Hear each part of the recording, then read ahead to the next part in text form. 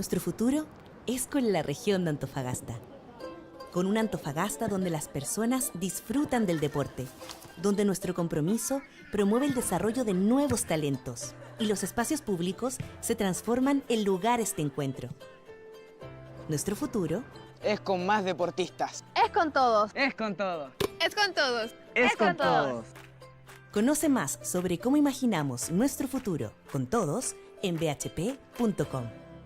Nuestro futuro es con la región de Antofagasta.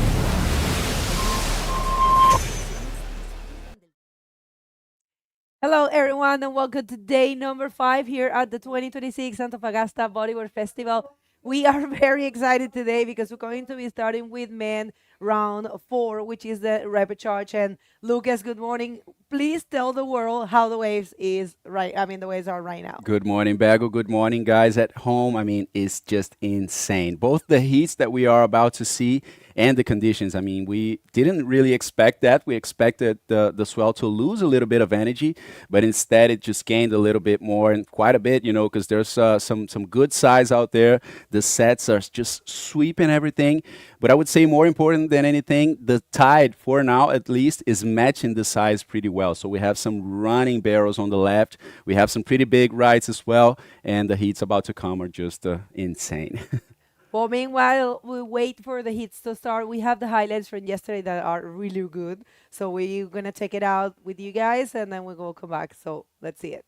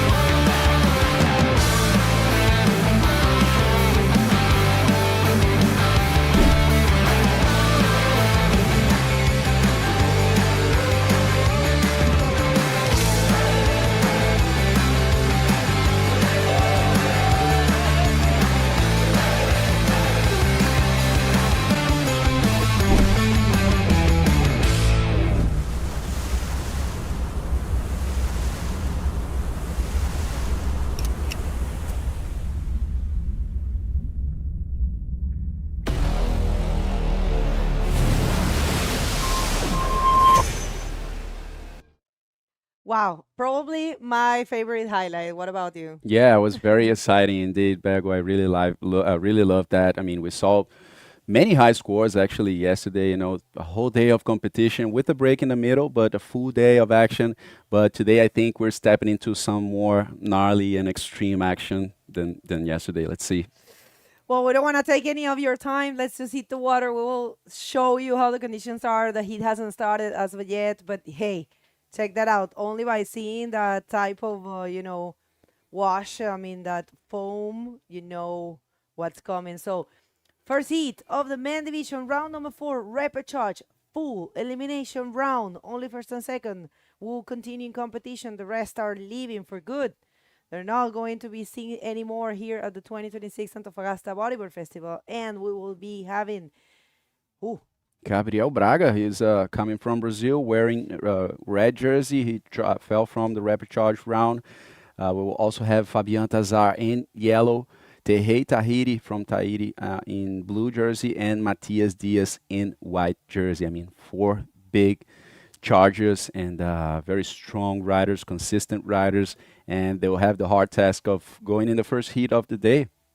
yeah, the heat hasn't started. I'm just going to throw some Spanish for everyone that is tuning in and so they know what's going on. Bienvenidos a todos, buenos días. Quinto día de competencia, un día que promete ser explosivo también. La verdad, no esperábamos esto. Está grande y está con una barredora de estas que salen desde el cacho principal hasta pasado el Kraken. Así que creo que va a ser un espectáculo. Esta ronda de repechaje es una ronda de full eliminación, donde solamente primero y segundo van a avanzar. Es muy importante y además es una ronda que muchas personas a veces la toman a la ligera, pero resulta que muchas veces, y como es el caso de este evento, caen riders de mucho peso. Imagínense esos nombres que están ahora mismo en este cuadro. Gabriel Braga, que es uno que se ha mantenido dentro de los 5 primeros, los mejores del mundo por más de 3 años ya. Fabián Tazar, que ha dado un espectáculo en todo el evento, en las 2 categorías. Tahiri Tehei, que viene de Tahiti, que es un lugar que tiene probablemente la mejor ola del mundo para bodyboard y para hacer también, en verdad. Y Matías Díaz, que es el wildcard del evento y es uno de los mejores de Chile. Así que eso, estas son rondas que no hay que tomarlas a la ligera, que son espectaculares, la verdad. Sí, Bego, y especialmente con los nombres que están ahí, de verdad que seguramente tendremos un nivel altísimo de acción. So yes, guys, today we have the high tide. It was at 5:44, so it's just starting to fill in right now, but thankfully we have a bit less tide variation than yesterday, so the tide is not going as high as it went yesterday. So that means a good thing for us here, especially if the technical staff, for example, decides to run the whole day like yesterday, if the conditions are good. We would probably have a smaller break, or a smaller period without a very, very high tide. So, yeah, I mean, it's looking very good. But so now what we have confirmed is just round number 4 of the men division. And we will have 30-minute heats. Gabriel Braga in red, Fabian in yellow, no waves being served so far. Tahiti in blue, and Matias Diaz in white jersey. That's right. This heat is starting, and people, if you notice, we have 30 minutes for this round, and if the DropKnee riders are gonna go to the water for the quarterfinals, we will be having 30 minutes as well. Different day today, as you can see, cloudy, a little gray, but very nice. It's not that cold, and sometimes when it's really cloudy here, we will have, another glassy day. Although yesterday was perfect day, sunny, glassy, and yeah. So we are expecting a great day of action, and you know what to do. Just follow us here at the social media and subscribe to this YouTube channel. It's an easy thing to do. And wait a minute, we have a rider right here. Is the first wave of the day, the first wave of the heat. Fabian Tazar looking to find that ramp and goes for the roll, trying to put some numbers there, going, for the basics. And Tehei right out the back, flying through that section, just a lot of speed, kind of getting exploded on that white water section. Goes for a backflip, but not hitting with a good timing. Could you see how deep Fabian took off on that wave? I mean, the trajectory that he had, I mean, the wave is just so long right now. It's looking so good. I mean, whenever someone hits that ramp with a good timing, we're going to see big stuff over here, guys. And Gabriel taking off on the right. All right, let's see this one for Gabriel Braga. Not able to find that section in the first place, but yeah, not When you were explaining about the tide, you say high tide at 5:44, but it's actually Low low tide. tide, yeah, Yeah, I'm yeah. I was sorry. gonna tell you guys.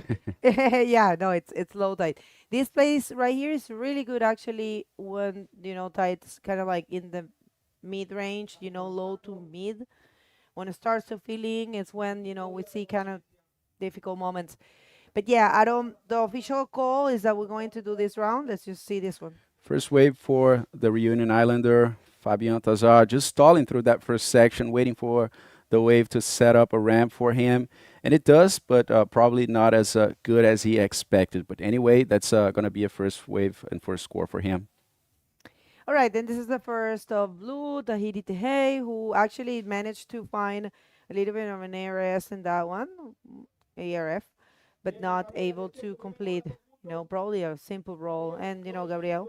And a quick right-hander for the Brazilian, just getting a quick scoop into that barrel, but not really getting anything too special on this wave. So yeah, this is not going to be a decent score for Gabriel Braga, but at least one first wave, just to break the ice and try to get used with the conditions and feel the waves, right, and feel how the ocean is behaving out there. It's so important for these guys just to try to get in tune with it and of course get through these heats. I mean, such a stressful situation. As Bego said previously, it's a full elimination round. That's the rapid charge, as we call it. So it's basically a second chance after that non-elimination round, and that's when the guys really have to go all in. That's right. Okay, so we have the drone vision, which is really cool and allowed us to see it perfect. The problem is that with this angle, you think the wave is actually super playful, but it is kind of fooling us, right? Because it looks so perfect and so cool and calm and glassy and clean. It is clean, it is glassy, but it is big. Don't get fooled by some angles. Because actually I was fixing some stuff here, and you were out there, and actually you came here and told me, Bego, it's not small as we thought, because Yeah. the energy was dropping considerably, Mm-hmm. So we thought we're not going to see, we thought it was going to be like the first stage, Mm-hmm.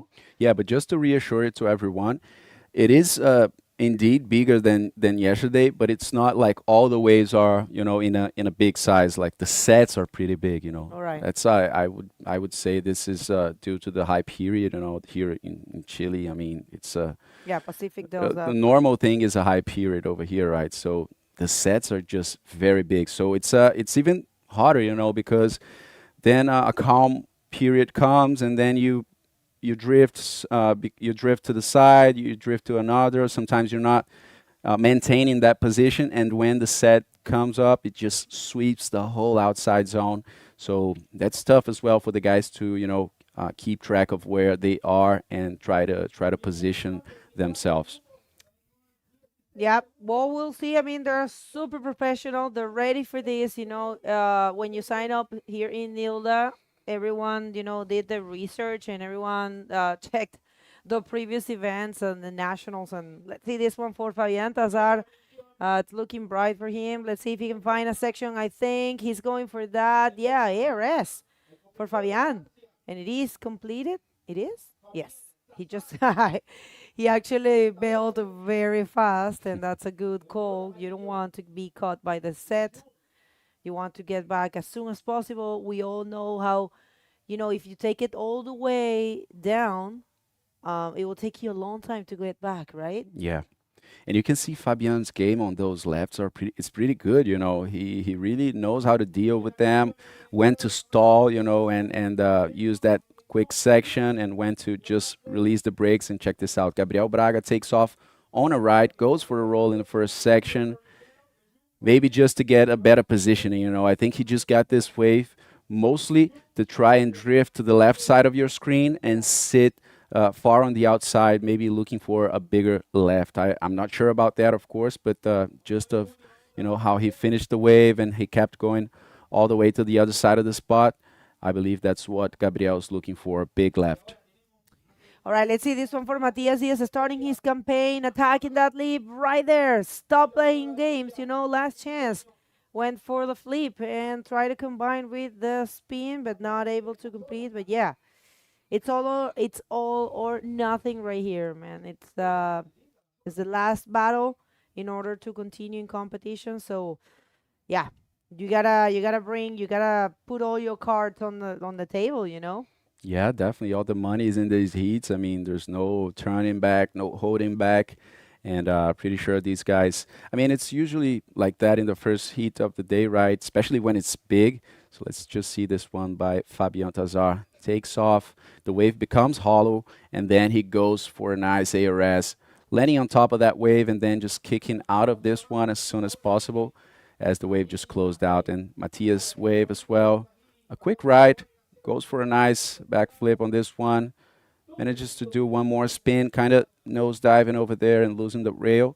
But yeah, the first maneuver was secured for Matias, that has been quiet for the beginning of the heat, but now is starting to heat up the engines.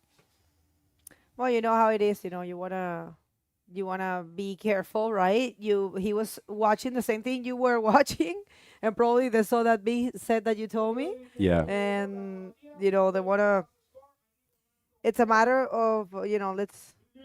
All right, so this happened while we were watching Matias replay, and this is Tahiti. He raises his hand and gets into the barrel. So as you can see, there's some very good waves, just spinning there to put the cherry on top. We'll see how much he gets for that last variable. Yeah, we're waiting for scores. Still, Matias' score and Tahiti's score. Last wave of Tahiti, we don't have it. So yeah.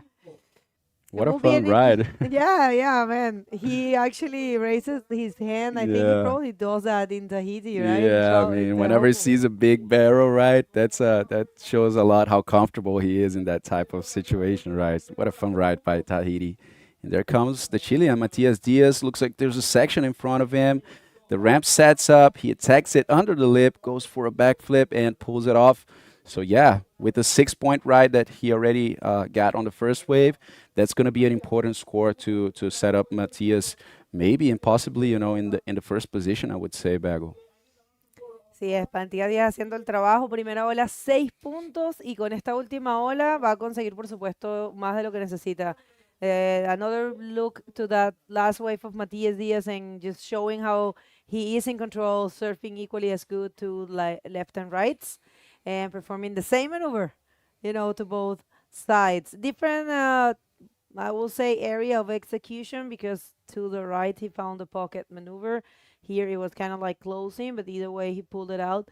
So I don't know how much what's the difference of the scores there. But there you have it. It is a 475. It seems to me that it was going to be a little less, it was because, the whole execution and the wave itself wasn't that clean, but enough to get him to the first position right now. Nothing has been said, people, because 90 minutes, it's a lot of time, and these riders are super capable of changing the situations at any given moment.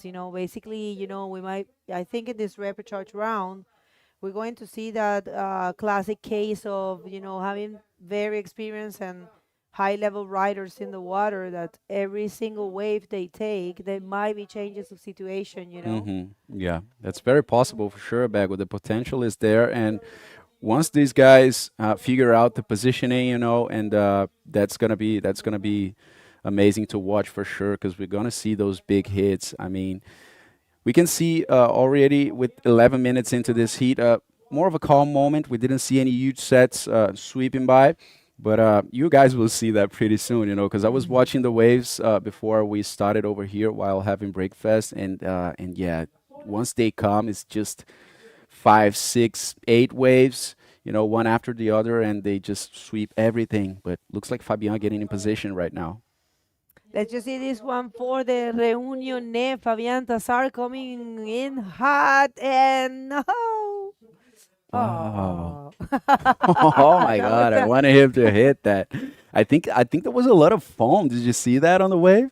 there was a lot of foam, and it kind of mixes with the lip there, with the pocket section. So, yeah, he just lost timing because the wave had a good potential to it. I mean, we're not there, you know. It's It's so not hard. easy to read. Yeah. Yeah, and also people, you have to take into consideration the sight, the vision that he has, right? We don't have it. He's looking right in front of the Kraken, which is the big stone that is there. Let's just see this one. Tahiti takes off. The wave sets up a section for him. He goes to the lip, hits a roll. Didn't fly that much, but managed to complete the maneuver and pull out of that one as the wave just closed out in front of him. And now looks like we have some lines incoming. All right. Interesting moments. Let's see how much Tahiti gets for that last wave. He's actually holding a 1.5, which is not much. Definitely is going to be changing that. Let's see if he can get the 526 that he needs. This is the frontal angle from that last wave, and we're gonna just see it better. And it was actually a good roll. You know, he hit a pocket there. So, yeah, I think there might be, he just got a little shy, there. 4 points, 466 is what he needs right now. Hey, drone, don't go for the submarine dive. And Gabriel Braga takes off on this left. Let's see what he holds for the Brazilian. He goes up, hits that roll. Not too projected, but definitely he's going to be ditching those 2 points that he has as a backup, and Matias out the back. Looking very bright for Matias. Let's see if he can find. Of course, he found that section, went for the backflip. Very practical maneuver, not able to complete, or he's able to complete. Ooh. Oh, yeah, that can be very dangerous, Bego, because, I mean, besides having a chance of hitting the rock that is there, the Kraken, as they call it, it drags you so much more. You could see he hits the roll thinking that he would be able to pull off out of that one pretty quickly, but then he didn't, and then the wave's just dragging you, and you're trying to pull back, and then you have such a longer way, to come back to the spot. And Fabian Tazar takes off in that white water. The wave sets up a section. He passes through that first one and hits a nice roll. Good execution on this maneuver. Very round roll, landing in the face. And let's see if that's going to be enough to give, for him to get something better than a 425, as we are still seeing some lines approaching the outside as well, Bego. Oh man, we kind of knew this was gonna be amazing. When we saw those names, we were like, "Hey, this rapid charge is going to be dangerous, super intense." Also, you get here, you see this wave is cold. Take us through this one. Yeah, so Matias Diaz, nice bottom turn, kind of hits a little late, so he didn't get too projected to the flats, and then on this one, he just did the roll, and you can see like him pulling back after that, but just being dragged, but managed to complete the first maneuver. All right, and this is Fabian. I think it happened while we were watching the replay with the roll there, Fabian Tazar. And yeah, he was also needing, is that the score? It dropped? Let me just see. No, it didn't come out yet, I think, Bego. I think the judges are still giving a few more scores to the other riders. Yeah, Gabriel's wave came out 3.75. He's still in 4th position right now. Tahiti got himself a 4.6 and is sitting in 3rd position. And Fabian got 5 points, I believe, for that roll, Bego, and he actually attempted one more wave and got 1 point. So yeah, I believe that's updated right now on your screen, guys. So Matias taking the lead, Fabian in 2nd. Tahiti still looking for a small score, 4.66, and Gabriel looking for 5.01. I would say that in 13 minutes and 30 seconds, as these guys are getting used to the waves, I think that it's very probable that they'll for sure attempt to get those scores and possibly getting them.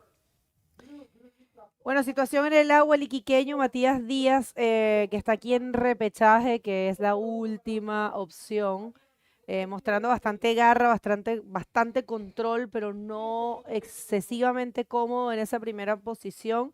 Si bien tiene la nota más alta del hit y la segunda nota también más alta, debe igual mantenerse alerta, ¿no? Fabián está buscando un 6.51 y Tahiri, el tahitiano, está buscando un 4.66 para ser segundo, mientras Gabriel Braga necesita un 5 para ser segundo. Recordando que solo primero y segundo continúan en competencia, muy importante dejar todo en el campo de batalla ahora mismo, son todas las cartas en la mesa o nada. Así que vamos a ver qué ocurre. Quer falar português? Tem uma galera aí do Brasil. Sim. Vamos cumprimentar todo o público brasileiro que está assistindo aí. Esse é o 5º dia aqui do Antofagasta Bodyboard Festival. Pessoal, tem altas ondas aqui. As séries estão vindo bem grandes mesmo. Quando vem aquela série, vem varrendo todo o pico.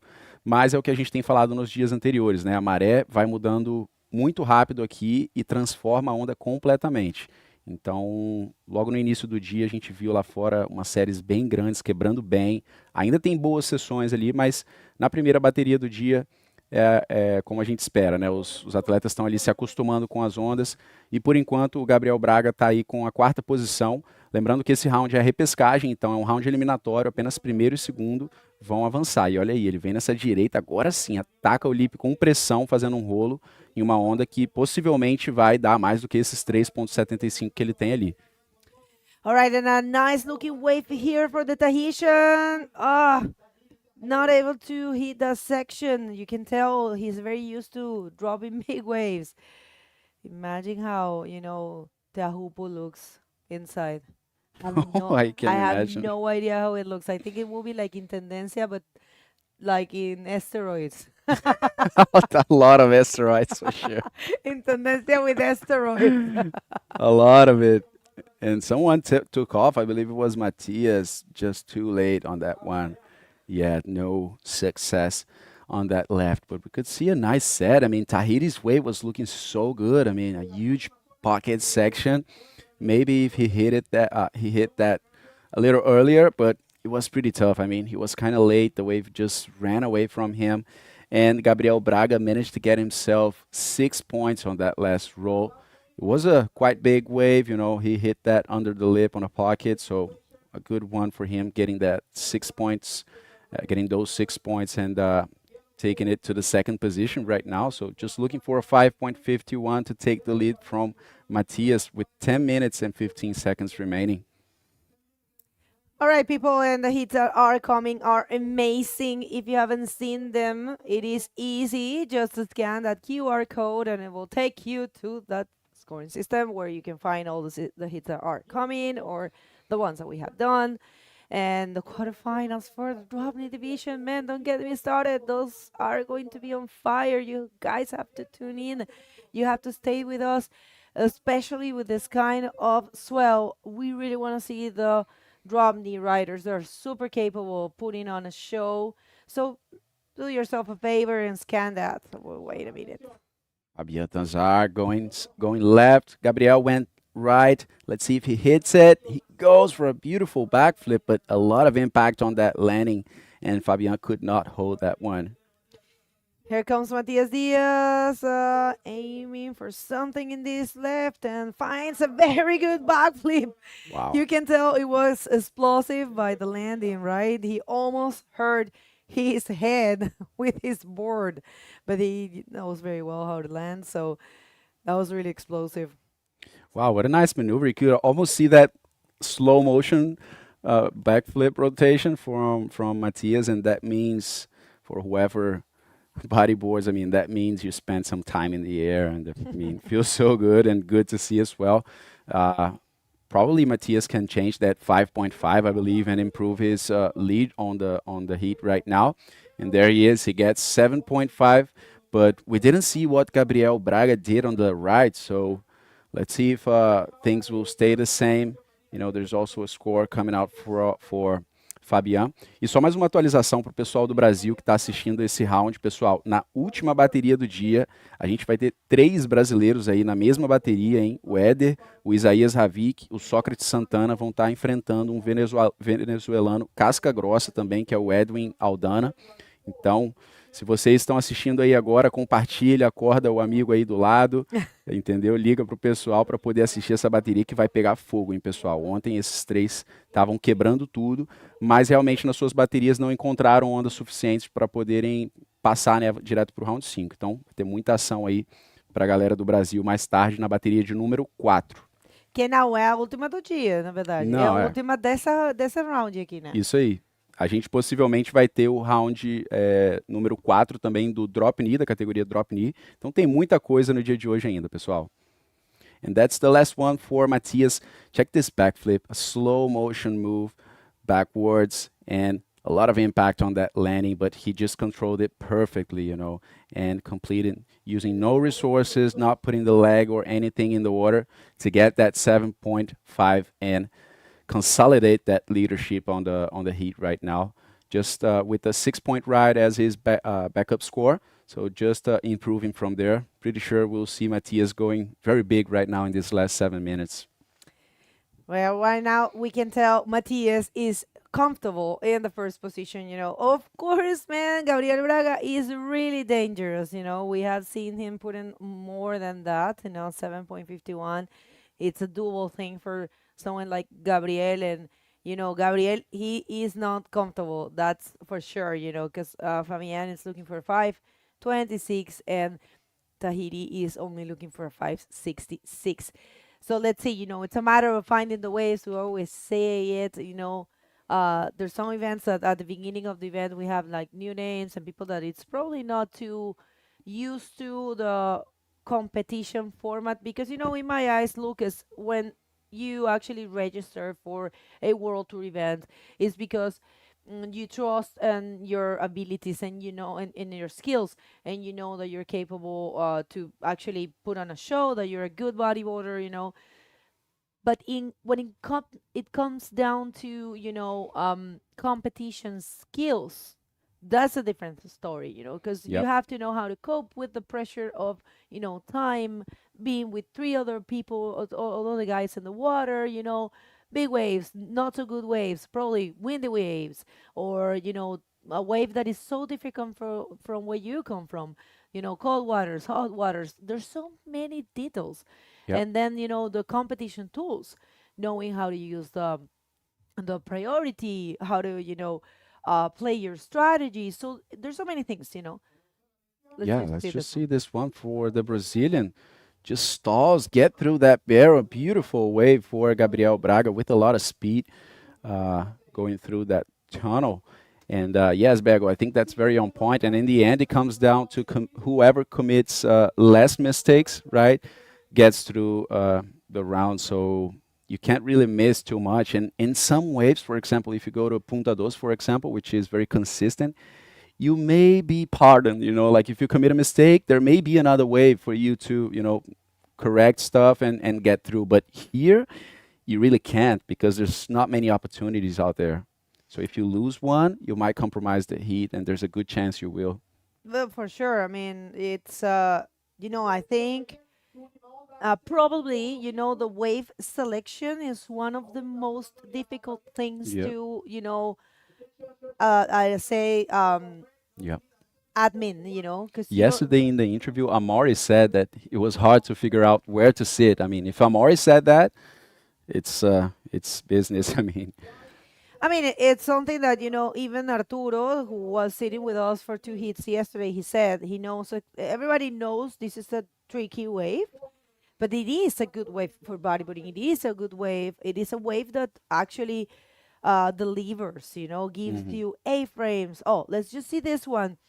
This is the dangerous wave for Gabriel Braga. Look how he stole very well, get into that barrel and came out easily. So, yeah, that was why I was saying this guy is dangerous, you know, Gabriel Braga. And that was actually that's a 6.5, right? From Yeah, 6.15. He sorry, exchanged 15. the 425 for that 6.15. So improved his situation. Now Fabian is looking for 7.16 to be able to get through. But Gabriel still looking for a 7.36 to get closer to Matias Diaz. Competitors area right there. We have a couple of Peruvians. We have Pierre watching closely. We have let's go with Tahiti. Let's see, Tahiti. Tahiti gets into that barrel. His ski and no, Ooh. didn't come out. Oh, he did. Did. Through the doggy door. Happy about it. We want to see the frontal angle. And Gabriel Braga now taking off on the left. And wow, what a run. Is he coming out? And he does. Wow. I mean, we started to see those barrels show up over here. And the guy's in position for it. That's a nice wave for the Brazilian. Quite a deep barrel, huh? And a nice run. Man, that was actually a proper, thick leap. He knew exactly what to do. Man, that was beautiful. Let's see. Whoa. Dangerous moments right here. Is Gabriel going to get that 7.36 cloudy day? Even the cameras are struggling right now. That's normal. I mean, the cameras, they do their best. We have very good equipment here for the streaming. So, let's see. Oh, replay here. Yeah, that's Tahiti just scooping into that section. A smaller wave than Gabriel, I would say, and not the cleanest of exits, but he really insisted on that one and doggy-doored it to the outside, and there he is claiming for it, and score didn't come out yet, and that's for the Brazilian. Check this out, man. The frontal angle. That was a huge barrel for Gabriel Braga. This one right here is a dangerous ride. Let's see what the judges think about this one, but yeah, I really enjoy it. So let's see. Tahiti is in 4th position right now, Bago. He's looking for a 7.56 to advance and 8.91 to go to the 1st position. So needing quite a lot of points over here, but definitely that wave will improve his situation. But I think that the best news will come out for Gabriel. And check this out. 8.5 for the Brazilian. Goes straight to the 1st position, leaving Matias in 2nd, looking for 7.16. There was one wave by Matias. All right, so Matias Diaz coming in hot here, bigger, even higher backflip there for him. But yeah, to match that 8.5 of that barrel, he's looking for a 7.16. Let's see if he can get it, if he can change that 6. But that's what I was telling you, guys, I'm sorry, about, Gabriel Braga being so dangerous. You never know with this guy. Yeah, I mean, I think that since his win in Morocco, Gabriel really put his name up there and earned so much respect, for whoever didn't know this guy. For me particularly, the first time I saw Gabriel and I saw like his potential was in Arica in 2023. It was huge, and the guy was just hitting those huge backflips on those rides, and I was like, what? I didn't know this guy. And yeah, I think that for the past 3 years he really put his name on the billboards of bodyboarding and earned so much respect. All right, situation is that the heat it's over, and this wave right here, it's counting for Tahiti. But yeah, you know what? He needs a 7.01, and he didn't really, put anything too big on that one. So we dare to say, Cecile Dio, congratulations to Gabriel Braga for advancing in 1st, and Matias Diaz also. Unfortunately, Tahiti and Fabienne are leaving competition, but we are not leaving because this is only starting and we have a lot more to come. And we're going to go to a quick commercial break and see you very soon.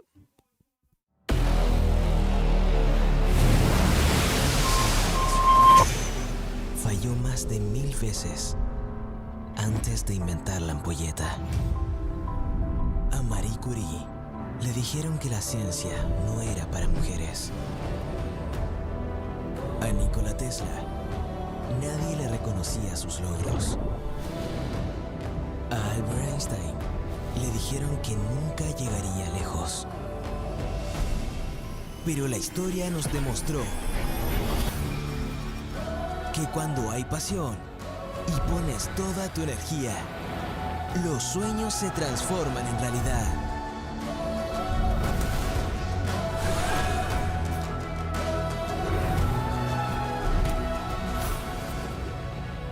Colbún.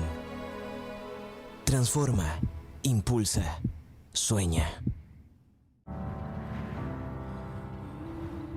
Thomas Alva Edison falló más de 1000 veces antes de inventar la ampolleta. A Marie Curie Le dijeron que la ciencia no era para mujeres. A Nikola Tesla, nadie le reconocía sus logros. A Albert Einstein, le dijeron que nunca llegaría lejos. Pero la historia nos demostró que cuando hay pasión...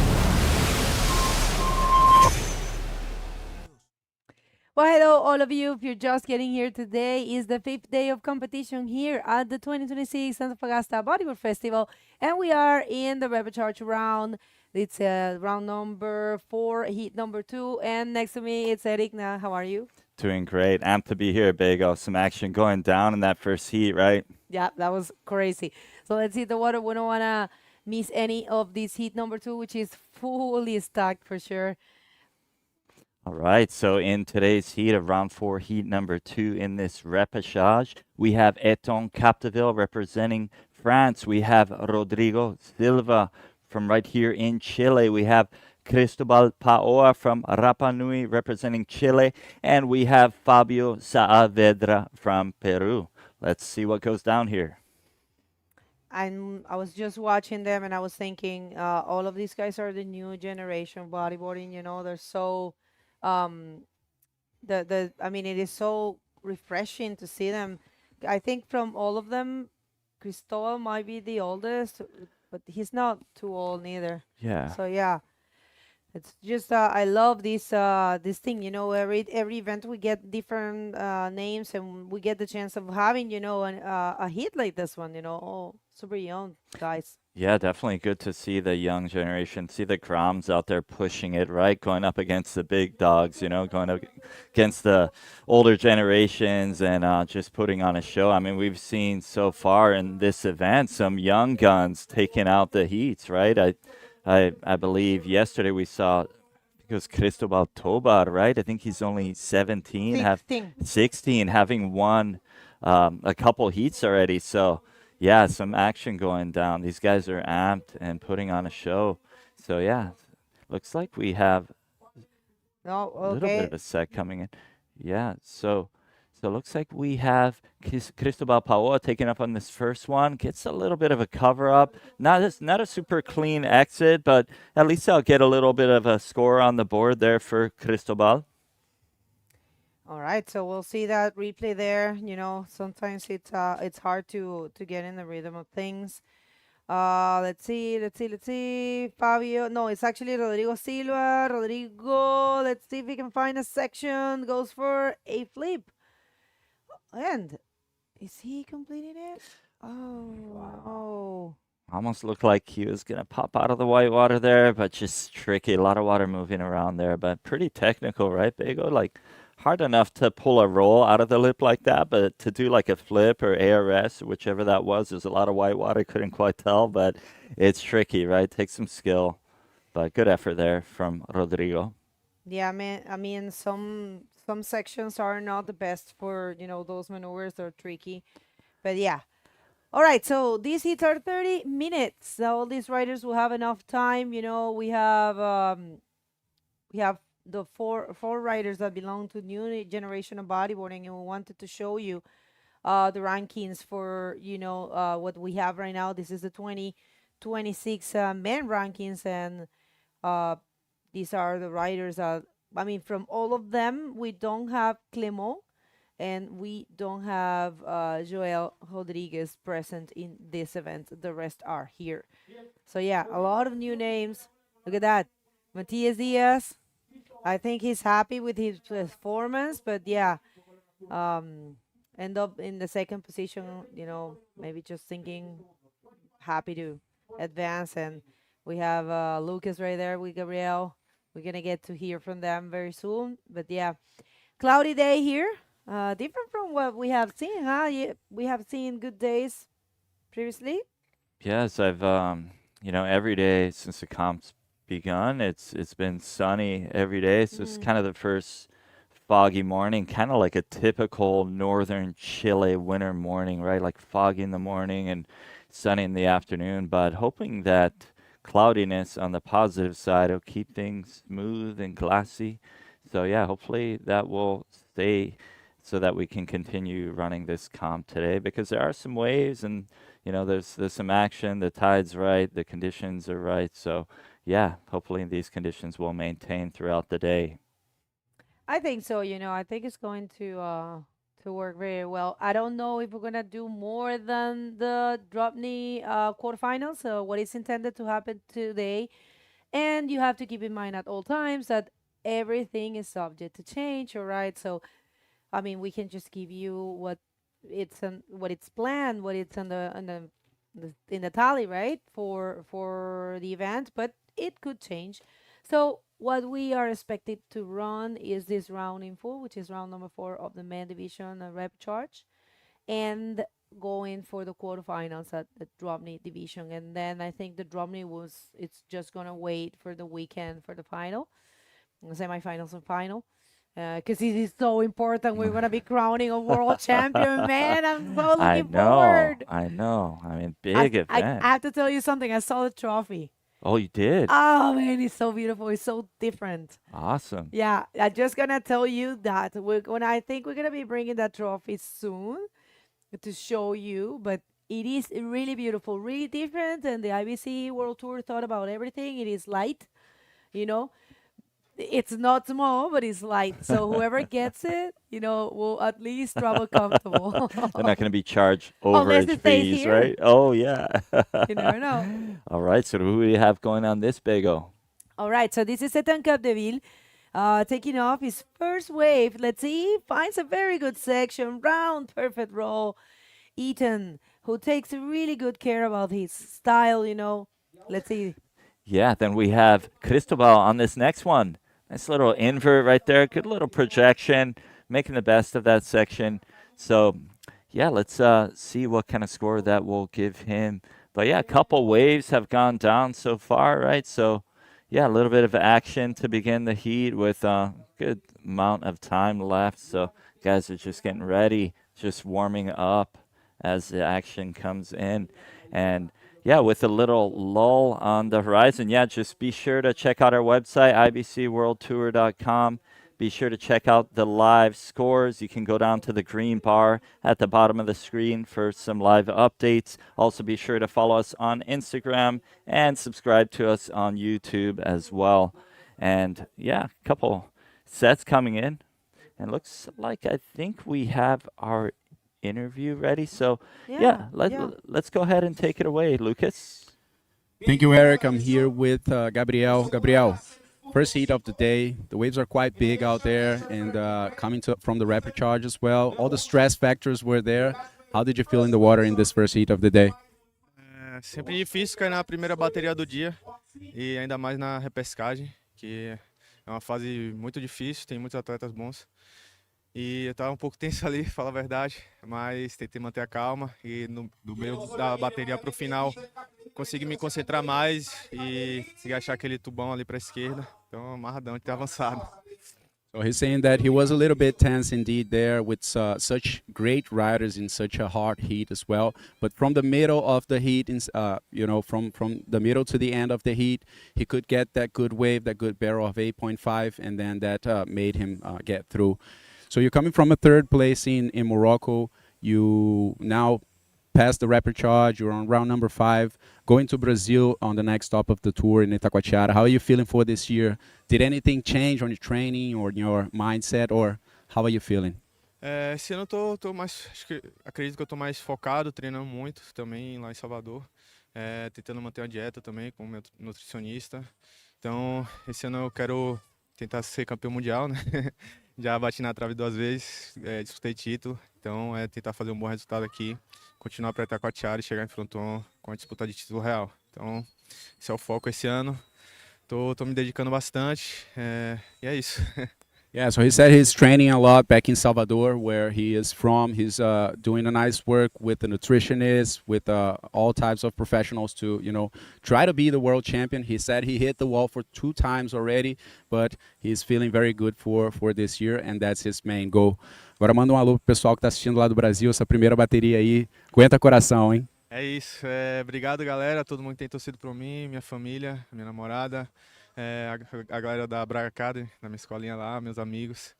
Obrigado a todo mundo, meus patrocinadores. E é isso, vamos para a próxima. Parabéns, Gabriel. Boa sorte no round 5. Back to you guys at the booth. There for Gabriel Braga and take those waves. We had some action while we were in interview. Yes, I think we had some action go down. I think there was a couple maneuvers attempted. I don't think they were landed. So, yeah, not sure if we missed much on the live feed there, but yeah, definitely some action coming in. Look at those conditions, Bago. It's quite clean, right? Quite classy.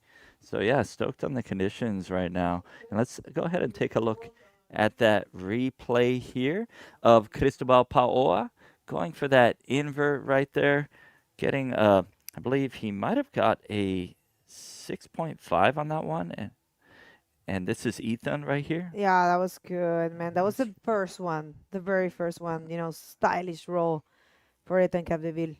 Yeah, he scored a nice sort of 5.5 on that. So yeah, as of now, Cristobal sitting comfortable in first with a total of 9, with Eton just trailing behind him, needing just a 3.51 to snag that first position away from him, with Rodrigo Silva sitting in third with 1 wave under his belt, 1.5, needing a 5.76 to advance, and with Fabio Saavedra in fourth. Hasn't really got a good wave under his belt yet, but there is a lot of time, so that could change any second. So yeah, let's see what we have out the back. There's still some action coming in. It's consistent. It's clean. So, yeah, let's see what goes down. You know, I have some news for you people. We're going to get Armides Oliveres here to commentate. So get ready to listen from your former world champion, 2024 IBC World Tour world champion. Armides Oliveres is hitting the booth. We are going to pick his brain. It's a great guy, and definitely yesterday he did an amazing job. Let's see, split pick right here. We have nothing for Rodrigo and a nice looking right for Cristol. Is that Cristol or is it Fabio? Yeah, it's kind of hard to say. It's kind of zoomed out a little bit, but What's Fabio? This is Cristol. Yeah, Cristol right there. Also with the roll. Fabio, actually, if you compare the two rolls, Cristobal and Fabio, in my eyes, maybe because we had a wide angle. yeah. It looked a little bit more radical, but yeah, the judges know better. Yeah, it's kind of a set with the same direction. Both ways had similar directions, so they're offering similar opportunities for something like that. Quick takeoff with the roll on the edge. So, yeah, should be good ones for those two riders. So, yeah, here we have something coming out the back, and probably not much to offer there. But, yeah, great start to our day so far. And while we're waiting for some action to come in, I think I do see some sets coming in on the horizon. So hopefully we'll get something here. So yeah, we have not the best wave, right? Not the best direction there, but some size, but not the cleanest direction. But let's see something coming in. See if we can get possibly a right here. Nope. Kind of closey, right? You know, it's tricky. You have to use that wave selection very well, man. Wave selection in days like this is key. It's always key, you know. We were saying with Lucas that probably wave selection is the most difficult tool that you have in competition. You know, it is so hard to know exactly what to do. And I think, well, let's just see this one. Replay here for that wave of Fabio Saavedra that we didn't see. You see? It looked way more radical and projected. And he actually got some little bit of a roof there. Yeah, it was nice. Kind of did another roll on the inside. Unfortunately, didn't pull it off. But, yeah, good little combo there for him. Good projection, good roll. So, yeah, that was good one for Fabio Saavedra. And I believe, did he get a 5.25 on that? Or no? Yeah, he did. I believe he got a 5.25 on that, right? Yeah, that's the one. This Okay. is actually his first valuable score.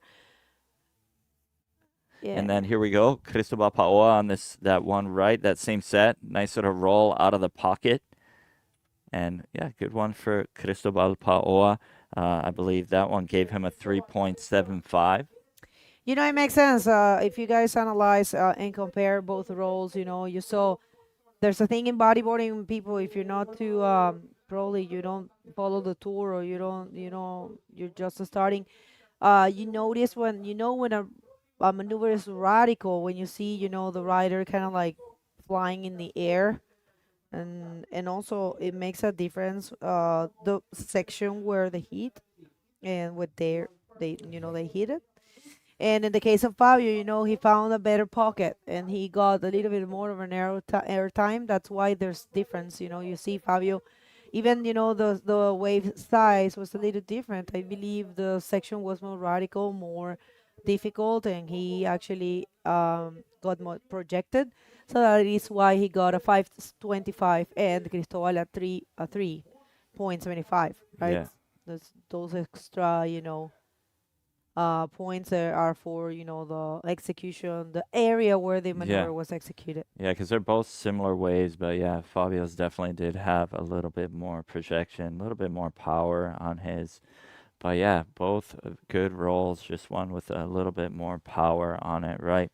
And yeah, while we're waiting, I'll just take a moment to thank our sponsors, our Escondida BHP, our Municipalidad de Antofagasta, also our collaborators. We want to thank Colbún, Antofagasta Minerals, Peri Chile Carniceria Arauco, Abastible, Hotel RK Antofagasta, Ruta 1 Restaurant, Mirador Sandwicheria, Costa Club Antofagasta, and of course our media partners. Media Partners, tenemos nuestro... Espérense un segundito, vamos a ver esta ola para Fabio Saavedra. Nada ahí todavía.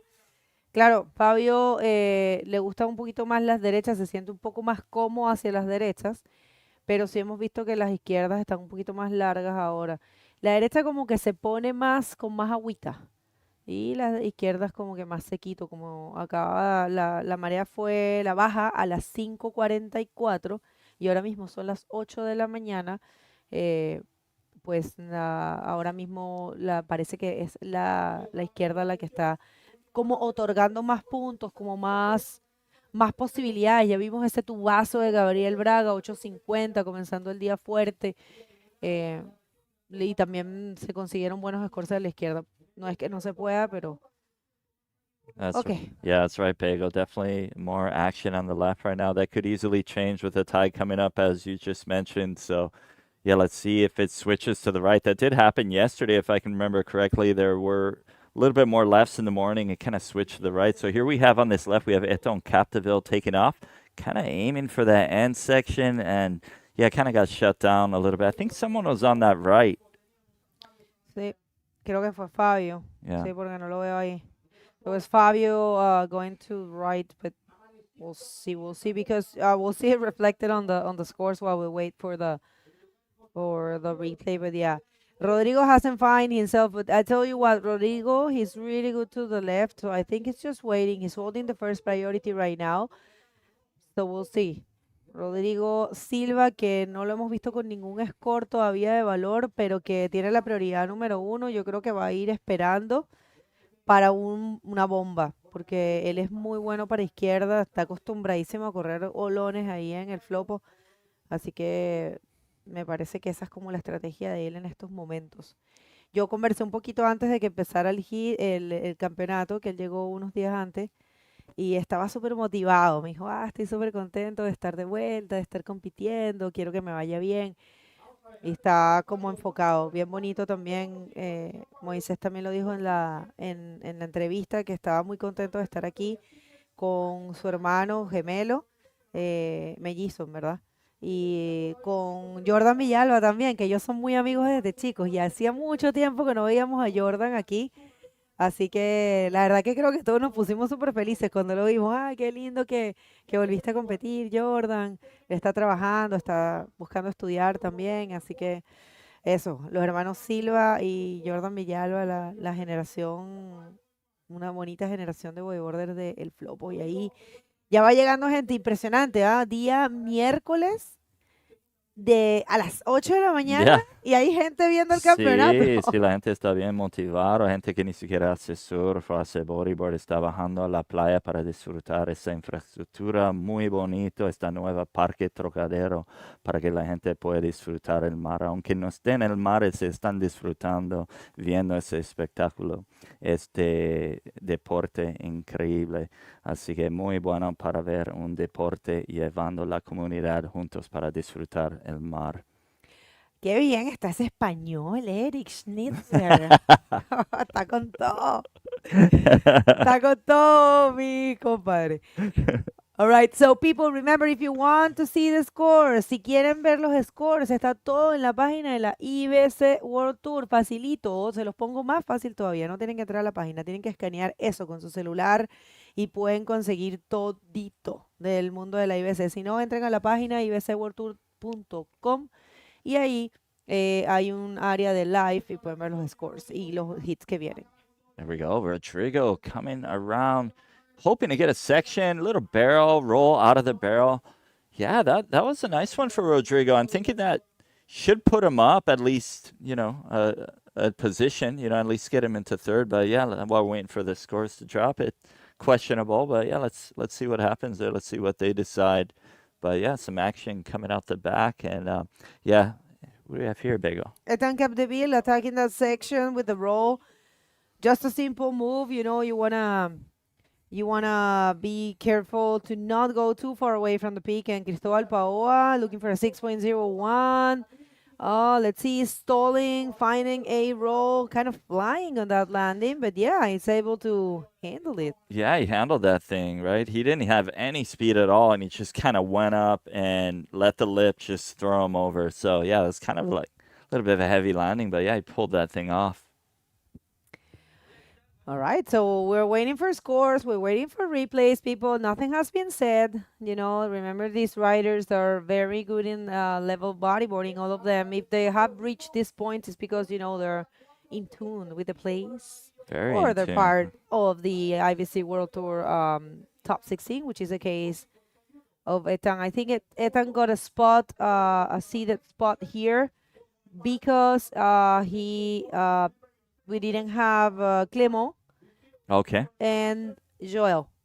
So remember how it works, right? You have the top 16. They're going to be seeded throughout the whole year I see. in the non-elimination round.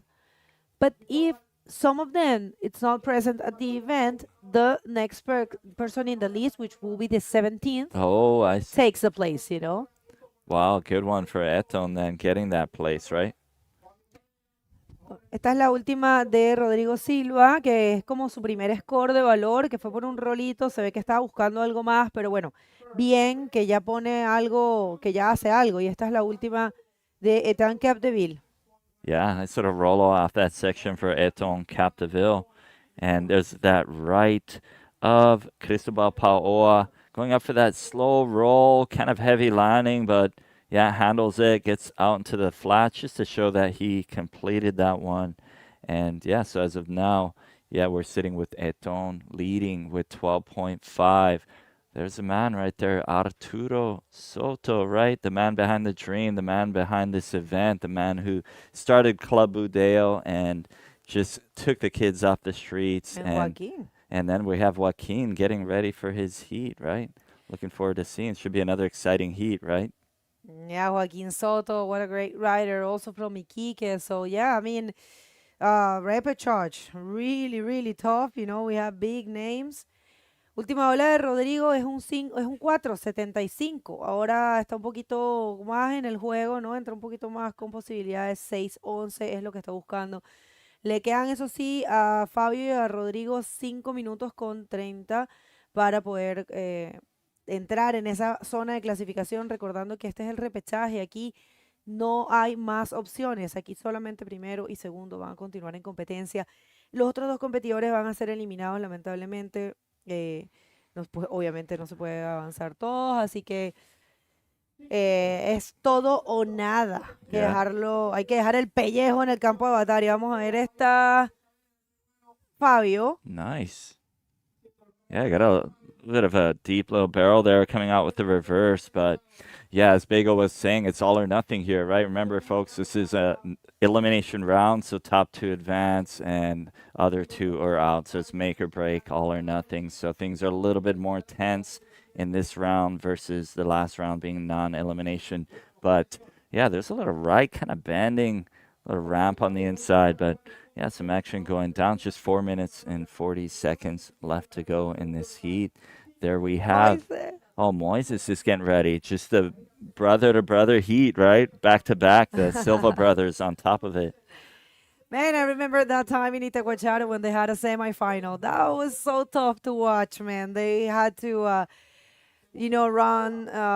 They had to, fight between each other. I think there was nothing. There was no fight, I remember they were just leaving. They were super separate, and everyone will take their wave. And, well, Moises took the win in that event that year. And it was beautiful to see the podium with both of them. Let's see. Ethan Capdeville coming in strong Yeah, looks like it was almost setting up, and then he saw that thing sectioning down the line and decided to pull off. But here we go. We have Cristobal Paoa. Nice roll off that section. Pretty heavy section. Pulled it off. Got out into the flats really quick so he could bail out and get back out there. Yeah, with just 3 minutes and 38 seconds left to go. But yeah, Cristobal's sitting in a pretty good position, but at the same time, 3rd and 4th position. Don't really need a very big score to take that away. But yeah, let's take a look at that replay with Cristobal. Roll off that section coming out into the flats. Pretty heavy section there. Okay, so situation in the water. Cristobal first. All right, let's see. Rodrigo Silva, he can find something in this one. He's going to tag that section. Oh. Ooh. Yeah, that was tough. I mean, it looked like that was a clean face. He had some good speed, but yeah, that last section didn't really come at him very well. So yeah, it's tricky. Definitely tricky. But yeah, just getting a little stressful there for Rodrigo. Needing a pretty solid score to advance right now, needing a 7.76. So it's going to be really tough with just 2.5 minutes left in the heat. But you never know, right? That it can all change. A matter of luck. If the right wave comes his way, he could get a big score. But yeah, let's see what happens. But yeah, should be an interesting day of competition, right, Big? It is. Man, I was watching at the scores and I was like, hey, last chance is for Rodrigo, last chance for Fabio. And, those numbers are big, 726 and 776. There's chances. There could be, there could be a barrel. Why not?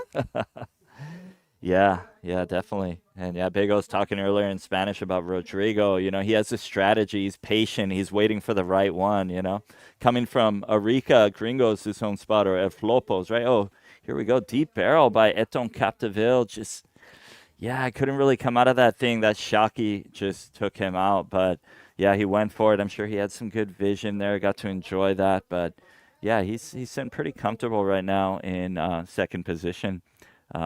With the 3rd and 4th place, both needing at least 7 points to take over his position. So, yeah, with just over a minute left in the competition, it's looking like it might keep the position. But yeah, there we have.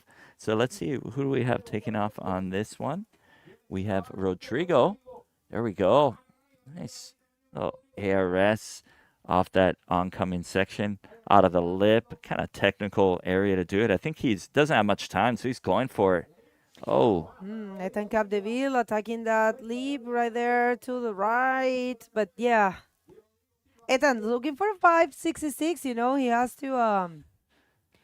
He has to do something there. I mean, he's holding the second position. He is qualifying for sure.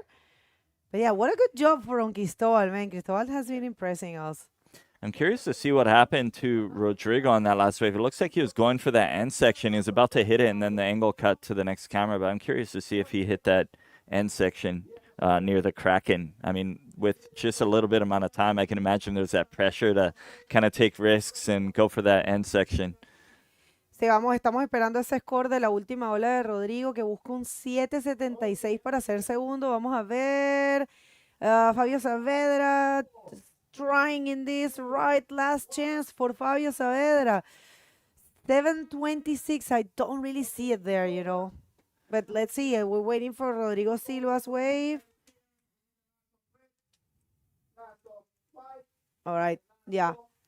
I don't know what's gonna happen. People, we're waiting for those scores, but you know what? We can't really wait too long because it takes you know, it's tricky. So we're just gonna throw it to commercials. We're gonna have Armides Oliveres in the next heat.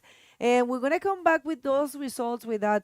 Gente, estamos esperando esa nota de Rodrigo, pero como a veces se tarda un poco y tenemos que ir a comerciales para no perder el otro hit, vamos a ir a comerciales rapidito, volvemos con esas notas y va a estar Armides Oliveres acá, así que no se lo vayan a perder.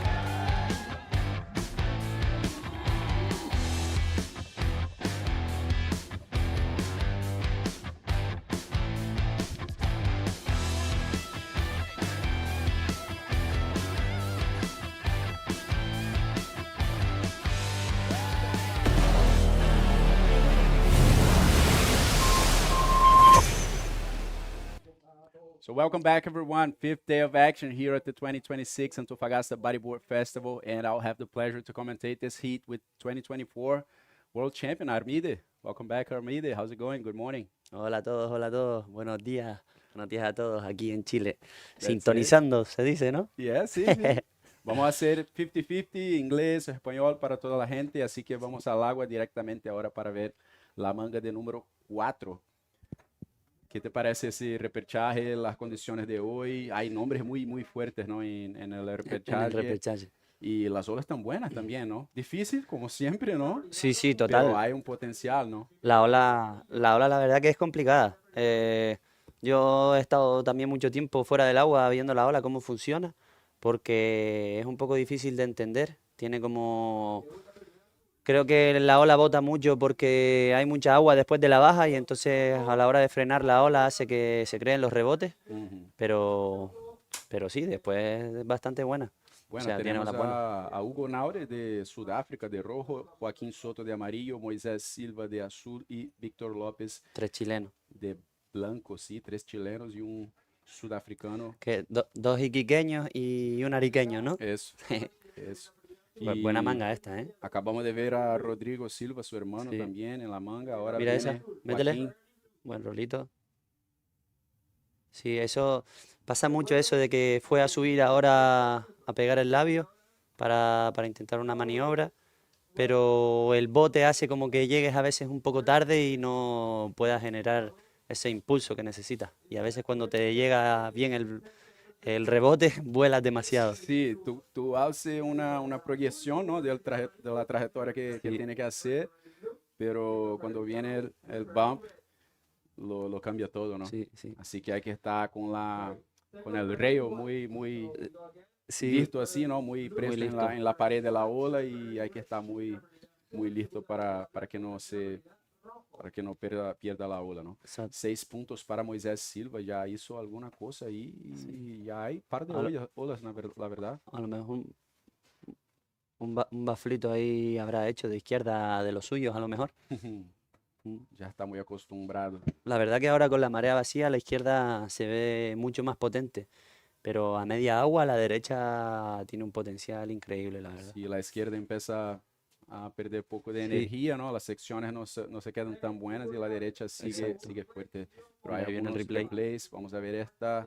Esa left for Moisés Silva. He already found himself a Vamos a ver 6-point qué hace. ride. So yeah, bumps through that Eso. section and manages to hit that backflip. Clean maneuver. Sí, super clean. No me equivoqué. Y esta más. ¿Qué te parece? A ver, este era Víctor. Creo que sí. Víctor con una olita más pequeña para empezar. Estará buscando un back score. Y Y Joaquín. Joaquín la del rolito de antes. Joaquín que Eso. es muy bueno con las derechas, no suele errar muchos backflips también, es muy bueno. Estaba ya en el top 16, pero no pasó su manga en la ronda número 3, la ronda de no eliminación, así que está ahora en la repechaje. No, Y Armide, hablamos mucho de la repechaje, ¿sabe? Como es un momento de despertar, así, ¿no? De cambiar la estrategia o hacer algo especial, ¿no? Y después de esta ola de Joaquín, quiero que A nos ver a diga, Joaquín. vamos a ver esta, una derecha. Creo que se queda me con parece mucha que hay agua. mucha cosa ahí. Sí. Pero para ti, ¿cómo suele ser esto cuando te vas a repechaje? ¿Qué sueles hacer? ¿Tiene alguna cosa normalmente o cómo es eso para ti? Es verdad que es un momento más de tensión porque ya no tienes más oportunidad y si te eliminas en esta ya te quedas fuera de la competencia. Entonces yo siempre lo que intento buscar en este tipo de condiciones es 2 olas rápidas, aunque sea un back score no muy alto, pero hace que te quedes un poco tranquilo los primeros 5 minutos si puede ser posible. Y ya después de ahí, mira la izquierdita de Moisés Silva, qué buena, a ver si sube. A ver, eso es, un baflazo de lo buena. suyo. La verdad que el estilo de Moisés Silva me encanta. Y hablando Cuando- de 2 olas rápidas, Sí. es exactamente lo que hizo él, ¿no? Totalmente. Ujú. Sí, yo creo que ahora mismo ya Moisés se queda tranquilo para buscar una ola mucho más potente y ganar diferencia. Ujú. Porque, por ejemplo, los demás competidores no tienen una ola un poquito más alta, entonces ya esa diferencia se nota, la tranquilidad del rider. El Y psicológico, ¿no? Se queda sí, mucho más tranquilo. sí, sin duda. Y ya vas a ver si consigues hacer eso en los primeros 5 minutos, vas a notar a los otros riders más confusos y más Sí. perdidos. Entonces, parte de la psicología que quizás es donde más juega. Porque el nivel, Es un buen punto porque yo nunca, la verdad, que había pensado en esto. Pensaba más como en su propio psicológico, ¿no? Tú estás, vale, ya tengo 2 olas, así que ya estoy en una situación mejor. Pero la verdad que los otros riders también se quedan con su psicológico más abalado, ¿no? Porque se van quedando para atrás, ¿no? Por sí, detrás. sí, totalmente. Yo pienso muchas más veces en intentar buscar lo que piensa el otro a lo que pienso yo. Bueno. So Sí. yeah, very nice to what Armida was telling me. I was asking him about his strategy and what he usually does during the rapid charges. I mean, falling to the rapid charge is a very stressful situation in general, and he said that usually, of course, besides trying to stay calm and relaxing, he tries to look for 2 quick and good waves. So he puts himself in a better psychological state, and also the other riders will fall into a hotter psychological state. So let's check these waves. A ver, Split este pig Hugo. and Hugo. That's Hugo Oh. Nori. Scooping into a nice barrel for the South African. His second wave, beautiful reverse coming out of this one. And I believe Joaquin also went right on this one. So maybe we can get to see a replay of Joaquin's last wave. Y Armide, ¿qué te está pareciendo el free surf estos últimos días? El pico en sí es una ola muy tricky, ¿no? Muy compleja, cambia mucho, ¿no? Se queda como, ahora está así, en una hora ya es otra cosa. Sí, diferente.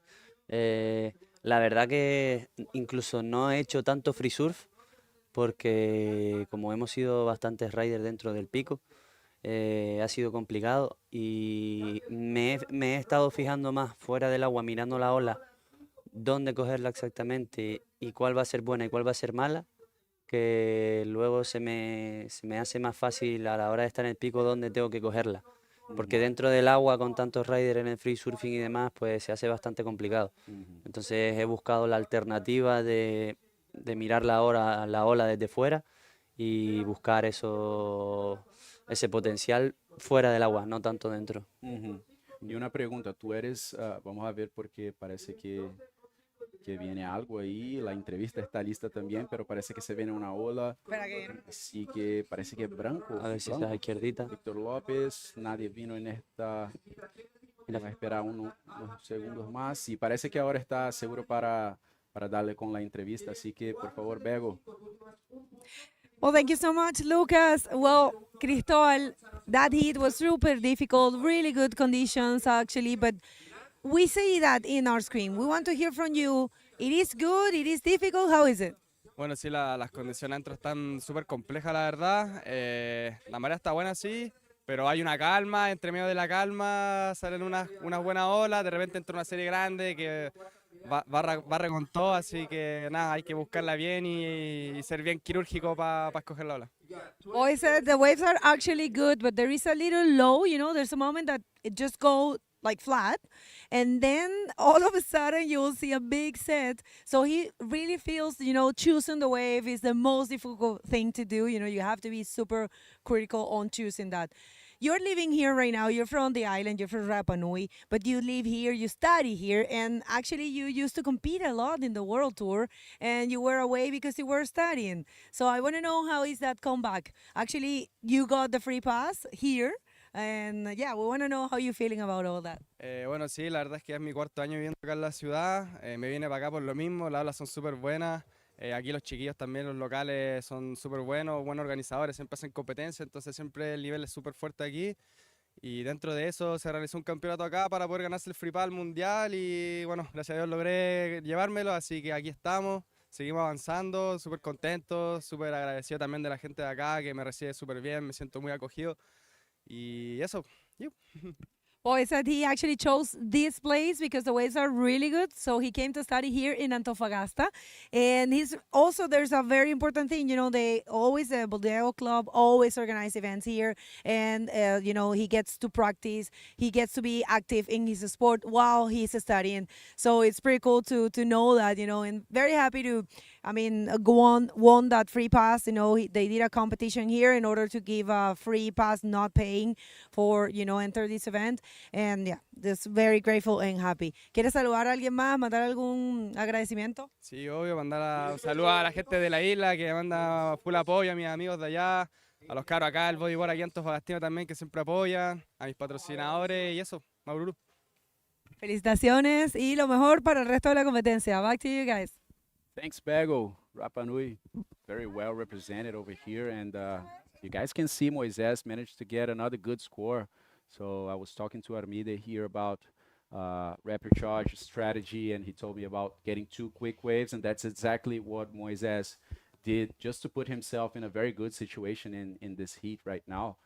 Quite far from the other guys. You can see Hugo with the 5 and the 0.75 there in the second position, looking for quite a relevant score, 7.51.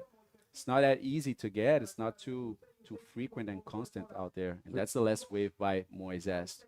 A ver Nice qué tal. left. Esa fue la que ya vimos del segundo backflip, creo. Yeah. Sí. La verdad que el estilo buenísimo, las piernas cruzadas, cae con las piernas arriba. Muy limpio, ¿no? Sí, sí. Muy limpio, de verdad. Sí. Muy limpio. Me gusta mucho el estilo que tiene Moises. A ver, esta de Hugo. Ah, esta. This fue is un the last Hugo. one of Hugo with the Sí. barrel, 5 points. And the reverse was really good with the I said in Spanish con la estela. La estela. Sí, la estela, sí, que saca agua, saca sí, estela. vale. But I don't know how to say in English.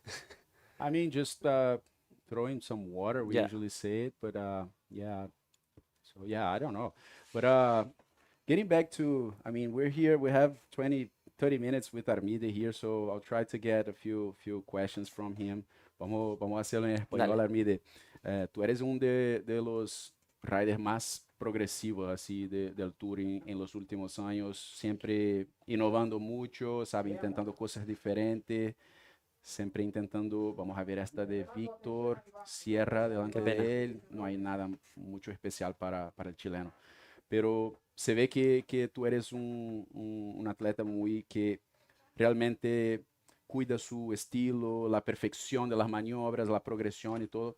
Y cuéntanos cómo es tu sesión de free surf, tu entreno, como, ¿qué tienes en cuenta cuando, sabe, para mirar a Sí, tu sí. propio surf y todo Para después de aprender. esta ola A ver, de Hugo? let's see, Hugo. No. Pero ¿a qué No sé mira, si- sabe? ¿Qué tiene en cuenta cuando está haciendo el free surf y cómo funciona esa progresión, las correcciones que hace contigo mismo? Pues lo que más me funciona a veces en un free surf depende de la persona con la que yo surfee en el agua. Me hace intentar superarme más a mí mismo o no. Y, y también muchas veces me ayuda a la hora de cuando hay algún cámara y me envía algún vídeo. Ujú. Yo mismo en casa me paro el vídeo y me veo lo que tengo que corregir y lo que no. Y al día siguiente otra vez en el free surf, si hay cámara o no, yo intento corregir eso. Entonces Bueno, me fijo en los vídeos, en lo que voy haciendo mal, le doy al play, al pausa, lo pongo a cámara lenta. Entonces yo me veo los errores. Pero por ejemplo, hay una cosa un poco rara de mí que, que yo surfeo diferente para la izquierda que para la derecha. Mi ¿es estilo, diferente cómo? mi estilo es diferente. O sea, Ah, yo vale. bajo una ola grande y de izquierda no la bajo igual que de derecha. Mm, Después yo me hago un backflip de izquierda. Let's see this wave. Aquí va Joaquín Soto de derecha, a ver si consigue pegarle. Uf, oh, complicada. montón de Sí, espuma. llevo con la espumita que sale Alguien arriba a surfeó veces. para la izquierda también, no sé si fue I think it Hugo. was Hugo. Sí, fue Hugo, no parece Vale. que completó su maniobra porque No. lo vemos subiendo ahora. Pero interesante eso, ¿no? Porque normalmente la gente habla de surfear mejor para un lado que para el otro, pero igual yo nunca, vamos a A ver ver, esta bolita de Moisés. Ah, no, Víctor López. uf, Intenta intentos meter en duro. su tubo, pero complicado. Ah, mira, Hugo tiene una interferencia. Uh, No sé vamos a ver cuándo si fue. vemos Un replay o algo. replay de esta ola, porque también no vi nada No. que pasó. Pero sí, la gente habla normalmente de surfear mejor para un lado que para el otro, ¿no? Y yo, por ejemplo, también nunca, yo siempre surfeé como parecido, ¿sabes? De hacer las mismas Sí, maniobras para los dos lados, pero siento lo mismo también, es diferente, ¿no? sí, Tú vas a hacer un invertido para un lado, para el otro lado, se siente diferente, ¿no? sí, yo lo siento diferente, el giro que hago es diferente. Eh, Después sí, yo de izquierda y de derecha, por ejemplo, cruzo las piernas, Ajá. pero yo cuando le pego un backflip de izquierda no estiro el bug igual, no pongo el cuerpo igual. Entonces, si alguien ve un vídeo mío a ver a Joaquín Soto en esa derecha, nada, le cae la espumita encima, lo tira, me da. Sí, no consigue salir del tubo. Un poco difícil ali para Joaquín, se ve que Sí, las derechas están escachando un poco así, sí, no están les dando buenas secciones, pero sí, la segunda ola de Hugo parece que sí. realmente tiene una interferencia, no vimos lo que pasó. Interferencia de remada. Sí, porque Entonces es la mitad de la segunda mejor sí, ola. su segunda ola no está cortada totalmente, No, solo la mitad, así sí. que mejor para él porque Ahora para tener otro 5 necesito un 10. sí, un poco difícil, ¿no? Por ahora, Víctor y Joaquín No no consiguió lograron hacer. muchas notas muy altas, pero con 13 minutos todavía hay mucho que pasar. Sí, ahí está la gente del colegio viniendo a vernos, claro que sí, a ver si sale algún rider o alguna rider de ahí, apuntando las notas. Okay, so it looks like we had an interference call here. Looks like it's red committing an interference in whites. So we're still getting confirmation of that, but you guys can see Hugo's second score is cut in half. So we believe it was a paddle interference. We'll get to confirm that very soon, but check this left-hander. Beautiful. Wow. I mean, it's just so hard to be on the right spot at the right time, right? But we see that Moises' strategy is still paying off. You know, a 6.5 Yeah. and a 6, still maintaining him in a very good He's position. waiting now. He Yeah. took the two first wave and then In waiting. less than 5 minutes, he Yeah. did that, right? And just as Armida was saying, you know, it's completely sustaining his position throughout the whole heat. And he's definitely resting there. You can see he's with the priority number one. But I think it's just in this type of hits, like with four persons. Oh, yes. If But it's a man-on-man heat, yeah, it's a you different need to game, right? change. Yeah, you need to wait because it's going to be just the other guy in the water waiting for the best wave. So if he took the wave, he's going to make it. Yeah. Imagine being with Tristan.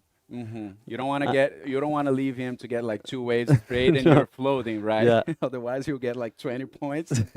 Yeah, I mean, different things. I mean, I was asking to Armida here in Spanish, how is his free surf session, you know, like his training back home in Canary Islands, and what type of study and analysis he does for you know, for his improvement and trying to correct, you know, his type of bodyboarding. We see that he's a very progressive guy, he's a very polished style as well, and he said that he likes to be with a partner surfing beside him, like a good guy that really pushes his level and, you know, and that really pushes him to do better stuff. And also watching videos, you know, if he has someone recording him, he will be analyzing that throughout the day, and the next day he will go to the water trying to you know, fix those small things. And check this out, Eder going in the water on the next heat. Fazer uma chamada pro pessoal do Brasil, porque a próxima bateria vai ser Brasil pra cima. Éder Luciano, Isaías Ravik, Sócrates Santana e Edwin Aldana, um venezuelano casca grossa, pessoal. Olha. Então, galera do Brasil aí, vamos sintonizar, compartilhar essa live. Bora, Brasil. Bora pra cima. E aí vem Moises. There comes Moises. Silva takes off on the left, just really crumbles on him, but looks like there are a few lines coming in. It's difficult if you don't took the right line in the wave. You cannot hit the lift because of the bouncy moments. If you miss a section, you don't really correct it, right? No. A ver la de Joaquín Soto. Oh. A ver, buen tubo ahí.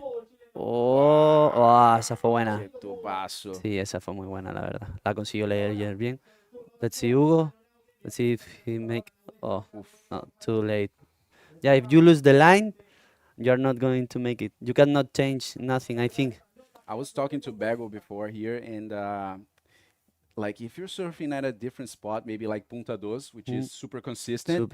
If you commit a mistake, maybe you have an opportunity, right, to correct that and to get through the heat. But here, if you commit a mistake, you probably won't have the opportunity, right? Well, let's see Moises. Whoa. Big backflip there by Moises. Yeah, he lost his priority on the last wave. Yeah. It wasn't a very good wave for him, but he managed to just get back to the outside pretty quickly and get this one that was a very expressive. Bueno, esa fue muy buena, ¿eh? Yeah. Esa fue una volada muy buena. Muy expresiva la maniobra de Moises, que perdió su prioridad en la ola anterior, pero ni estaba en el outside todavía, ¿no? Estaba volviendo sí, fue como entrando. Canal y se vio una buena sección, hizo Creo un backflip gigante. Que no llegó ni al pico. Sí. Ahí va Joaquín Soto otra vez, en esa derecha, intentando buscar una ola mejor. A ver si le mete, a ver. ¡Oh! ¡Qué buena! Backflip a la izquierda de Moises, backflip derecha de Joaquín. Guys, so yeah, we're seeing Joaquin getting back in the game. We didn't see that previous score. He just found himself a very good barrel. We didn't see that score yet. In the leaderboard, you guys can only see a 375 and a 1, but Joaquin he will definitely start escalating a few positions there, you know, because that barrel has to be a good score, and this backflip was pretty good as well, pretty solid maneuver. I mean, usual Joaquin type of stuff, right? He attempted, I think, 3 or 4 waves in the beginning of the heat, didn't find success on those ones, but yeah, there comes a 6.75 for Joaquin Soto, and we're still waiting. Yeah, we're still waiting for the last score. Yeah, and check this out, 8.25 for Moises. Well, Moises was really good backflip. Hugo takes off on the right, didn't find the timing for that section, but yeah, things are starting to heat up over here right now with Moises just going excellent with that 825 on a backflip, a very good left, and still waiting for one very good wave for Joaquin. So now situations becomes very tough for Hugo, right, with the interference call. Yeah, it's going to be really difficult now. Yeah, so let's just see this replay by the Chilean cleanly Muy So, buena. Wow, what a good wave by Y la- the Chilean. Y parece ser que la del backflip de derecha de Joaquín. A ver, Moisés, esta izquierda. Wow, buenísimo, Wow, perfect movement. buenísimo. Muy bueno. Perfecto el movimiento, ¿no? Hay una cosa que me encanta de And esta that's de the last Joaquín del one replay. for Joaquin. That's Un a 8 very puntos. good backflip Wow. as well. Clean maneuver in Qué the bueno. pocket. Just a very strong landing, but manages to turn around very cleanly and definitely get a good score for Una- this one. Una cosa que me gusta de los dos y que veo que tienen bastante en común, que Moisés de izquierda y Joaquín de derecha, Sí, sobre todo, no intentan no bajar las piernas nunca en los backflips. sí. Siempre intentan caer con las piernas arriba. Me he fijado mucho en Joaquín Soto en la punta 2 ahí en Iquique, que en la segunda sección le mete el backflip, intenta volar lo más alto posible y siempre caer con las piernas arriba. Y luego Moisés en Arica, también igual, piernas cruzadas e intentar caerlas arriba. Yo a veces con lo largo que soy alto, cuando intento dejar las piernas arriba me hago un poquito de daño. Yo creo que es porque tengo las patas un poco largas. Entonces a Sí. veces saco la pierna izquierda en los backflips de derecha para intentar compensar esa caída. Entonces no es solo una cuestión de técnica, ¿no? También, como por ejemplo tú dijiste, porque es alto, poner todo el cuerpo Sí, en la tabla puede ser un poco complicado, ¿no? sí, como soy alto y flaco, yo creo que había momentos en los que caía con las piernas arriba y me hacía un poquito de daño, ya eran los muslos o a la altura de la cadera. También será que podré fortalecer Sí. y tener menos dolor, pero es verdad que en algunos backflips así muy grandes, el sacar la pierna me hacía tener, pues eso, que no me hiciera tanto daño. Sí, y es importante también, principalmente para la gente que le gusta o que prefiere caer con las piernas para Claro. arriba, que se proyecte bien para hacer la rotación, ¿no? Total. Porque si no, tú puedes seguir de espalda Sí, sí, sí, sí. y no completa la maniobra, ¿no? Y en la competencia lo más importante es completar la maniobra, ¿no? Así Sí. que se ve muy bien la técnica que tiene Joaquín y Moisés de caer girando ya, Caer ¿no? girando, Muy sí. rápido y no es tan fácil cuanto parece. No, para nada. Caer con las piernas arriba en una maniobra tan grande es complicado. Mira, ahí vienen los últimos 5 minutos, una olita, una serie, a ver quién la coge. Parece ser que Víctor López va a remar de izquierda en esa. A ver desde la toma de dron. Hace un buen botón, le pega. O un rolito, un bonito rolo. ¿Cuánto necesita? Bueno, ahora mismo se encuentra en combo, entonces Sí. parece que va a necesitar una ola mejor. A ver la derecha de Joaquín, le pega también, pero eso, la ola a veces parece que va a romper bien, luego no rompe, entonces eso es lo complicado. Sin velocidad y sin la línea no se llega al labio. Esa diferencia es la que hace que tenga el puntaje en en Aquí el lo hit. más importante es poner dos puntajes buenos Sí, en el leaderboard lo totalmente. más rápido que pueda, ¿no? Porque si Sí. no puedes caer en una situación muy difícil y cuando tú no estás bien psicológicamente en el agua, todo se queda más difícil, Sí, ¿no? todo Tu cambia. cuerpo no se Sí. mueve igual, tú cometes más errores y es todo mucho más difícil, ¿no? Buen hit ahora, ¿eh? En este hit 3 chilenos y en el siguiente 3 brasileños. Sí. Bora Brasil. Para Brasil, ¿y qué tal la expectativa para Itacoatiara? Tengo muchas ganas. Sí. Sí. Tengo muchas ganas. Brasil me encanta. Eu gosto muito de Brasil. I see. That's it, guys. So just updating the situation in the heat. You guys can see that Moises is completely dominating the heat since the beginning. He managed to get 2 good scores in the first 5 minutes, and then after his last wave, he scored 8.25. So sitting in a very good position right now, leaving Victor Lopez, Hugo Nauri in combination situation. And Joaquin managed to change the whole thing during the heat. Let's see this one by Hugo. Not really successful on this wave. Didn't set up pretty nice for him. And that's the last one for Joaquin. Also not a very good wave. Lip just crumbling a little bit when he hit that roll. And now we are seeing the left starting to die out a little bit more. Let's They're see not Moises setting on up that too one. much. And Moises coming up on this left. Oh, really good left. I think he's going to try a barrel or something. Let's see. Oh, wow. That's what I was saying. Las piernas arriba. Trabados, Sí, ¿no? arriba siempre. Muy bueno, Sí, cruzada. fue así, bueno trabar ese, con estilazo y muy fuerte la maniobra, muy De la, fuerte. de la toma de dron se vio increíble desde la normal. Vamos a ver. Todavía hay espacio para mejorar. Sí. 6.5. That's the last one for Moises from this front angle. A lot of impact on this landing, and just Boom. such a clean turnaround Fue muy bueno, ¿eh? for Moises. Wow, what a good wave. He still has space for improvement, you know, with that 6.5. Yeah. Check this out. Whoa, 9 points. Oh my God. Now it can't get Wow. much better than this. Ya.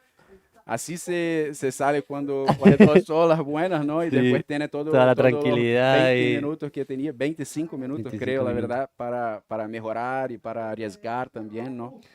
Y Sí. creo que ese es el punto que todo rider quiere llegar en una manga, Claro. ¿no? Es construir una situación donde ahora sí puedes hacer el show, Sí. porque Tranquilidad creo y que la casi volu- free surfing. creo que la primera voluntad, la voluntad mayor de la gente es hacer un show, ¿no? Es, Sí, es hacer muchas maniobras veces sí. gigantes y todo, pero tiene que llevar en cuenta pasar la manga, Claro. ¿no? Hacer el trabajo y llegar a la final, porque es lo Totalmente. más importante, ¿no? Pero es increíble cuando se ve a un atleta así en este modo de hacer un show, de verdad. Totalmente. Uno sabe cuando compite realmente el nivel que tiene, pero en la competición todo cambia. Sí.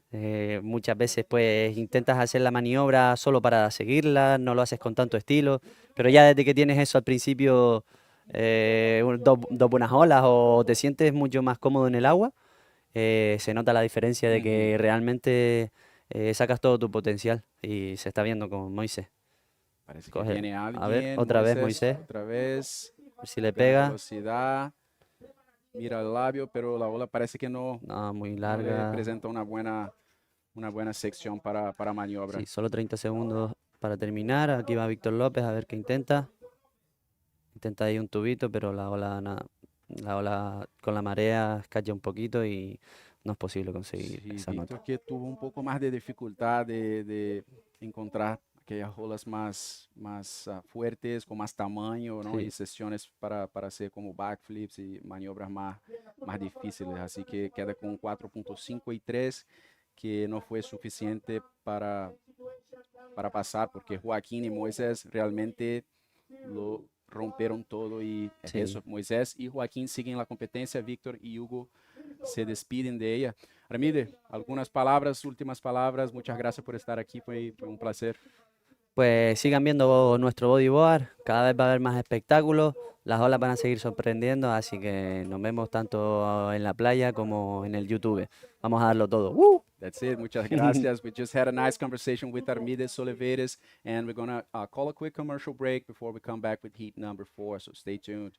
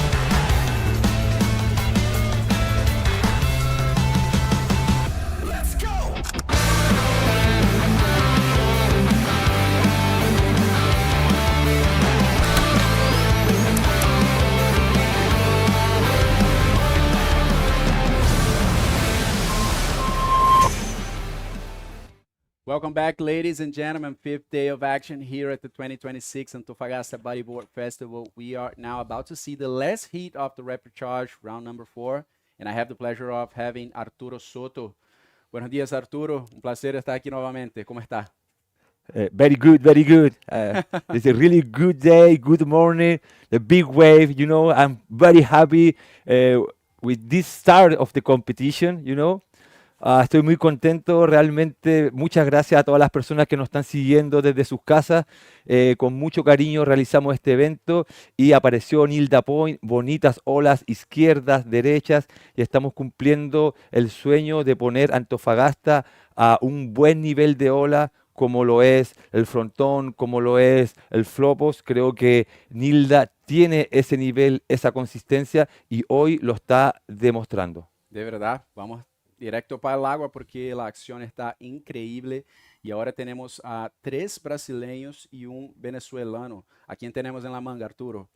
Tenemos con Lycra roja al increíble, quien está en un buen pasar, Eder Luciano, brasileño, con Lycra amarilla, Isaías Rabic, con Lycra amarilla digo, con Lycra azul también brasileño y un muy buen deportista, Sócrates Santana. Y tenemos de España a Edwin Aldana, quien se la van a jugar por seguir en esta gran competencia. Cuando ya abre la batería Eder Luciano, quien una combinación de 2 rolos, vamos a ver si ese puntaje le va a servir para comenzar a hacer su estrategia en este hit. Y la respuesta del otro brasileño, ¡ay! Muy bonita maniobra. Increíble. Sócrates, que no sé si te acuerdas, fue el campeón aquí en Nilda en 2015, pero en la división Junior, ¿sí? Sí, Sócrates es muy querido, ha venido muchas veces a Antofagasta desde que era un niño chico y ahora ya es un hombre corpulento, con un nivel de bodyboarding muy grande. Grande Sócrates Santana. Cuando tenemos acción en el agua, competidor de la Lycra blanca, ataca la ola, bonito rolo, competidor de la Lycra blanca. Sí, las olas están potentes hoy, ¿no? Desde que llegué aquí por la mañanita, estaba de verdad que los sets están gigantes, tiene mucha fuerza, que viene así pasando todo el cacho y es difícil de posicionarse también, ¿no? Los riders tienen que estar muy atentos ahí a las olas. Tal cual, es una ola difícil, no es una ola de confort, pero cuando te toca una buena, realmente te impulsa con mucha fuerza, puedes tener grandes barriles, buenos tubos, así que muy contento de lo que está pasando el día de hoy. La ola se mostró por fin y los competidores han estado a la altura con grandes maniobras, con buenos tubos. Esto es un espectáculo lo que se está viviendo y creo que el fin de semana vamos a ver algo épico con miles de personas aquí en la playa, en nuestra galería, que es como un estadio, con esta transmisión en vivo que la hacemos con mucho cariño para que ustedes puedan vibrar desde sus casas con lo que está pasando aquí en Antofagasta, en Nilda Point. Tremendos olones. De verdad, y aquí nosotros venimos diciendo que se parece como un coliseo del bodyboard, porque la estructura que hay aquí adelante de la ola, vamos a ver esta ola de Eder Luciano, hace un rolo, mantiene la línea para hacer un otro rolo, una ola que no fue muy fuerte, pero seguramente quiere garantizar algunos puntos. Y esa sí, la ola de Sócrates con un buen backflip, muy proyectado, aterra muy bien e logra 6 pontos nessa ola. Fazer só uma atualização em português para todo mundo que está assistindo aí, os atletas do Brasil, são 3 atletas brasileiros. O Sócrates começou saltando na frente aí com essa onda de 6 pontos. Teve essa onda também do venezuelano, que fez um rolo bem potente ali, olha o tamanho dessa onda, vai completando ali a manobra, caindo no meio do buraco. Na verdade, ele não completa essa manobra, o Edwin fica ali pelo caminho, numa parte que é bem difícil de aterrissar. E enquanto isso eu vou trocando uma ideia aqui com o Arturo Soto, que é o fundador do Clube Budeo, é o promotor, né, realizador desse evento aqui, e tirando um pouquinho das ideias dele. Y Sócrates Santana comienza a liderar este hit con una muy buena nota, tiene un 6.0, realmente eso ayuda mucho para tu estrategia en lo que queda de tiempo, pero aún es muy joven este hit, puede pasar cualquier cosa. Tenemos a Elwin Aldana en la segunda posición con un puntaje súper bajo en este momento. El único que tiene una ola con un puntaje considerable es Sócrates Santana, viene hacia la derecha. E aí vem o venezolano, hace um rolo, esta vai ser sua melhor rola, creio, porque tem apenas um 8.85. E mira a ver, Isaías Ravic con un drop muy difícil y logra salir de esta ola. Mi madre, qué olón de Isaías, muy retrasado en el drop, ¿no? Y ahí viene Eder. Un buen tubo, sale con un backflip. Eder Luciano se va a lograr. Parece que sale y sí, logra la maniobra el brasileño. Qué secuencia de buenas olas acabamos de ver. Esperemos que la gente que esté en sus casas esté vibrando al igual como está pasando aquí en la playa, aquí en Nilda Point. Increíble lo que estamos viendo, para izquierda, para derecha. Estos competidores se están dando con todo. Seguramente va a ser una definición muy cerrada, muy apretada. Atento en sus casas, tienen que entrar los puntajes. Sócrates Santana está liderando el hit, pero falta que entre el puntaje de Isaías Rabic y de Eder Luciano y comienzan a mostrarse los dientes estos competidores aquí en el agua en Nilda Point, que está muy buenos con rampas para la izquierda y para la derecha.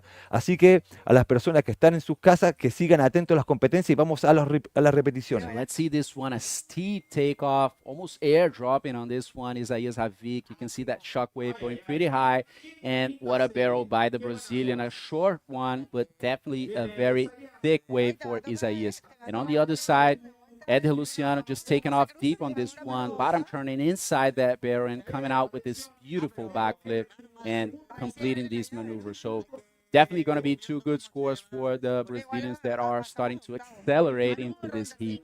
Qué buena secuencia, ¿no? Y la Nilda tiene un potencial increíble de tipos diferentes de olas, ¿no? Y conforme la marea cambia y todo, la ola cambia mucho. Pero mira, parece que tenemos la entrevista en la playa con Bego y el ganador de la última manga, así que vamos a escuchar de ellos. Por favor, Bego.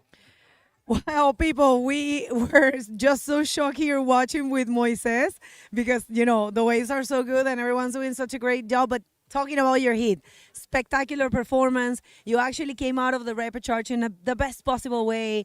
What an amazing performance. Tell us your feelings, you know. ¿Qué sentiste? Porque caer en repechaje no es algo a lo que estás acostumbrado. Y me imagino que como que usaste esa sensación para darle fuerte y hacer lo que hiciste.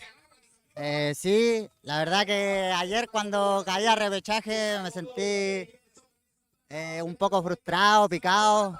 No quedé nada conforme con mi participación y las decisiones que tomé en mi hit de la ronda 3, pero igual agradecido con que era ronda no eliminación y con más fuerza ahora para la ronda de repechaje. Afortunadamente las olas están súper buenas ahora en la mañana, está como mucho más fácil de encontrarla, muchas más oportunidades, igual bastante constante la serie, entonces me concentré en buscar mi ola y gracias a Dios fui armando el hit como desde el comienzo y nada, quería hacer un gran espectáculo, estaba ahí con los chicos, Edwin, Víctor y mi amigo Joaquín, que llevamos compitiendo desde que somos niños y sé que tiene un gran nivel y que no quería que me pasara, entonces ahí estuvimos con un intercambio de olas bien interesante, lo disfrutamos y súper feliz de que seamos ambos los que pasamos al siguiente round, ahora con más energía, a seguir dándolo todo y con el objetivo en mente aún, claro. Boy said definitely he's felt some frustration yesterday, you know, when he get back to his home, he was feeling a little down, a little frustrated. But yeah, he used that in his favor. And, you know, waves he feels are really better right now, you know, more opportunities, best waves. And, you know, very happy to be advancing alongside to Joaquin, you know, very good friend of his. And yeah, just happy to be advancing, happy to be here and just saying hi and thanks to everyone. Do you want to say something? ¿Quieres mandar algún saludo a alguien o agregar algo en este punto de la competencia? Sí, agradecer a mis patrocinadores, toda la gente que apoya mi carrera deportiva, a mi familia, mi abuela, a mi hermano, a mi novia, a Pride, el núcleo, Interstore, Rancio Bodyboard Tour, el Colegio Miramar, a la Federación de Surf, a toda la gente que está ahí detrás y me apoya y me motiva y me enfoca. Un abrazo grande, un besito grande a mi novia que está en casa y vamos por más. Muchas felicitaciones, mucho foco, mucha concentración. Lo mejor para el resto de la competencia. Back to you guys. Thank you, Bego. Y qué show nos presentó Moisés en su última manga. ¿Tú llegaste a verlo? Sí. Estuvo increíble, los chilenos se dieron con todo, izquierda, derecha, realmente fue un show lo que nos dieron todos los competidores. Ahora volvemos a lo que está pasando en este hit porque está bastante interesante, se han dado con todo para la izquierda, para la derecha, los brasileños están peleando por quiénes son los dos que pasan y vamos a la repetición. Mira, bonita ola de Eder que ya se va a acordar al frontón cuando, Sí, ¿cierto? sí, verdad. De la presentación de Eder. Sí. Solamente que los tiros de cámara son distintos, son las Sí. distintas posiciones, pero mira, la respuesta para derecha, para izquierda, mira, qué buen rolo, se están dando con todo, realmente esta ola es súper fuerte, espero que en sus casas estén vibrando con la misma emoción que pasa aquí en la playa porque no nos dan respiro, le da uno para la derecha, otro para la izquierda, le responde con una ola mejor, realmente los puntajes, mira, están bastante parejos, Isaías Rabi 7.75, Eder Luciano también tiene una ola de 7.75, ahora a Eder Luciano le está faltando una ola para poder tomar el primer lugar y esto está impresionante, realmente estamos vibrando con una alta calidad de bodyboarding aquí en Antofagasta, específicamente en la nueva ola del Tour Mundial, en la nueva sorpresa del Tour Mundial, Nilda Point, que está demostrando ser una ola de calidad mundial en estos momentos. Especialmente hoy, yo diría un potencial increíble. Estamos a ver olas consistentes. Ahí viene Sócrates Santana, que está en la tercera posición, hace un buen tubo. Y esta fue una ola de 6 puntos para Sócrates Santana, 6.5, perdón. Está ahora en la segunda posición. Entonces, muchas olas pasaron. Isaías Havik tiene un 7.75 y una ola de 7 puntos en la primera posición. Dos olas muy buenas, un tubazo de izquierda y ahora, como acabamos de ver, un buen rolo también en una ola muy grande. Sócrates Santana asume la segunda posición con 6.5 y 6 puntos. Y Eder, que tiene una ola muy buena también de 7.75, está en la tercera posición, pues su segunda ola es un 3.25. Entonces todavía hay espacio y hay tiempo también para buscar mejores olas. Y Edwin también tiene un 6.5, ¿no? Así que no nos olvidemos de Edwin, porque está ahí, necesita de 6.1 solo para ir a segunda posición. Entonces, yo le diría que esa es una de las mangas más apretadas, ¿sabe? Más disputadas del día de hoy. Sí, es maravilloso que lo que está sucediendo, un hit muy apretado, con buenas olas, con buenos puntajes, realmente no se puede decir quién se puede quedar con este hit, Para así nada. que en sus casas sigan atentos porque el desenlace de este round seguramente va a ser de infarto. Este hit aún es joven, pero en algún momento el tiempo va a agarrar protagonismo y va a comenzar a ahogar a los competidores que estén en el tercer y cuarto lugar. Vamos a llegar a ese momento. Por ahora, aún hay tiempo. Vamos a ver, hay acción en el agua. La icra amarilla en una muy buena ola, la filtra. Ahora vamos a ver cuál va a ser la respuesta de los otros competidores, pero lo que estamos viendo realmente esta mañana es de proporciones épicas, realmente estamos viendo un show aquí en Antofagasta. Un show increíble, un espectáculo, yo diría. Y Edwin Aldana ahora mismo tiene la prioridad número 1, así que seguramente está esperando una oportunidad para buscar una ola. No necesita de un puntaje tan grande, necesita de un 6.01, un score que muy posiblemente puede lograr Edwin, que ya hizo muy bien en las rondas anteriores también aquí en la Nilda y en una de las mangas más impresionantes de la competencia hasta ahora. Lo vemos ahí esperando un poco, asegurando su prioridad para seguramente buscar una buena ola que le dé una sesión para una gran maniobra, con 14 minutos todavía en esta manga. Exactamente, aprovechamos de mandar un saludo también a los locales Budeo, Nilda Point, que están aquí también disfrutando de esta tremenda competencia. Estamos todos los locales muy contentos por lo que está pasando en nuestra ola y estamos viendo un nivel de bodyboarding increíble. La ola ha estado a nivel para los mejores deportistas del planeta de la disciplina del bodyboard. Vemos que están quedando 13 minutos. Isaías Ravik con una performance radical realmente está en la primera posición. Ya ahora Sócrates Santana está en la segunda posición, poniendo en aprieto a Eder Luciano, quien le está faltando una ola importante en su segundo puntaje. Vamos a ver si Eder Luciano, quien tiene la prioridad número 2, logra el puntaje que necesita. Aún este hit es joven y recordamos que Edwin Aldana, que está en cuarto lugar, tiene la prioridad número 1. También le falta una ola para respaldar su 6.5. Está necesitando una ola de 6.01. Está todo muy apretado, así que vamos a esperar a Edwin Aldana con qué nos sorprende para su segundo mejor puntaje. Las olas entraron en una calma. Vamos a ver si Edwin logra meterse aún más en la competencia, pero está todo muy apretado. Yeah, so just gonna throw a quick update in English, guys. This has been a stacked heat, an amazing heat.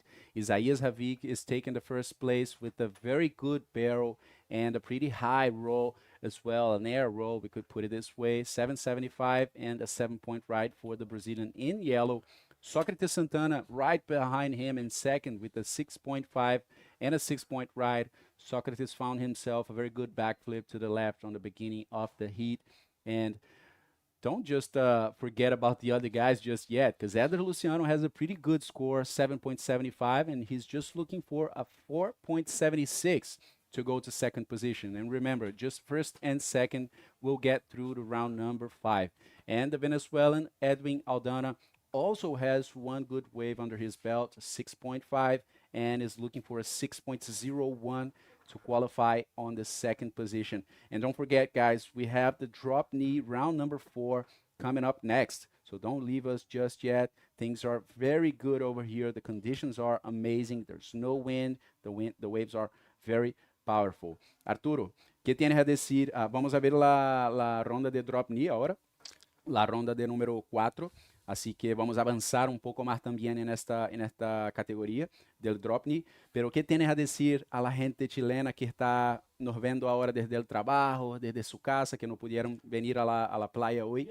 Pero ¿qué pueden esperar del fin de semana que se viene? El fin de semana se viene condiciones bastante favorables para el final de esta tremenda competencia acá en Nilda Point. Vamos a tener bandas musicales, vamos a tener también un gran barbecue, un gran asado para toda la playa y también, por supuesto, vamos a apoyar a los chilenos y a todos los deportistas que vienen a competir. Va a ser algo épico. Acá es como un estadio y espero que el estadio esté lleno para vibrar y gritar por quién será el mejor del mundo. Aquí se define el campeón del mundo de la categoría DK y ellos a continuación son ellos los que vienen y con condiciones realmente difíciles, Sí. pero seguramente vamos a ver una batalla épica en Nilda Point desde los DropKnee. Seguramente va a ser increíble ver a los chicos de DropKnee ahora con estos tubazos que sí son más grandes que ellos propios, ¿sabe? Entonces, estamos viendo buenos tubos de prone ahora en la ronda número 4 de men, así que se viene muy bien también para la ronda de DropKnee. Entonces no salgan ya de ahí. Tenemos 4 mangas de esta ronda y después todavía no tenemos confirmación de qué va a pasar, si se va a encerrar la competencia por hoy, si se va a seguir con otra ronda. Eso lo traeremos más tarde, pero a principio tenemos la ronda número 4 del DropKnee con 4 mangas espectaculares.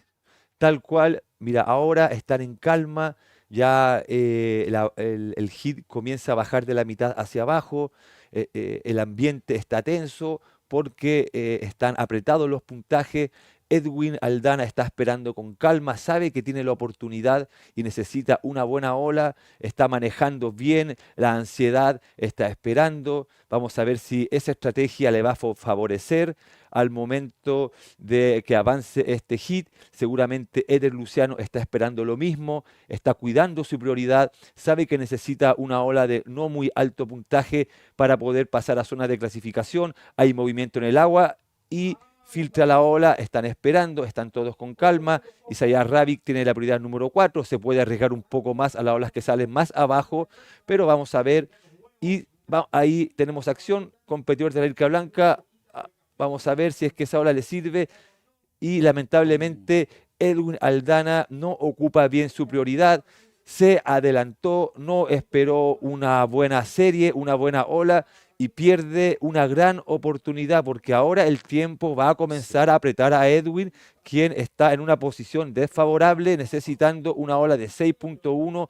Todo es posible. Ahora la prioridad la tiene Eder Luciano, pero cuando vemos acción para la izquierda, en una ola no muy buena, que no logra salir del tubo, ahora la atención va hacia Eder Luciano, quien tiene la prioridad número 1 y está necesitando una ola de 4.76. Vamos a ver Eder Luciano qué estrategia usa con su prioridad, si la ansiedad es más grande que él y no logra esperar una ola que le dé el puntaje necesario, pero este competidor goza de una experiencia importante y seguramente va a esperar la mejor ola. Ahora se calmó un poco la frecuencia de las olas, esto a veces pone nerviosos a los competidores, pero seguramente Eder Luciano va a cargar su arma, va a estar esperando una buena ola. Pero como lo que dije anteriormente, cuando el tiempo comienza a apretar al competidor, la ansiedad se hace más grande y se puede perder la oportunidad, como le pasó a Edwin Aldana, que perdió su prioridad. Vamos a ver ahora, ahí va Eder Luciano y fue nomás, se mete a la tubería, sale del tubo. Vamos a ver si logra combinar con un rolo, combina un rolo que no concreta. No sé si ese puntaje será suficiente del que está necesitando, que es un 4.76 para la respuesta de su compatriota. Bonita ola, Isaías Rabic cuadra con un muy buen backflip. Qué bueno intercambio ahora entre Eder y Isaías. Y como dijiste, Edwin acabó por escoger una ola que no le trajo nada de puntos y es un error que muchas veces puede comprometer toda la manga. Let's see this one from Eder Luciano, just a late takeoff, hits that barrel pretty nicely, hits a pot of white water in the end, kind of breaks him down, but out the back we had Isaías going for this beautiful backflip as well in the pocket, a clean maneuver, not using the legs or anything to complete that maneuver, and that's one more significant score for Isaías. I'm not sure if that's going to be better than that 7 that he is holding already as his second best wave, but anyway, showing a high level here by Isaías. E só trazendo também uma atualização, aí vem o Sócrates Santana, ó, vai para uma esquerda, o Sócrates que acaba de cair para terceiro, enquanto o Isaías e o Eder Luciano estão dominando aí essa bateria, mas uma bateria que não está nada decidida ainda, pessoal. O Sócrates precisa de 7.16, o Edwin Aldana precisa da mesma nota, então tudo pode mudar a qualquer momento. Então, ser Sócrates y Edwin, los dos necesitan 7.16, así que puede cambiar a cualquier momento, ¿no? Atento en sus casas porque la presión en este momento se traslada para Eder Luciano y Sócrates Santana, que seguramente lo van a dar todo para pasar al siguiente round. Isaías Rabi ya está mirando hacia atrás con un poquito más de holgura, con más tranquilidad en el primer lugar, y ahí vemos a Sócrates Santana que quiere buscar, sabe que está necesitando el puntaje. Vamos a ver qué estrategia va a usar Sócrates, cómo va a cuidar Eder Luciano su posición, su prioridad. Vemos ahí la icra blanca, el chico de España. Vamos a ver si ese rolo le puede sumar para meterse ya en la competencia, pero como decía anteriormente, creo que ahora la presión está en Eder Luciano, quien tiene la prioridad número 1. Vamos a ver cómo Eder cuida su prioridad para no darle espacio a Sócrates Santana. Seguramente Sócrates Santana comenzará a buscar más abajo, comenzará a buscar el puntaje que está necesitando, y la presión la tiene Sócrates en este momento, que está necesitando, no, mira, está para Sócrates y para Edwin Aldana, que ambos están necesitando 7.16 para pasar a la siguiente posición, y tenemos acción, filtra la ola el competidor que va hacia la izquierda. Ahora Eder Luciano tiene su prioridad, y eso lo beneficia bastante para poder cuidar su puntaje. Vamos a ver Eder qué estrategia usa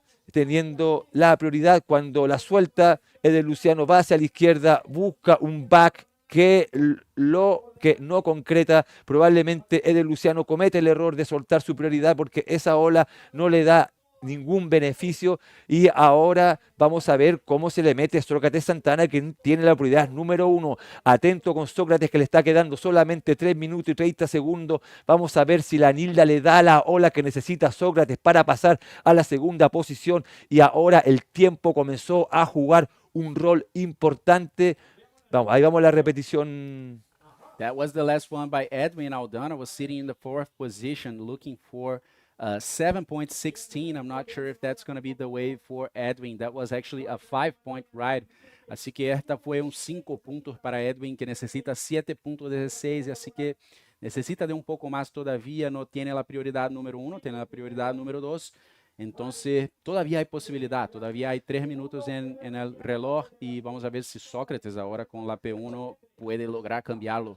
Cuando el tiempo comienza a envejecer, Sócrates Santana tiene la posibilidad. Vamos a ver cómo ocupa la prioridad Sócrates, que el tiempo comienza a asfixiarlo, comienza a ahogarlo, ya que le están quedando 2 minutos con segundos para obtener el puntaje de 7.16. Eder Luciano soltó su prioridad y puso en riesgo su segundo lugar, ya que le da la opción a Sócrates Santana para la cual puede ser su última ola y la que le dé el puntaje necesario. La presión se traslada a Sócrates, ya que tiene la prioridad. Si bien Edwin tiene la prioridad número 2, queda muy poco tiempo. Vamos a ver cómo Edwin y Sócrates se desenvuelven en estos 2 minutos que están quedando. Y comienza Eder Luciano, sabiendo que tiene la prioridad número 4, a buscar más puntaje en la parte baja de esta ola. Atento con Sócrates Santana. Vamos a ver cómo maneja la presión de este minutos y 50 segundos, esperando que venga el carril de ola. Está todo muy tenso aquí en Nilda Point. Puede pasar cualquier cosa en este momento. Están quedando 1 minuto con 40 segundos. Sócrates Santana se está moviendo, quiere buscar el puntaje y mira la ola y la deja pasar. Lamentablemente no le cuadra. Están quedando 1 minuto con 30 segundos y viene la ola. Vamos a ver si esta es la ola de Sócrates. Atento, que lamentablemente no le cuadra. Está quedando 1 minuto y 20 segundos y comienza a agonizar el hit, y Sócrates Santana no le cuadra la ola teniendo la prioridad. Está todo muy tenso aquí en la playa. Sócrates Santana está buscando su oportunidad cuando le están quedando solamente 1 minuto y 10 segundos y no se ve nada en el horizonte. Vamos a ver cómo se desenvuelve este hit, que está bastante apretado. Seguramente Eder Luciano está bastante nervioso porque no tiene la prioridad, y la prioridad la tiene quien le puede arrebatar el segundo lugar. Están quedando solamente 50 segundos y no se ve la ola. Qué pena por Sócrates Santana, que tiene la oportunidad. Vamos a ver, están quedando solamente 40 segundos y hacia Brasil se traslada la presión. Presión ahora en Eder, ¿no? Porque Sócrates puede cambiar, Eder encuentra una ola más abajo. A ver si hay potencial para mejorar sus 5.9. La verdad que no. Entonces ahora sí viene Sócrates. Un drop muy retrasado. Pone en el tubo. La ola parece que se va acabando por ahí. Esta no va a ser un 7.16 para Sócrates. Una ola muy buena que se viene rompiendo, pero desde muy detrás, muy lejos. Nadie estaba en posición y se va acabando la manga. Y es oficial. It's official, guys. Results for this heat. Isaías and Eder Luciano still in the competition. Sócrates and Edwin Aldana will be leaving the comp. Arturo, muchas gracias por estar aquí en Una Manga Más, y sus últimas palabras, por favor. No, muchas gracias. Agradezco a todas las personas que nos están acompañando en esta increíble competencia. No se vayan, porque lo que está pasando en este lugar es de proporciones épicas. Así que estamos viendo muy bonitas olas, bonitos hits, la respuesta de... Así que me despido, los dejo porque vamos a ir ya pronto a la acción. Bueno, vamos a llamar unos comerciales ahora y volvemos con la ronda número 4 de el DropKnee. So we're going to call a quick commercial break and come back with round number 4 of DropKnee. Please, all you guys, stay tuned.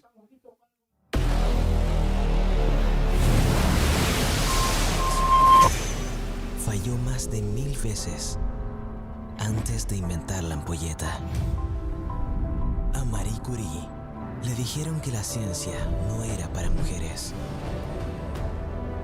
A Nikola Tesla nadie le reconocía sus logros. A Albert Einstein le dijeron que nunca llegaría lejos. Pero la historia nos demostró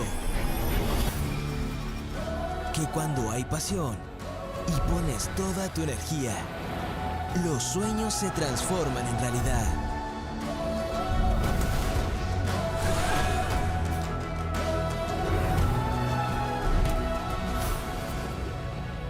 Colbún. Transforma, impulsa, sueña. Thomas Alva Edison falló más de 1000 veces antes de inventar la ampolleta. A Marie Curie le dijeron que la ciencia no era para mujeres. A Nikola Tesla nadie le reconocía sus logros. A Albert Einstein le dijeron que nunca llegaría lejos. Pero la historia nos demostró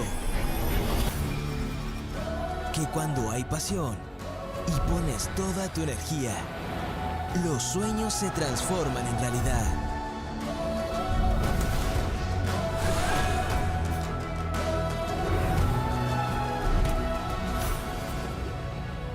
Colbún. Transforma, impulsa, sueña. Thomas Alva Edison falló más de... Well, hello, all of you. We are about to start the quarterfinals of the DropKnee division. You know, this division is very special for everyone. And quarterfinals, intense moments for these riders. This is day number 5 here at the 2026 Antofagasta Bodyboard Festival. Eric, let's just hit it, right? Yeah, let's hit the water. Let's get to the action. And I'm so excited. Man-on-man hits, I love them, you know, in quarterfinals, DropKnee division, man. These quarterfinals, they are crazy. Check this out. 2 Chileans, 2 friends, you know, and 2 of the ones that have taken podiums, Leo Alar in red and Manuel Cepeda from here, from Antofagasta in yellow. Man-on-man hits, quarterfinal number 1. Oh, it's going to be amazing.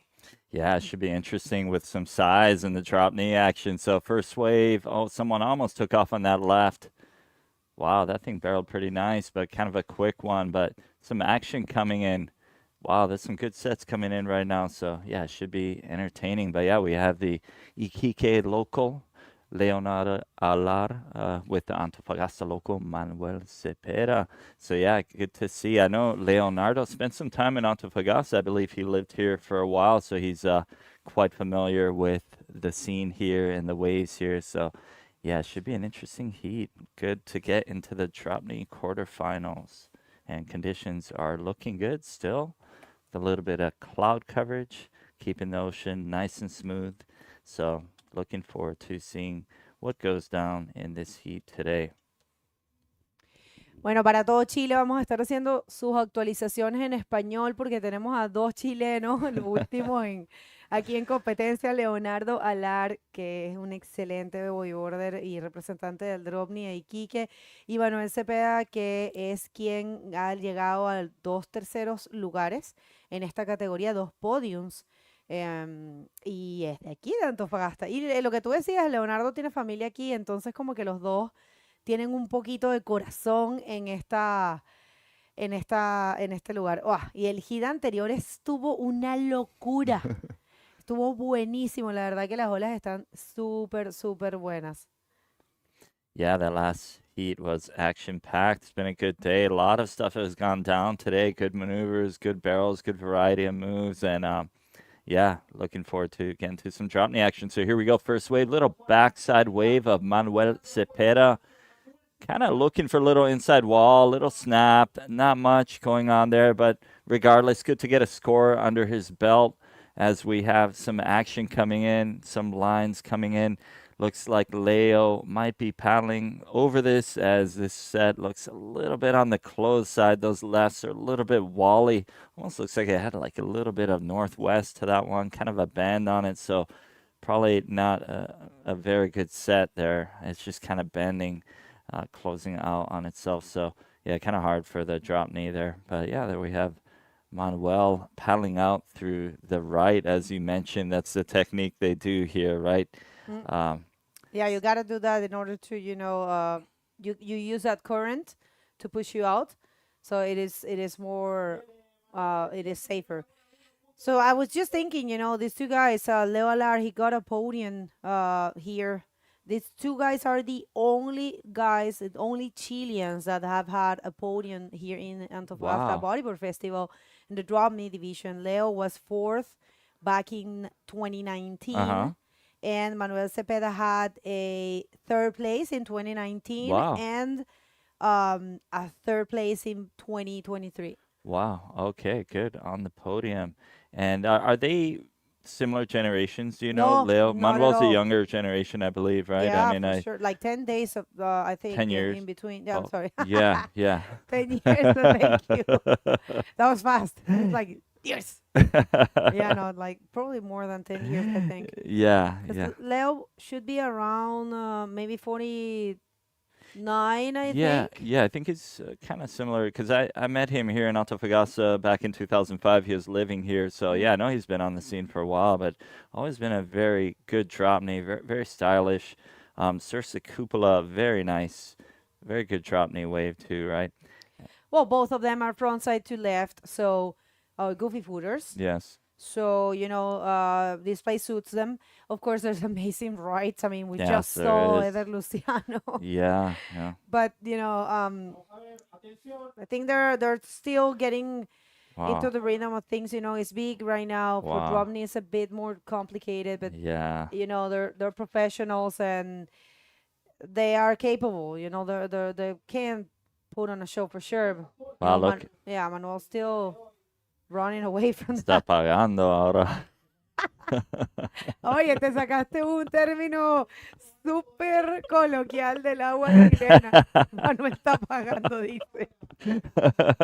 Yeah, it's a pretty heavy set on his head there, but it's some action right now. Some sets coming in, so it's likely guys will get trapped inside. But looks like Leonardo is almost paddling for that. But yeah, you got to be kind of choosy right now. Right now, every wave's doable, especially for DropKnee. You got to be extra choosy, right? You need a good face, good wall. Yeah, so. ¿Sabes qué, Eric? Quería contarle a la gente lo que tenemos preparado para el día de hoy, porque sé que hay personas que están recién llegando, sé que hay gente que se conecta como más tarde.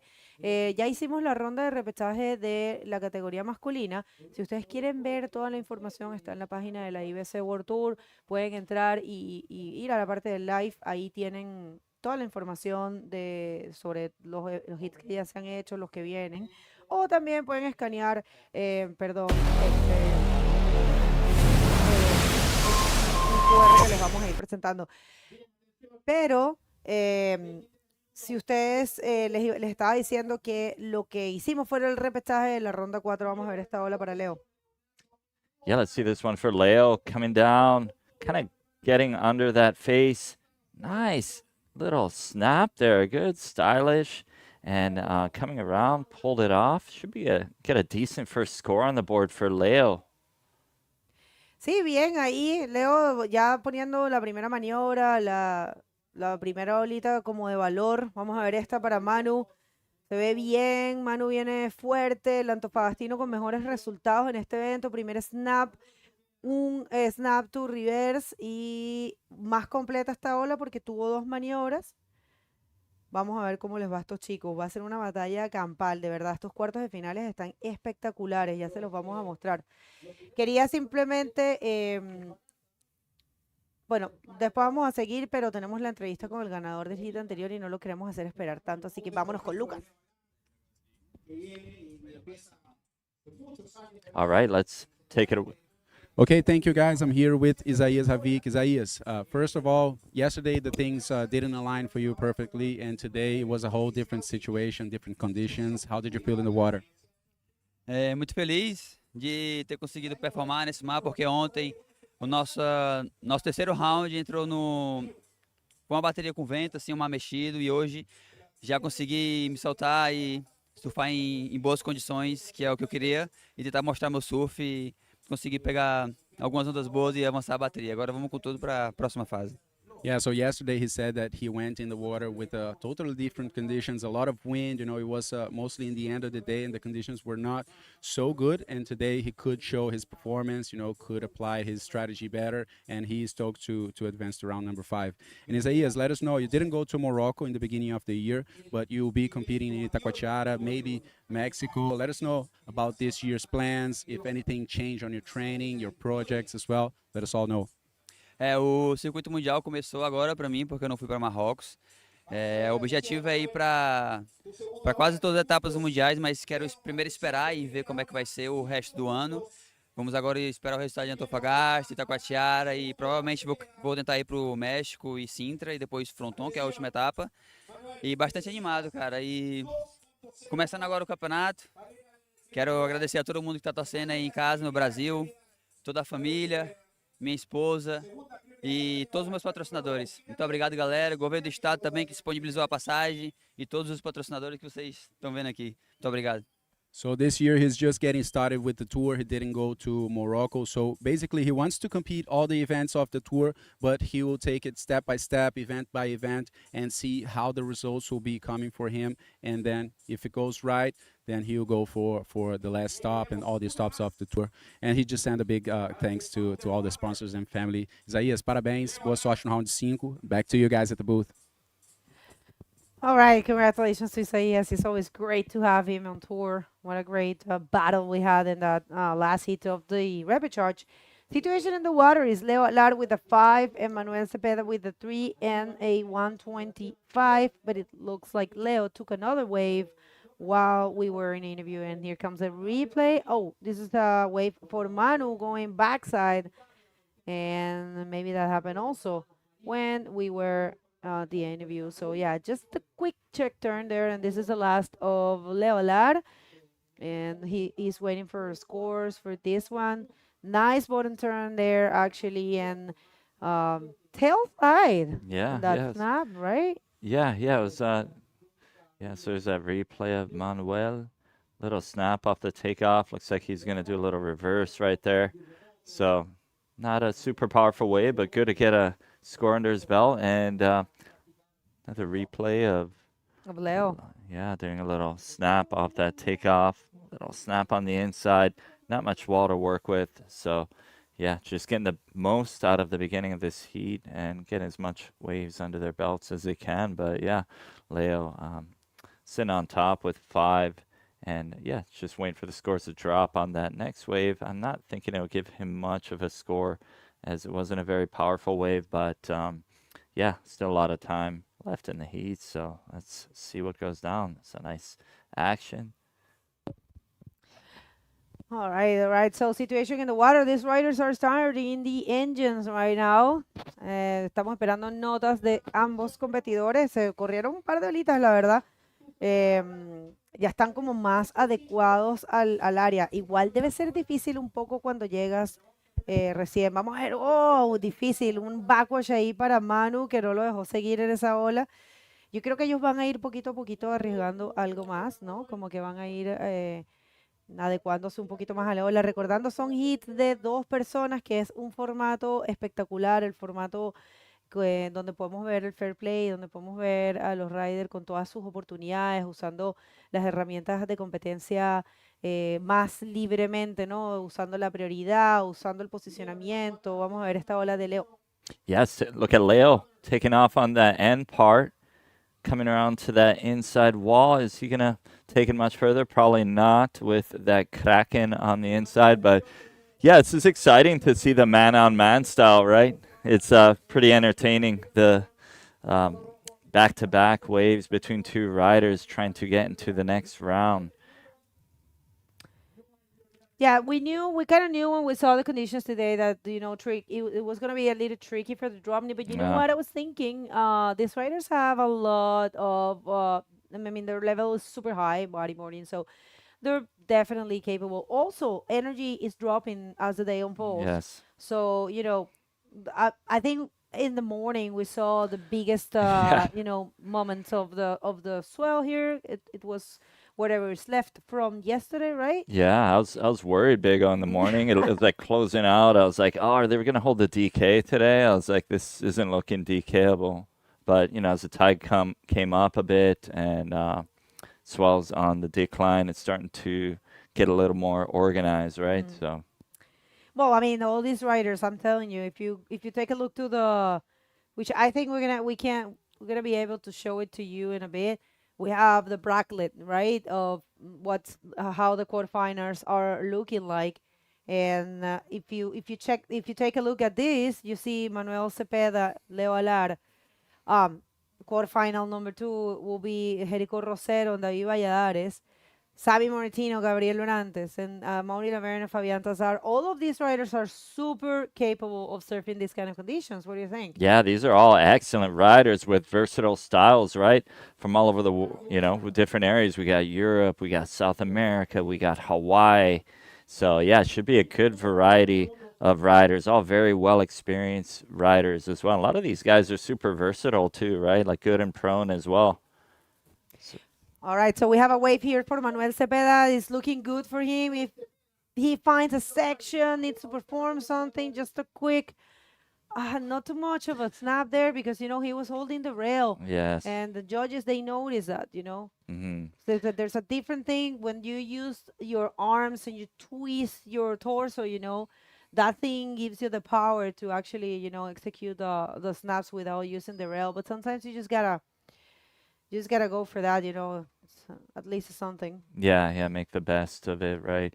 But so Leonardo's just sitting in first, and then I think we have someone getting ready for the Gabriel next. Hernandez. Yeah, is that Gabriel? That's El Momio, right? One of the first generations of bodyboarders from Iquique. Very good drop near and good prone rider too. Super versatile rider, right?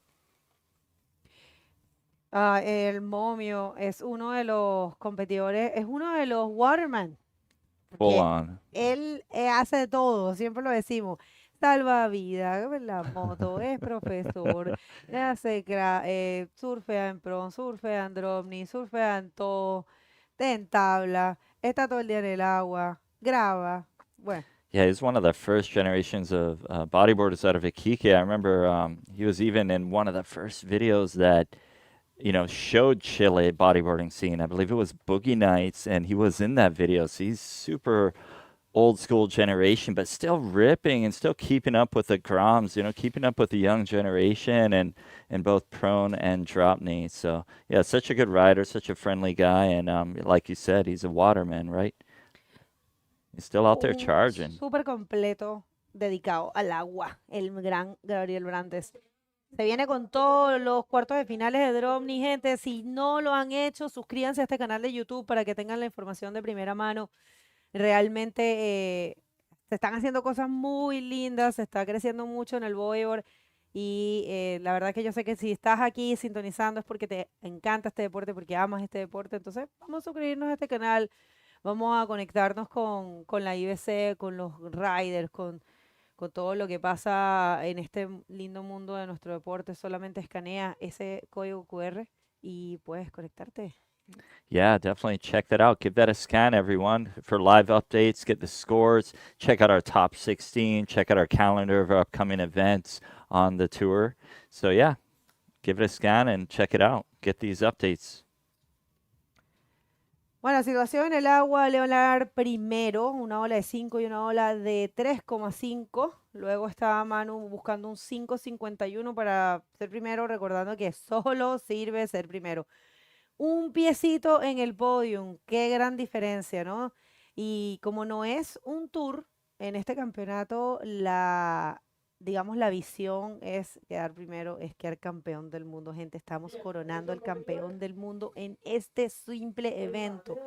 Un evento completísimo, un evento que la verdad está saliendo espectacular. Damos muchísimas gracias a Escondida BHP y a la ilustre Municipalidad de Antofagasta por habernos traído una vez más acá. Ellos son los presentadores, tenemos una larga lista de colaboradores también que nos han ayudado a estar aquí, que también por muchos años han apoyado este evento, gracias a Colbún, a Antofagasta Minerals, a Peri Chile, a la carnicería Arauco, a Bastible, al Hotel RK Antofagasta, que nos estamos quedando ahí a Ruta 1 Restaurante, el Mirador Sanguchería, Costa Club Antofagasta, y tenemos una lista bastante larga también de media partners. Yeah, let's not forget to thank our media partners. We'll thank Mercurio de Antofagasta, Antofagasta Televisión, AS Chile, FM7, El Regionalista Diario, Antofa Despierta, Puro Surf Chile, Latin Wave, Cura Tres Puntas y Región 2.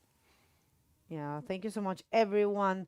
Situation remains the same, people. You know, we have big waves, but there's also I would say a long low in the action. You know, Definitely. that was Moises told me. You know, this time there's a lot of lows and there's more opportunities he felt. That's what he said in his eyes, coming from, you know, one of the best performances of the event. So yeah, a little low right now. And also you have to bear in mind that, you know, DropKnee, there's a extra thing, you know, that they need that momentum to actually get on the knee, you know. You need to, it's a little, you know, it's a special moment that you need to take to actually bring your up Yes. your up. Yeah, it's a little bit of extra time needed to put that knee and front leg up, right? Not like prone where you can take off and it's already pitching. You can even airdrop in the barrel and pull it off. So DropKnee definitely needs that extra time. And those little bumps in the water can really have an effect on the riders, right? I think we saw that happen with Manuel a few minutes ago, right? So, yeah, definitely need that extra time to get up, right? So, yeah, it can be tricky with these conditions. But, yeah, a little bit on the slow side, right? Right. Oh, okay. So, I mean, and also, you know, I wanted to say that we have 30-minute hits, you know. This is important for you to know, 30 minutes. Son 30 minutos, queríamos aclarar eso, 30 minutos para estos hits, cuartos de finales.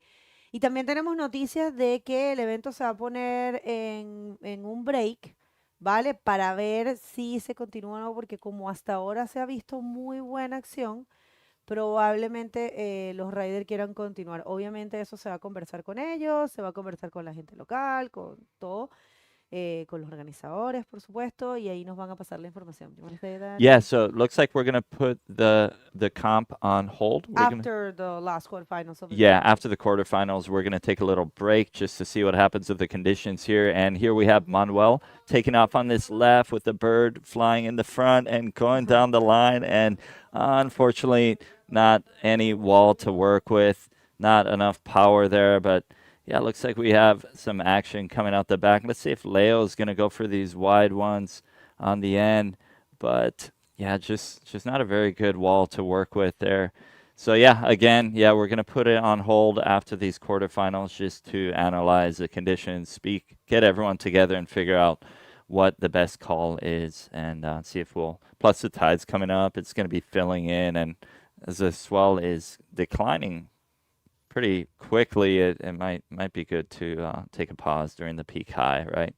And with these cloudy skies, I'm thinking, yeah, it might stay glassy for a while. Kind of like yesterday, it was sunny, and it actually didn't get blown out till pretty late. And there we have it, the Hawaiian Sami Moritino getting ready to head out into his heat and amped to get that 6th DK World title, right? He's aiming to do that, and he's often known as the final boss, right? He's the one.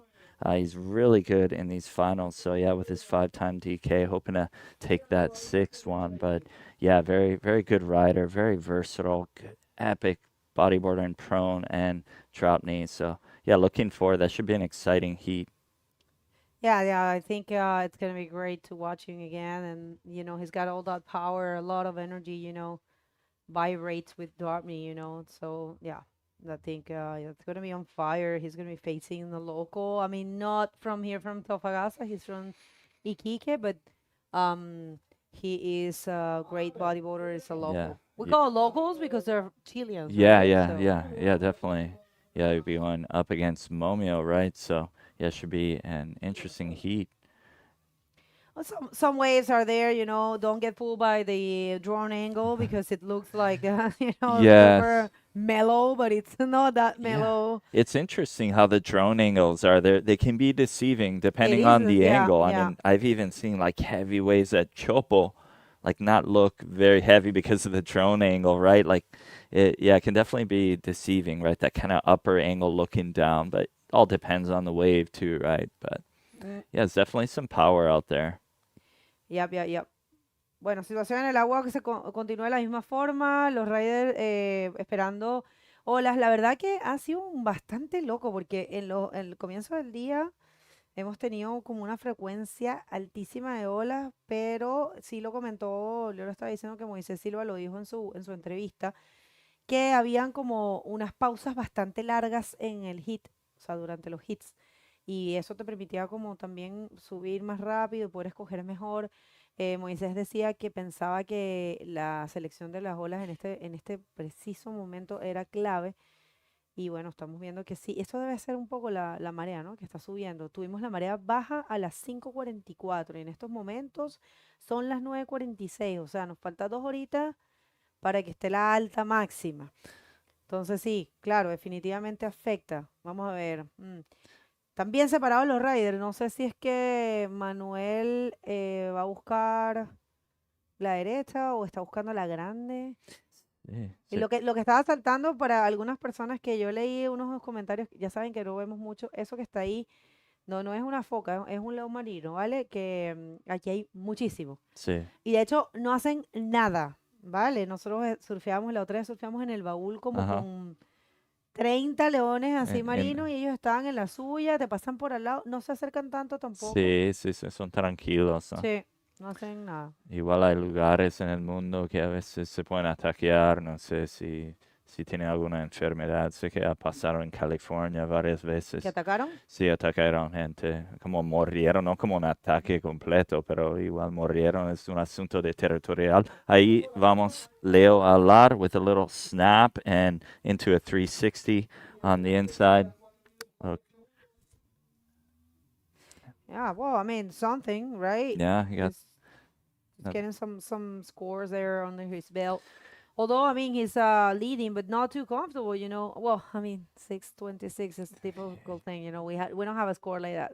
Yeah, it's gonna take a decent score, right, for Manuel to snag that first position away from Leonardo Alar. But yeah, it's just there's the competitors area. Guys are getting amped, getting their exercises in, right? I believe, is that Jerico? Yeah, getting amped. Yeah, practicing that pop-up, that DK pop-up, right? So you've seen that some people use the hands at the same level as the riders pop-up, of the surfers, I'm sorry, pop-up, but stand-ups. And some others, they just leave the front hand on the top of the board, on the nose, and kind of push with the back hand. Yes. And that's how they pop up. For me, it's like the stand-ups, you know. I use both hands. Okay. What about you? Have you drop? Yeah, I used to drop knee. I never got that good at it, but yeah, it's fun. I think I kind of put one hand back, you know. But yeah, everyone's got their own strategy, right? Yeah, but it looks like probably that strategy, putting your hand back, it's easier. Yeah. I don't know. Yeah. It's I guess yeah. Might be my mistake. Might be because you take longer, I think, using both hands and put it in the middle of the board. Yeah. To pop up. Right. So little bit of low here. So that means that probably next hit is gonna be on fire because this is the classic, right? Yeah, one on, one off. You see that a lot, right? And the riders are just, I wish that set would have came during my heat. You know, it's all dependent on nature, right? So that is the element of bodyboarding and surfing. It's a lot of luck involved, right? Of course, strategy, but, you know, having the right waves come in where luck meets opportunity. So, yeah, just a couple minutes to go, right? With Leonardo sitting in a pretty good position with 9.25 and Manuel needing a decent score to get above him to get a 6.26. So that's going to be very tricky for Manuel. He's going to need a little bit of luck, right, to have a good-sized wave come in for him. But, Yeah, such an epic opportunity having a DK event, that one event on tour that's DK and determines a world title. So exciting, right? Whoever wins this comp is DropKnee world champion of 2026, which is awesome. Bueno, gente, 1 minuto con 24 y no les han salido muchas más bolitas. ¿Ah? ¿Cómo ha cambiado este lugar? Qué locura, de verdad es impresionante. Una es un lugar ahora y es otro lugar en el hit anterior y en el hit pasado también. Salían unas masas gigantes de agua y unos olores. Aquí está Luis. Y yo creo que los riders están remando. Estaban buscando, aquí viene Manuel Cepeda. Vamos a ver, Manuel que está buscando un 6.26, bonito floater. Y concreta un giro. Wow. Mira, no va a ser tal vez un 6.26, pero va a tener algo más que el 2.9. Pero yo pienso que probablemente tenga más que el 3.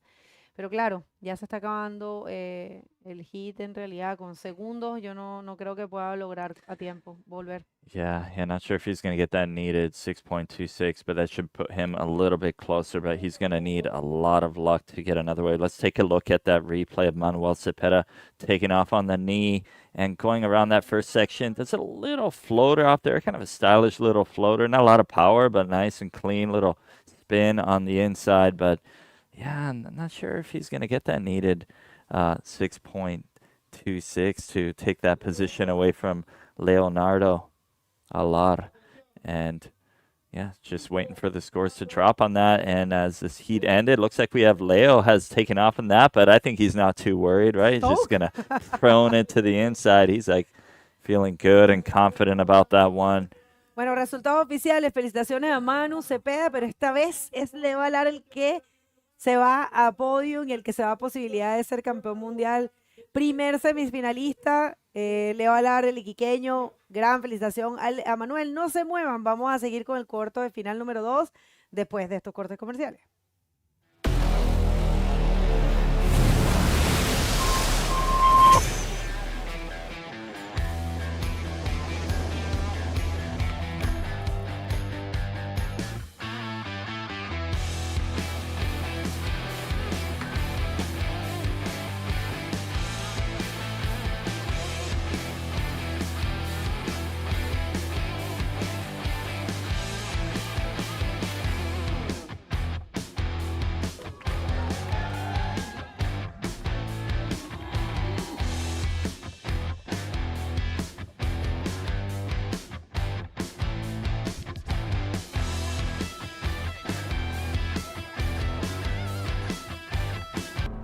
Antes de inventar la ampolleta, a Marie Curie le dijeron que la ciencia no era para mujeres. A Nikola Tesla nadie le reconocía sus logros. A Albert Einstein le dijeron que nunca llegaría lejos. Pero la historia nos demostró que cuando hay pasión y pones toda tu energía, los sueños se transforman en realidad.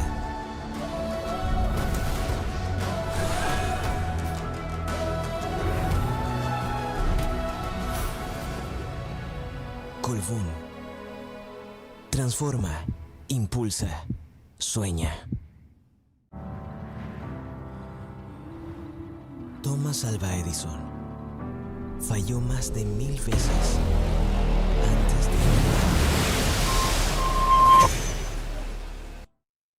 All right, everyone, welcome back to the 5th day of competition here at the 2026 Antofagasta Bodyboard Festival, and we are in the quarterfinals of the DropKnee division. Loving this. Quarterfinal number 2. Let's hit the water. We don't want to take more time. It's actually two amazing riders in the water. A local, not from Antofagasta, but Chilean, Gabriel Brantes in yellow, facing no one else than our 5 times world champion, Sammy Moratino from Hawaii.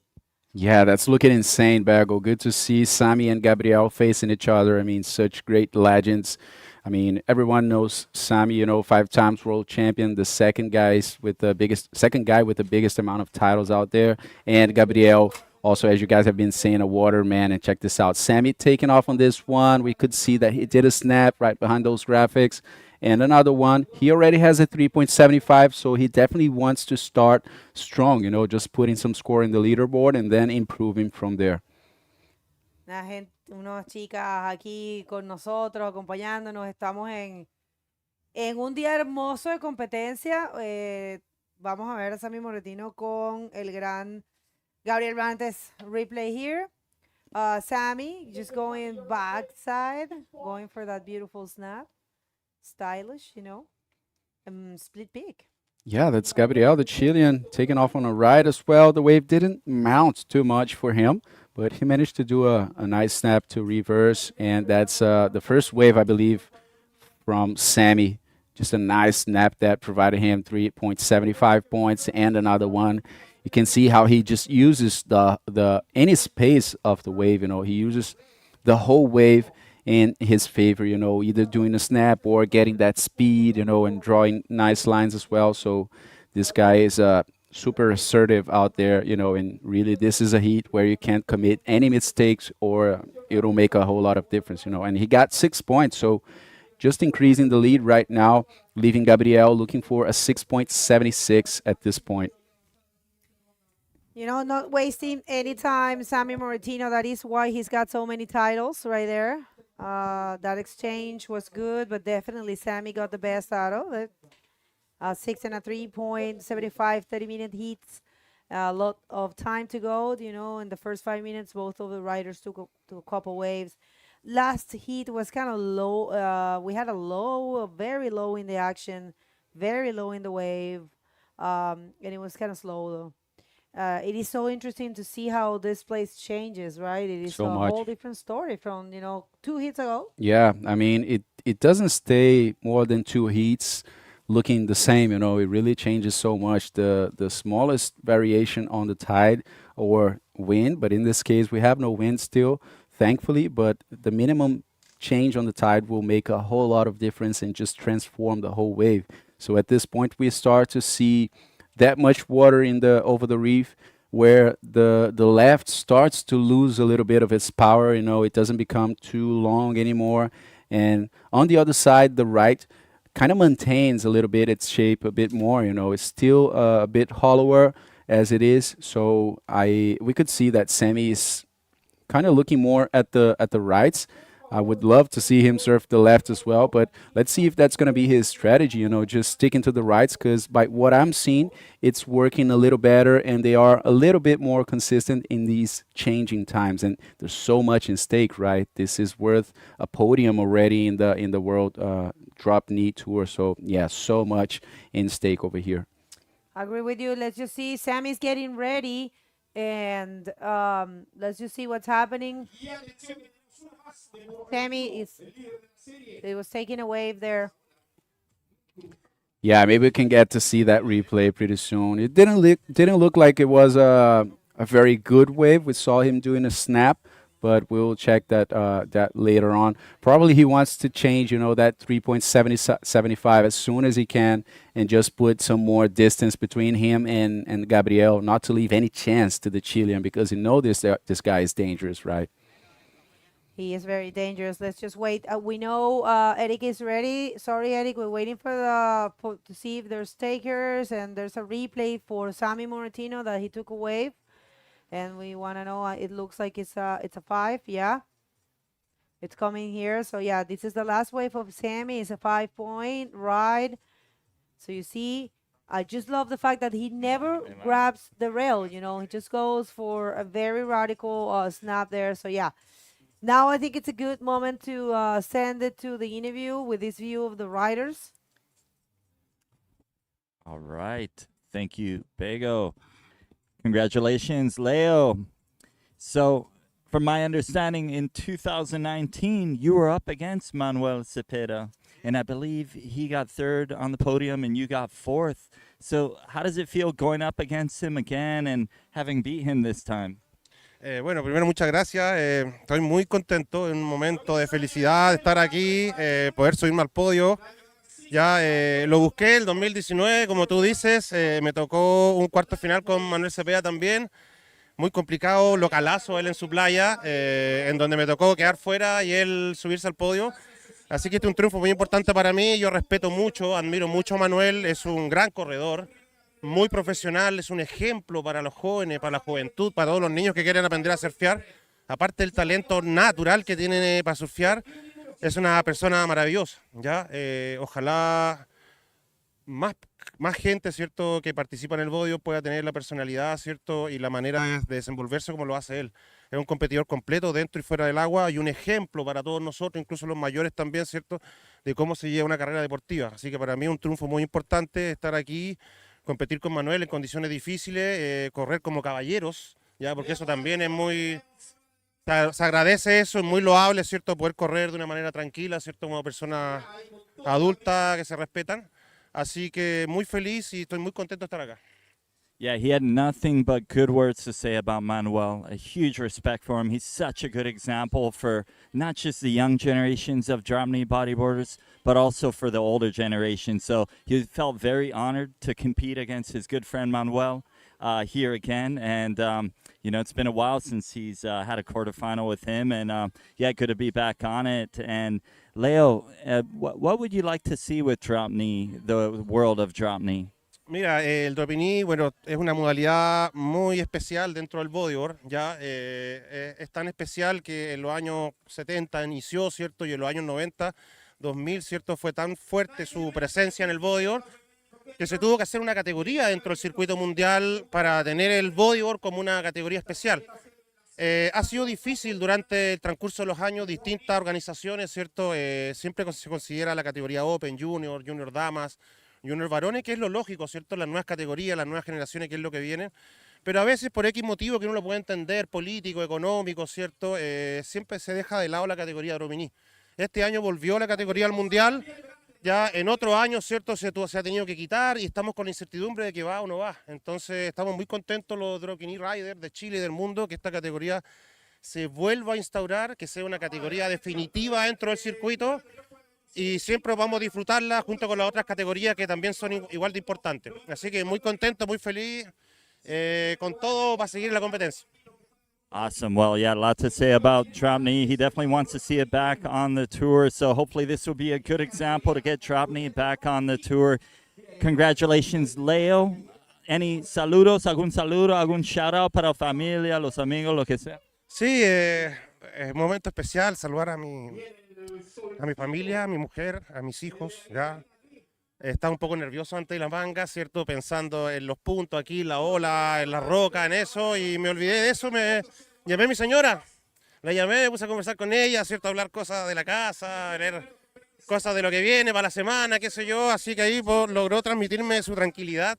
Así que estoy muy contento, este triunfo para ella, para mi familia, y estoy muy feliz de estar acá. Muchas gracias a todos. A mi auspiciador también, Interstore, el núcleo limitado, Gonzalo Gil, con los mejores implementos del planeta para hacer bodyboard, así que estoy muy feliz. Vamos. Felicidades. Congratulations, Leo. Back to you guys. All right, so a lot of action in the water while we were on the interview. And take those waves, man, it's beautiful.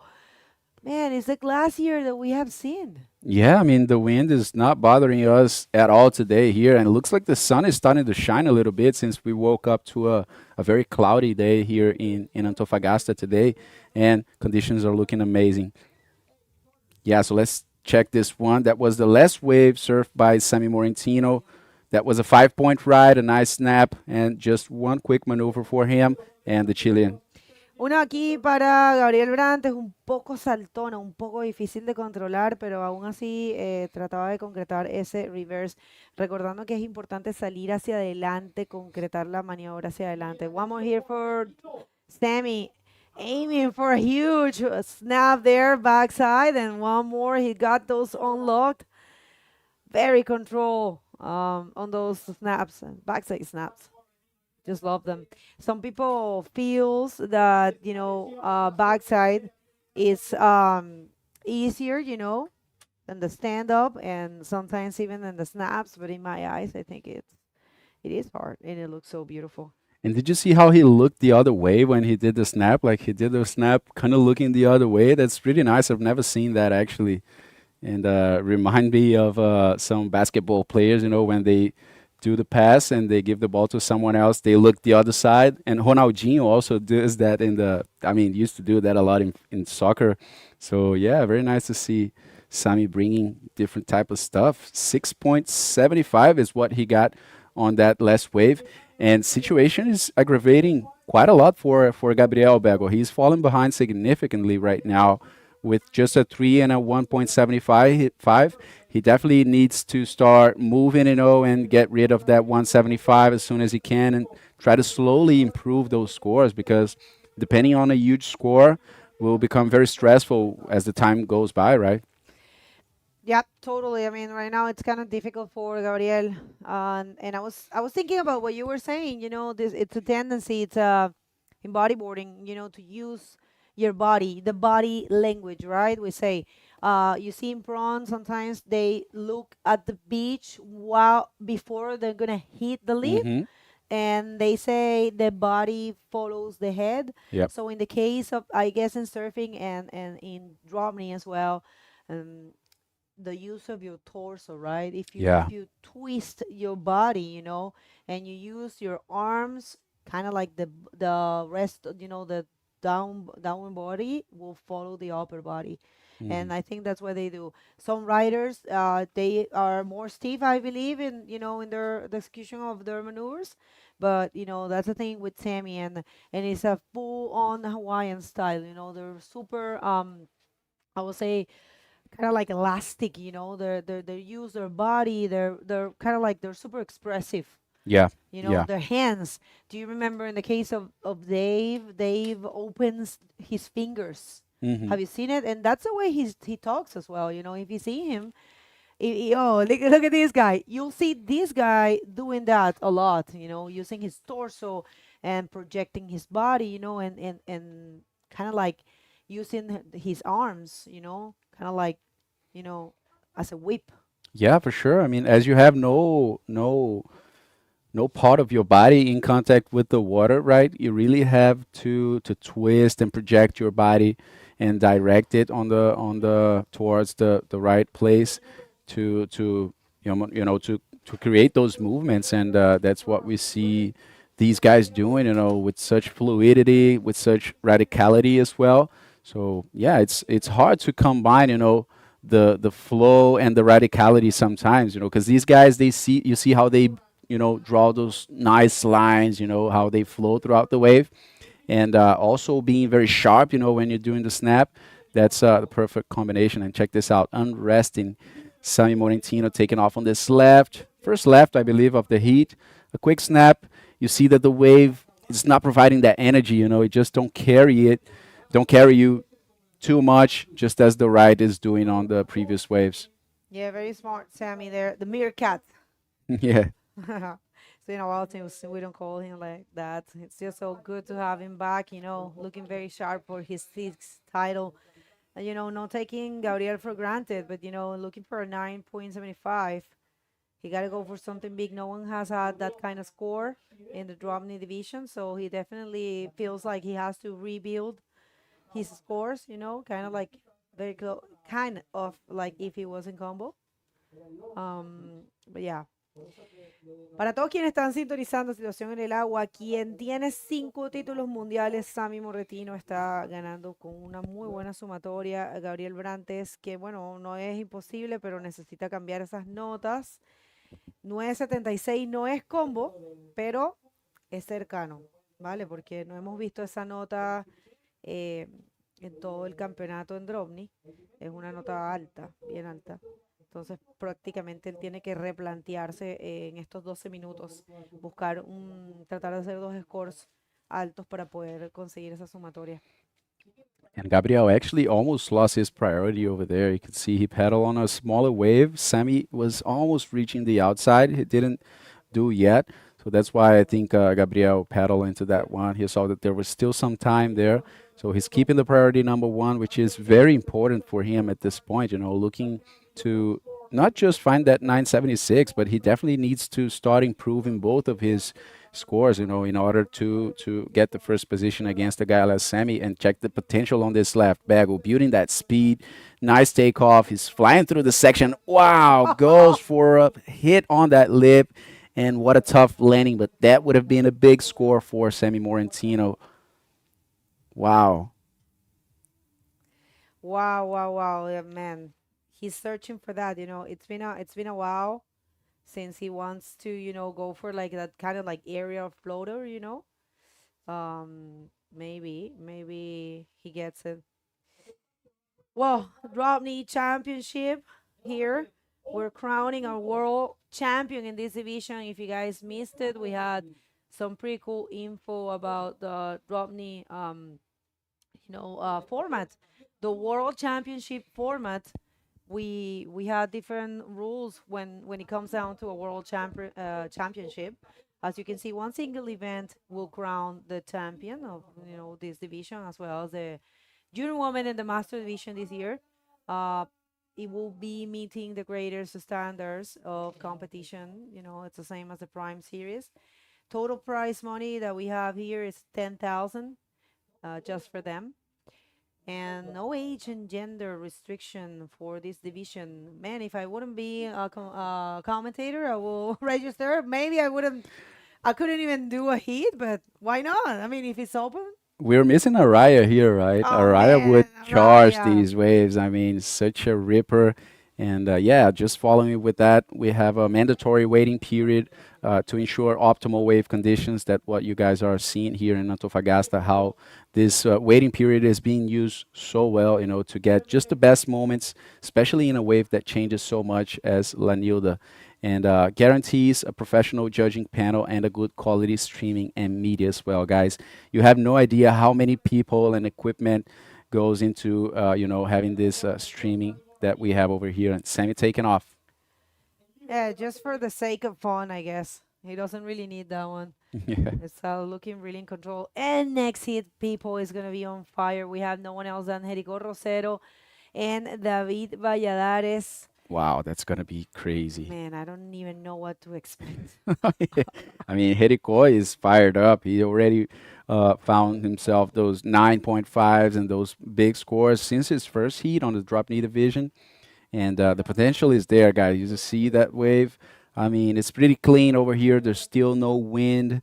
The swell size is pretty good. You know, it's just not too big, because when it gets too big over here in La Nilda, it's just too much. You know, this spot doesn't handle those huge swells, and it's not that small as well. So we don't have like waves just peaking up and disappearing. It's perfect right now, and just a bit slow, but there comes the Chilean after a long rest. He goes for a nice carving reverse on the lip, throws one more quick snap, and that's it. Definitely he's going to change that 175. He's going to improve his situation, and he has been, he needed to do that for quite a while ago. But yeah, just waiting for something better that didn't really come. So Gabriel started moving a little bit more. All right, everyone, 8 minutes. It looks like super, I would say, comfortable for Sammy Morentino there, you know, just winning this heat in a great fashion. Last wave of Gabriel is a 6 now. I mean, he's looking for a 676. Now he could be back on track. Let's see Sammy and this one. Yeah, this is the one that he couldn't land. A beautiful floater there. Oh, man, that would have been a huge score. Probably would have seen a 10. We could have, yeah, we could have. That was very, very close. Y con esta ola, atención, con esta ola el capitán se pone de vuelta en posibilidades de conseguir esa clasificación. Esta es una ola de 6 puntos para Gabriel Brantes y le da un poquito más de respiro. 6.76 es lo que ahora está buscando Gabriel. Ya tiene como, ahora sí tiene una ventanita, ¿no? Si no cambia los scores, está un poco más difícil, pero ahora sí hay oportunidades, ¿ah? And he definitely needed to start putting some pressure in Sammy. You know, you don't want to leave this guy out there just surfing by himself, you know, with no pressure. Otherwise, he'll just build a castle for him inside this heat. I mean, especially with so much in stake. I mean, we're 2 heats from the final. I mean, we have this heat, the semifinal, and then it's the biggest decision of the year, right? It's not just one event; it's the whole DropKnee 2026 World Championship. And David Valladares I'm loving that vision, man. from Canary Islands, from Venezuela actually, but representing Canary Islands, it's Look at getting Jericho, ready. He's praying there. Yeah. I was thinking, such a different vision, right? I mean, David probably is concentrating and focusing on the waves, and Jericho is more focused on going to his inner self, connecting, different things. It works. We can't say what works better because it's just depending on the person, right? And I just loved the Armides words, that he said that he has been sitting and actually he has not been free surfing too much. Hmm. He has been taking the time to analyze the place, to watch others surf, to see what it breaks, where should I go, where shouldn't I go, what should I do, what is he doing, And I think that's a pretty smart strategy. And like I said, depending on the person, but oh, there's a wave. No, not really. Yeah, he was out of place there. But yeah, now situation 5 minutes and 26 seconds after that last wave of Gabriel Brantes, he opened a door. A possibility. Now he needs a 6.76. And next heat number three, I'm sorry, of quarterfinals. It's entering the water. Big battle. And the last heat is looking amazing as well, right? Two Reunion Islanders, Amaury Laverne and Fabian Tazar. Check this out. Gabriel Brantes just trying to get one more wave under the priority there, not really being successful on this one. We're seeing very clean waves, And yeah, the fact that Gabriel Brantes was sitting there for so long, I think that didn't really help him at all, Of course, everything can change at any moment. That's the World Tour, guys. But yeah, Sami was just improving, his scores. He was sitting there with no pressure, and Gabriel took kind of long to find himself that 6-point ride. And we have been seeing a few more waves, coming by that can provide that type of score for Gabriel, at least to put some pressure on Sami. But yeah, the Hawaiian is sitting out there with the priority number one, and now we are seeing Gabriel starting to fall into that pressure zone and moving and looking a lot at the waves and seeing every wave that goes by to look for an opportunity. But there's just 4 minutes, so let's see what happens right now. I'm pretty sure Sami will use that priority, to try and avoid Gabriel getting at least a very good wave. All right, so now it's getting a little bit stressful for Chile, for Gabriel right there. Let's see if he can advance, if he can do something, here in this last 3 minutes and 40 seconds. Gabriel Brantes is looking for a 6.76. And right there, Sami using priority, bouncing. He didn't even put the knee stance on. He just blocked right away. Yeah. I mean, it's a tool. Yeah, and now there's a window for Gabriel, because he has 3 minutes. It's a 6.76, guys. Let's put our feet on the ground here, and that's not a huge score.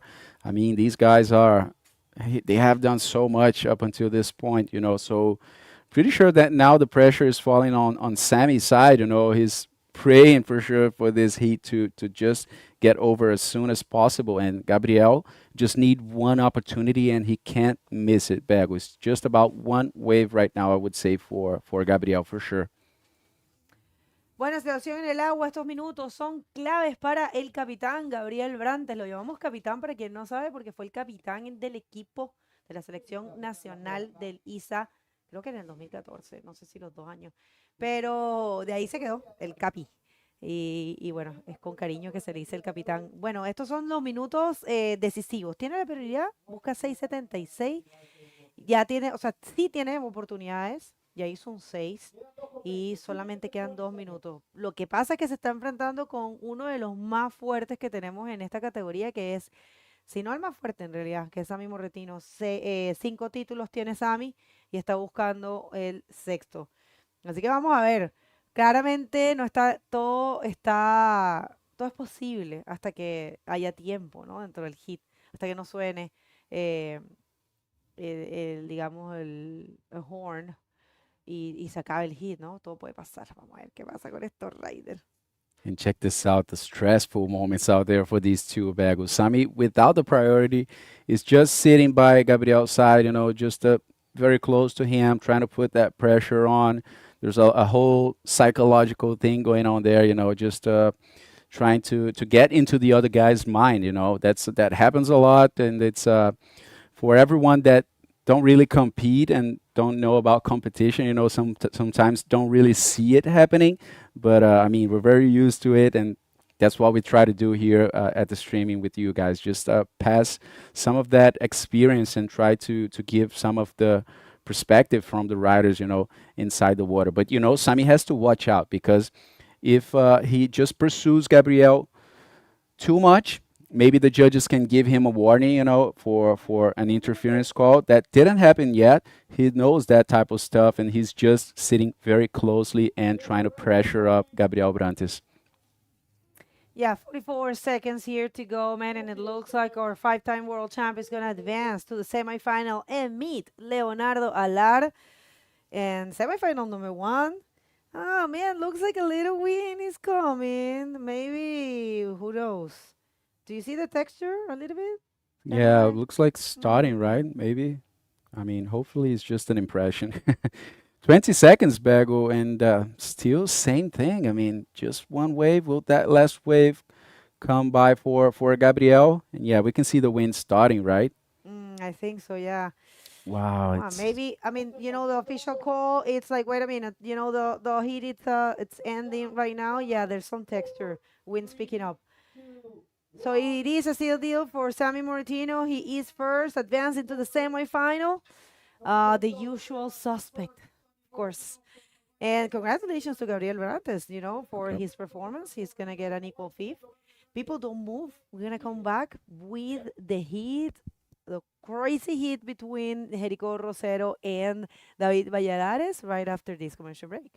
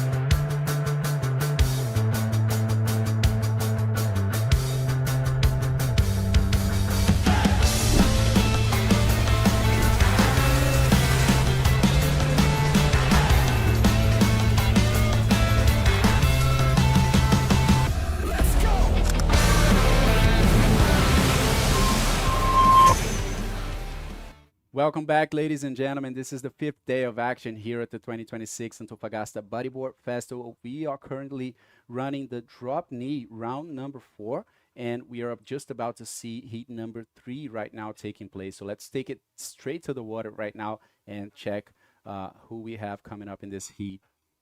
Yeah, so it should be an action-packed heat with 2 islanders.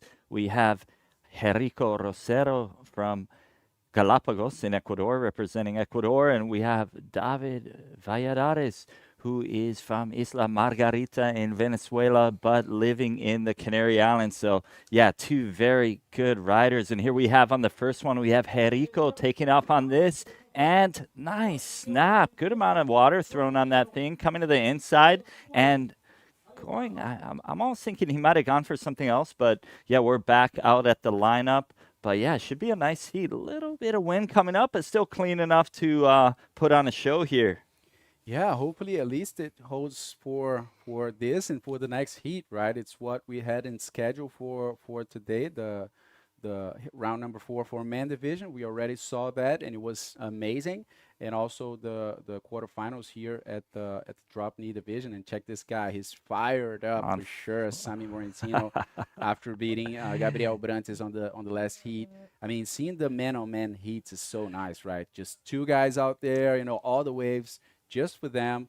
They have more opportunities, and since this can be a very inconsistent wave, this is such a good factor for them, right? Just being two guys out in the water. Yeah, it definitely helps to have that man-on-man style in these quarterfinals and just keeping the guys out. But let's take a look at this replay, Lucas. Yeah, that was Jerico Rosero taking off on a good long left, just getting a lot of speed and boom, throwing so much water in that snap. Beautiful maneuver with so much control over the board, and just to get a 7-point ride, and what best start can you get from a heat other than that, right? I mean, such a good start for Jerico, right? Nice 7 points on the scoreboard. So yeah, I think it was a great start for him, not even 5 minutes in and getting a solid score there. So yeah, Jerico's on fire already. So yeah, should be some action going down with David sitting out there waiting for a set. And here we have Jerico taking off on another one already, right? Going to that inside, little reverse off the takeoff, and he just decides to forfeit, taking it to the inside. And what do we have here, Lucas? Davi out the back, just pulling out of this one. He was seeing the potential, but then the wave just changed a lot right in the end. And you can see the wind starting to affect the waves, Hopefully it stays like that. I mean, if it doesn't get too strong, we'll probably have still the waves with good shape in there, but we might start to see those lip sections starting to crumble a bit more, right? And that's not good for the athletes. But that was the last one for Jerico. You can see he takes off, the section kind of crumbling over him, a little bouncy, and he wasn't able to do that really powerful maneuver in the first section where he had that speed. Anyway, it's a 3-point ride for him, and David Valladares is falling back a lot right now already, 5 minutes into this heat. Yeah, he knows he's got a good amount of time, right? Good 25 minutes left. So I think he's being choosy in the beginning. It looks like he's waiting for the right ones, right? So yeah, just wants to make sure he gets a decent score on there. But yeah, there's different riders have different strategies, right?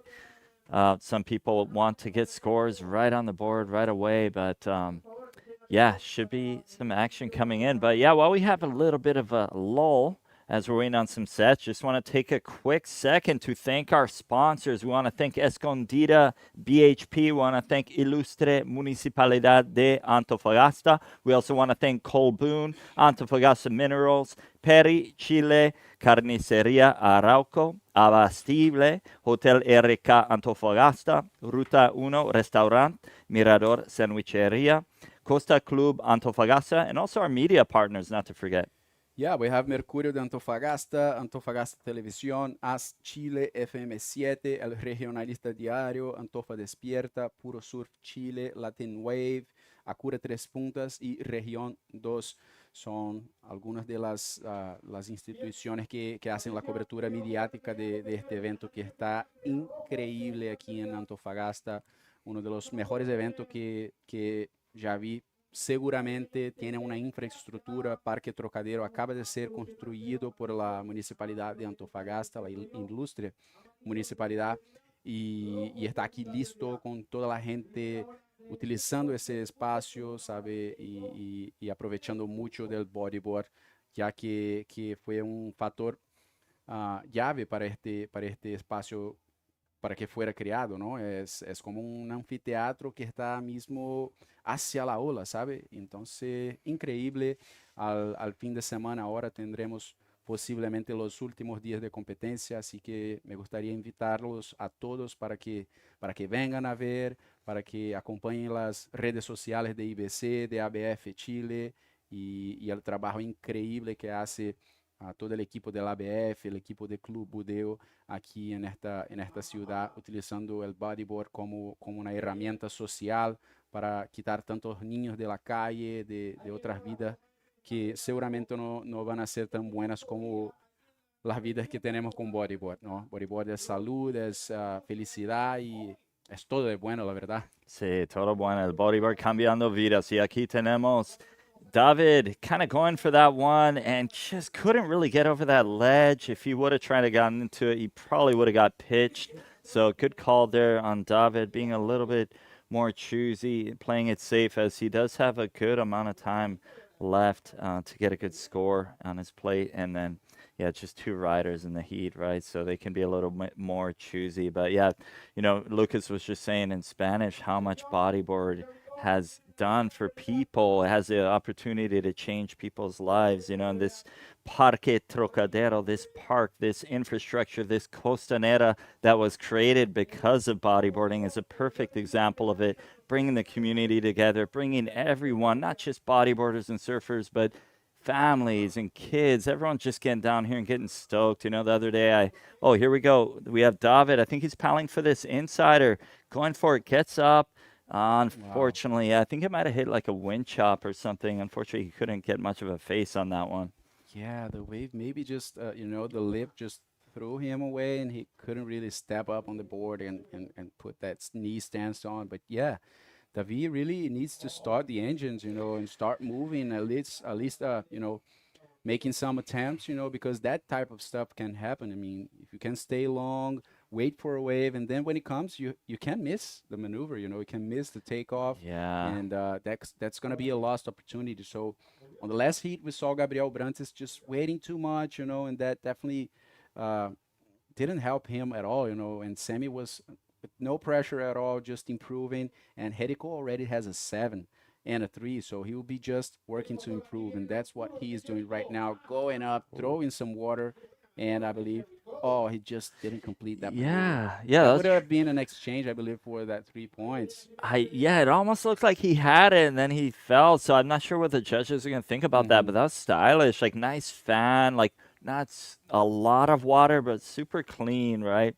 So, yeah, not sure how much of a score he's going to get on that, but I don't think he's too worried right now with two, you know, a pretty good score and then so-so kind of score with the 3, but, you know, sitting with 10 points with David trailing behind, needing a solid score to get ahead of him. Well, I guess he did get a score on that. He got a 5.75, and I was a little bit hesitant. I was like, did he land that? You know, I almost felt like he bailed a little bit too early, which could have possibly seen as a non-complete, but let's take a look at it in the replay. So let's take a precise look at it, and that was a complete move. So yeah, just did that snap, released the rail, and yeah, he made that. Just, you know, hit a bump after that, and then he fell from the bodyboard, but that was a complete maneuver for sure. And he gets a 5.75, so that's what we're talking about, you know. Now David is in combination land. I mean, 12.76 is what this guy is looking for, so definitely a lot of pressure on his shoulders, you know, with just less than 20 minutes remaining. Let's see if Herico is going on this wave so we can hear from Sammy Morentino, winner of last heat. Looks like there's one more wave incoming. I'll ask Bago to just wait a little bit more on that because we're seeing David looking at that wave, and there he comes. Takes off. Nice steep barrel. Good wave for David Valladares, and comes out of this one, but then falls from the bodyboard. But wow, but that was a made barrel. I mean, he came out of that thing, and definitely he's going to get a few points for it for sure. But I think that now it is safe to send it to the interview with Bago and Sammy Morentino down at the beach. So Bago, please bring it on. Thank you so much, guys. Lots of action there. We understand. Sammy, I mean, we notice your style. You don't really grab your rail when snapping. Can you tell us a little bit about it? Yeah, growing up in Hawaii, we don't really grab our rails. It's just kind of how we learned. Try and ride it more like you're doing a big, wide open carve on a surfboard, you know, like, but yeah, I don't grab the rail. It's kind of shows lack of control to me. All right, so I want to ask you, who do you think is missing in this event? Who would you like to have competing here with you? People that aren't here, I'd love for my fellow Hawaiians to be here. It'd be fun. I'm the only one here, so getting kind of lonely. But yeah, you know, Jericho's ripping right now. If I had to choose someone to surf the final against, it'd probably be Amaury, just because it's be pretty historical, me and him to surf together, and then him being able to go be the only other guy than Kingy to win it. But yeah, that would be my ideal final, would be against Maz. And one last question. I don't know if you mind saying a little words for all the people. You've been very open about, all your, I say like the things you have been through. So how are you feeling right now, and what do you have to say about it? To if there's someone that is facing challenges in their life right now. Yeah, life's rough. It's never easy, and yeah, just take it day by day. Definitely just lean into your hobbies and the things you like to do in life, your passions, and yeah, just go day by day. Doing great. Congratulations for that. Congratulations for making it to the semifinal. Do you want to say something to someone? Yeah, just I want to thank my dad, Sam, back home for watching. Mahina's probably watching too, and then Birdman, all the fellow Hawaiians, Kuvika Kamai, Zayden Boy, just everyone back in Hawaii and around the world supporting me, and my sponsors, Trad Bodyboards, Tomba Surf Company, Black Mountain Surf Wax, and Boogie Land family. You Doing great, my friend. Best of luck for the semifinals. Back to you guys. Yes, Thank you, Bago. So good to see and hear from Sammy, always putting on a show here. I mean, anywhere he goes, I mean, this guy is so solid. And yeah, he's been through one more, and now it's has his place on the semifinal, right? So good job for Sammy winning most of his heats, if not all of them so far. Yeah, Sammy's definitely killing it. Super entertaining rider to watch, right? When you know Sammy's coming up, everyone's going to be glued to the screen, right? Just super entertaining. But yeah, situation right now. So yeah, we still have Henrico in first place with a total of 12.75 and 2 scores, a good 7 and a 5.75, with David Valladares trailing just behind him, needing a pretty solid score, like a 8.01 to take that out. But yeah, I think he got a 4.75 on that barrel that he made, right? But yeah, let's take a look at this replay of Henrico coming down the line, and snap right there. I think that was that same one we saw earlier where he pretty much landed. But let's take a look at this. That's a 475 for David Valladares. A very nice barrel. It wasn't a set wave. It didn't have much size to it. And right after coming out, he fell from the board. But a good 475 for him, and Henrico out the back, also building some speed and going all the way up. That's a beautiful execution there. And then just nose diving after that section as well. Yeah, a few maneuvers have gone down where they're kind of like questionable whether they completed it or not, but I guess they were marked as completed. So it looks like we had David kind of pearled on that one, and that upcoming win. That was Henrico. Oh, that was actually Henrico. Yeah, that zoomed out screen made it hard to see, but yeah, definitely that upcoming win is making it a little bit more challenging to get up on the knee, right?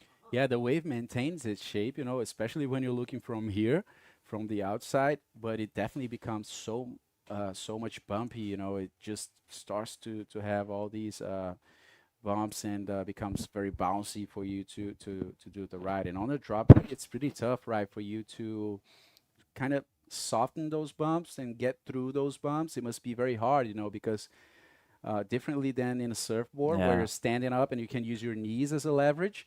In this case, the guy is just with the knee on the board. Yeah. You can the part where you have your foot on the board, you can even like smoothen the impact a little bit. Yeah. But the part where you have the knee is just straight, right? Yeah. So you have to absorb all that, and sometimes it just launches you, or even you can even nosedive as well. So pretty tough. Yeah, bodyboards tend to not really stay glued to the wave as much as surfboards, so they're more susceptible to those chops and those bumps, right? So here we have David taking off on this one, aiming for that inside section, and unfortunately that thing just shut down, right? Just not clean enough. That wind's having an effect on it, unfortunately.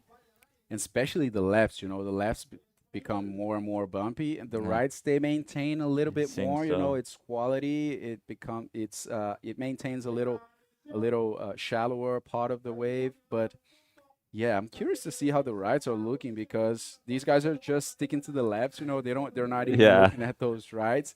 I mean, just using their strengths, and focusing on it. Just at this point, it's so much in stake. I mean, this is not just a heat and just a contest, guys. This is the DropKnee World Championship over here taking place in just one event. So every second, every heat is so precious for these guys, and any minimal mistake can compromise the whole thing, right? Yeah, it's all or nothing, make or break, right? And so much pressure going down. The only DK event on tour and the opportunity to take 2026 DropKnee World Champion, right? It's just such a epic thing to achieve, right? In just one event, right? So pretty exciting. And just to let everyone know, we had confirmation that we are finishing this day after heat number 4. That's the following heat. We'll have Fabian Tazar facing Amaury Laverne, and then we will call it a day, and we'll let you guys know when we will have the next check-in tomorrow or whatever day it is. So make sure to follow all the IBC social media, also the ABF Chile social media. You guys can find us on Instagram. You guys can go to the IBC World Tour websites. I see a lot of people asking who's going to go in the water next. I mean, the progression of heats and all of that, where that is. And you guys just have to go to ibcworldtour.com. That's the website. You guys click on the green bar on the bottom of your screen and click on Watch Live. And then you guys will have access to all the heats, the progression, all the heats that already happened, the heats to come as well. And yeah, all of that information regarding the World Tour. Yeah, be sure to check out the calendar as well, the upcoming events on tour, and also be sure to check out our top 16 rankings. But yeah, I'm thinking that next heat should be exciting because we have 2 very good DropKneers that are from Reunion Island. So they're both from the same island. So that should be exciting. Yeah, that's pretty good. I mean, I wish I could speak some French, to call everyone from Reunion Island. But yeah, guys, anyone who understands English, I mean, that can share this live stream with all of your Reunion Islander friends, and I mean, everyone in the world, right? Everyone loves Amaury, Fabian as well. Is such a great guy. And it will be a clash of titans, It will be nice to see these guys. For sure, they are right now in the outside just watching this heat, and trying to see how to adapt. We are seeing David trying to do that in the inside right now, trying to, figure something out. He hasn't been so as successful as Jericho has in the heat. So pretty sure that Amaury and Fabian are just trying to figure out what they have to do different to try and be more consistent in the heat, right? Yeah, that's the way to do it. Just sit out there and study, figure out what these guys are doing wrong, what they can do better, and just getting ready for it. I'm sure they're up there on the competitors' stage, just really analyzing what's going on and where the sets are breaking best and how to avoid these. Yeah, it's just tricky out there with that oncoming wind, right? That little onshore, but I'm sure they'll do a great job and make the best of it. But here, let's see. I think we have someone paddling for this one, and that's David taking off. And yeah, I kind of managed to get through that first choppy section, but unfortunately, just no wall to work with. With this higher tide, it's just fading out really quick, right? I think it's peaking high in about an hour. I think a little over an hour, it's gonna be peaking high. Yeah, and if you don't get enough speed on a takeoff, you're probably not gonna get afterwards, right? So we saw that David kind of tried to insist on that wave. He didn't get enough speed on the takeoff, and yeah, with the left fading as it is right now with this tide, you definitely have to enter the wave with a lot of speed and then just do one expressive maneuver, right? Because the rest of it definitely doesn't hold the same potential as that first part, at least for the left, and at least for this moment right now with what we are seeing, right? Yeah, I think with the current conditions, it's kind of like a one maneuver kind of thing. There's not really much room for combos, right? I mean, earlier, like an hour ago, it's kind of lining up toward the inside. There's be some sections to hit on the inside, some walls to snap. But yeah, right now, it's just get that maneuver in, it seems, is probably the best strategy right now. But yeah, just 8 minutes left on the time, on the clock, with Jericho still sitting on top with 12.75, and David needing a pretty solid score, needing a good 8.01 to take that first place away from Jericho. So I'm sure things are starting to get a little bit stressful for David right now. Yeah, pretty stressful, I think, because besides everything, besides needing an 8.01, which is an excellent score, and we didn't see that in the heat. I mean, throughout the whole heat, we didn't see that score. The biggest one was a 7 by Herico. And besides all of that, Herico has priority number 1, right? So especially when you take it into account that it is a man-on-man heat, the priority thing can be so important, especially in the last minutes, right? Because the guy will just sit on your side, and whatever opportunity comes by, whenever he sees that you have a potential of getting that score you need, he will go, he will go either to block you or Yeah. to get the opportunity himself if he's in position, right? We just Yes. saw Sammy doing it on the previous heat. So Yes.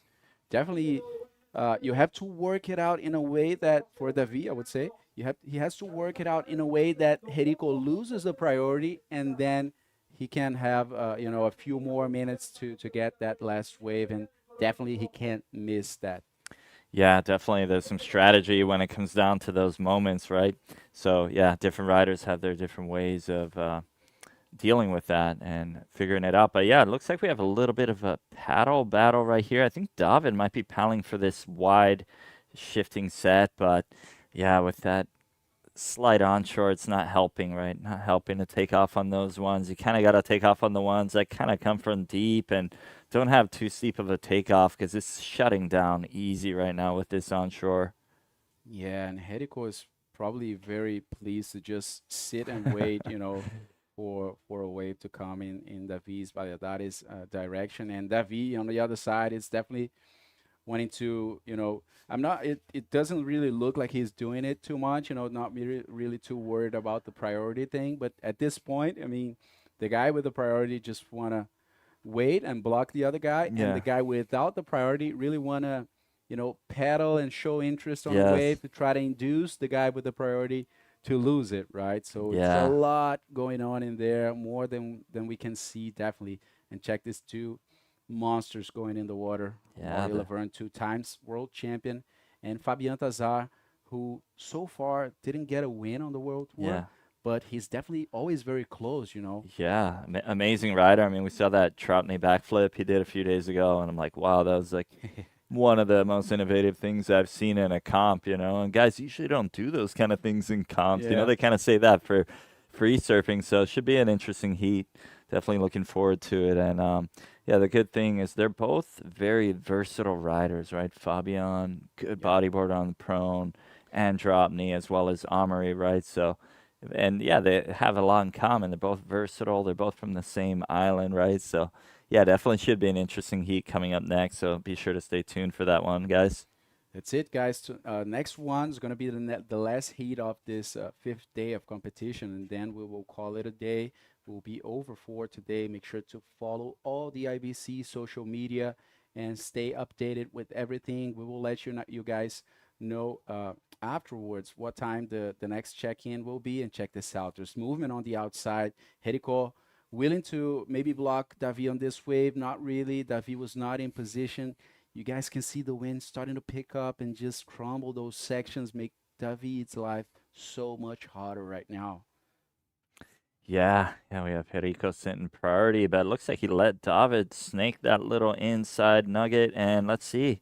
Wow, nice little snap, and let's see if he can recover. Unfortunately, could not get through that, but yeah, looks like we have Herico on an outsider. Let's see if he gets this, Lucas. Yeah, there he goes. He takes off on this one. Let's see if that's going to be a good wave. A lot of speed. He goes up, throwing that reverse, just falling a little bit behind, and I'm pretty sure we're going to see a paddle battle right now. Yeah, right now, paddle battling for that priority. Herico just paddling very strong, to try and get to the outside. Looks like Davi's paddling to the right. So, yeah, looking from the outside view right now, can't really see. Yeah, Davi's not very into that. I think it's just being very, very slow in the heat, right? Yeah, he's being very choosy, but he doesn't have much time to do so right now. It's just 3.5 minutes, just under 3.5 minutes. So, yeah, things are definitely getting stressful for David, right? He'd need a super solid score to, snag that first position away. Let's check out that replay, Lucas.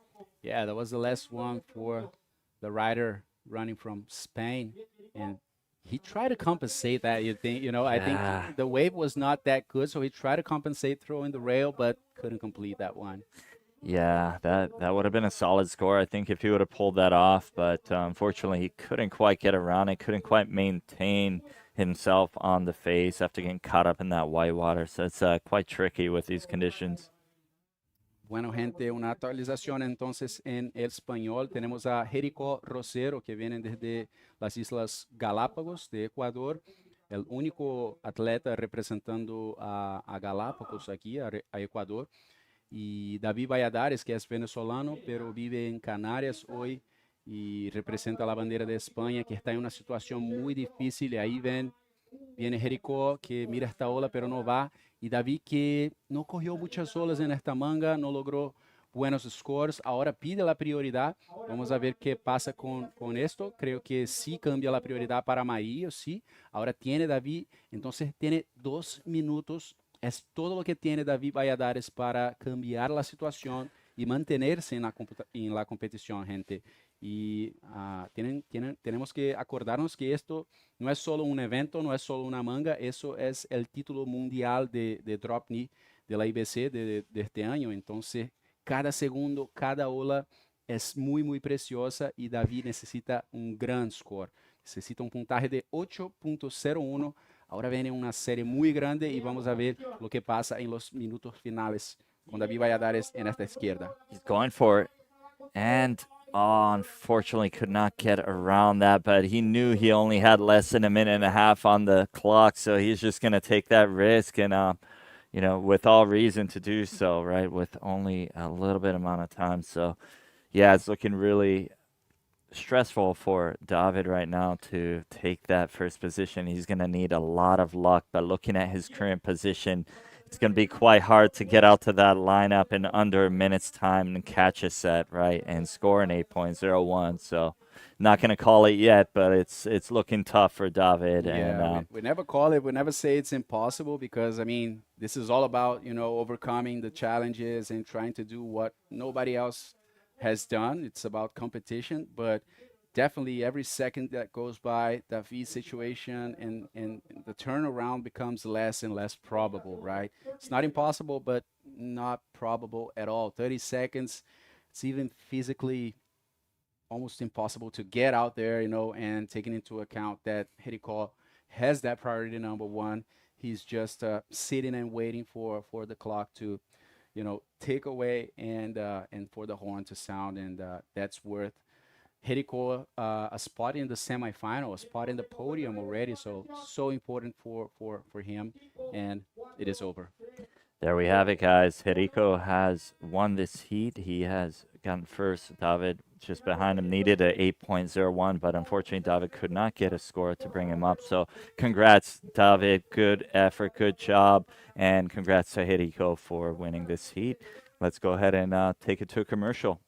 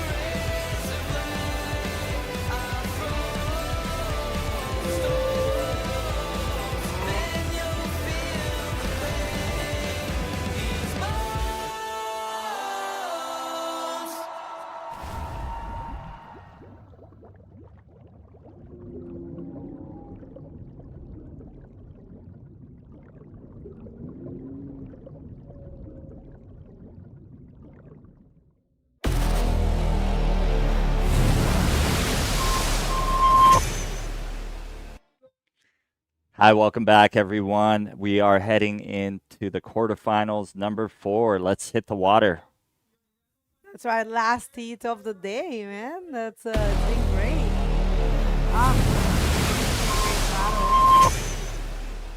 For sure, there you have it. It's Amaury Laverne in the red, facing Fabian Tazar in yellow. Quarterfinal number 4, and 28 minutes. That's 30 minutes. You know, we were actually having second thoughts about continuing or not today, you know, because the conditions were good. But check this out. It's, yeah, not happening. Yeah, a little bumpy takeoff, right? Someone that's tricky on the knee, right? You need all that clean face you can get, right? It's just, you can see with the onshore and the rising tide with the backwash, it's super technical to get up on the knee and avoid falling, right? So yeah, it's going to be tricky, but there's still some action though. There's still a lot of potential out there. So yeah, and there we have, oh, Jerico, super stoked on having won that heat, right? Oh, is he in pain? Probably. No. He was before the heat, you know, he was super focused. I saw him kind of like meditating. He meditates a lot. Mm. I found you know, that as much as I speak with people that meditates, you know, I try to meditate. I used to. I don't do it anymore. Jerico Rosero. Yeah, good job. Whatever he did, whatever technique with meditation, it definitely seemed to work for him. So yeah, he put on a great performance there. And there we have some sets coming in. Unfortunately, these guys are kind of getting trapped inside a little bit, but they're doing their best out there. And a couple sets coming in, a little bit frothy on the insides. Well, let's see how this one unfolds. Two friends, two riders coming from the same place, different generations. Fabian is younger than Amaury, both of them from that beautiful island. And yeah, friends, good friends, you know. Let's see, Amaury is having a look to that left, I'm sorry. But yeah, things are only starting, but quiero decir un gran saludo a Ecuador y a todas las personas que están sintonizando, que sabemos que son muchas, porque Jerico es un trabajo muy bonito. También David, claramente. David surfea increíble. Pero bueno, Jerico logró conectarse más. Yo le comentaba en inglés aquí a Eric que antes de empezar el hit vimos dos situaciones, ¿no? Vimos a Jerico meditando y a David analizando las olas. Entonces como que eran dos formas de encarar el hit diferentes, ¿no? Uno a sus adentros y el otro preparándose con lo que había, ¿no? Vamos a ver a Fabián Tazar, backside in this wave. Oh, fortunate. Yeah, looks like the smaller ones are, with this rising tide, it's coming up so quick. The smaller ones aren't really providing that power to do anything with, right? So yeah, it's a little bit tricky conditions out there, but I'm sure these guys will make the best of it. So yeah, Fabian's got a couple waves under his belt with a 3.5, with Amaury needing a 3.01 to take position. But looks like we have a little bit of action coming out. Amaury taking off on this one and getting a little snap in there, kind of hoping for an inside section. But yes, again, with that high tide, it's not really providing a second opportunity to do anything right now. It's filling in quick, which is, you know, one of the reasons I believe we're, you know, besides the win coming in is one of the reasons why we're deciding to take a pause here.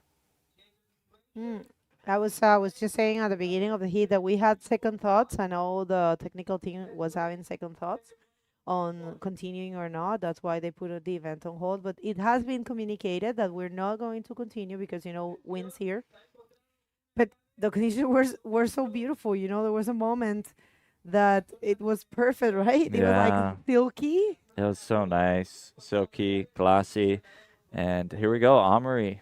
All right, let's see this one for Amaury Laverne. Kind of like a tricky takeoff, but yeah, it's getting tricky, you know. I think it might be a slow heat, but, you know, just trying to get some points. As you can see, a 3.01 for Amaury. He's going to get rid of that 0.5, not getting too much for sure, but at least a higher backup score. Amaury Laverne. Yeah, so let's take a look at that replay of Fabian. So yeah, just trying a little snap there, but just no power on the wave whatsoever. So not much to work with there as the tide's filling in and not just providing any wall at all. But yeah, a little bit of action coming in.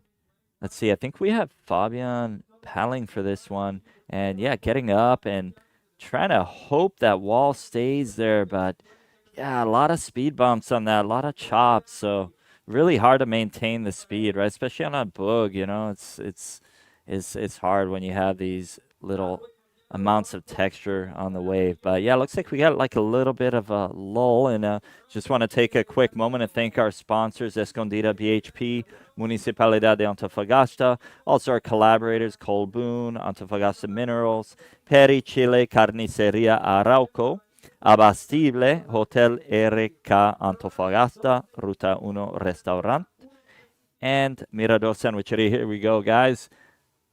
Amaury Laverne taking off in this one. Let's see, just trying to find some balance. And there it is. Some good I'm sorry.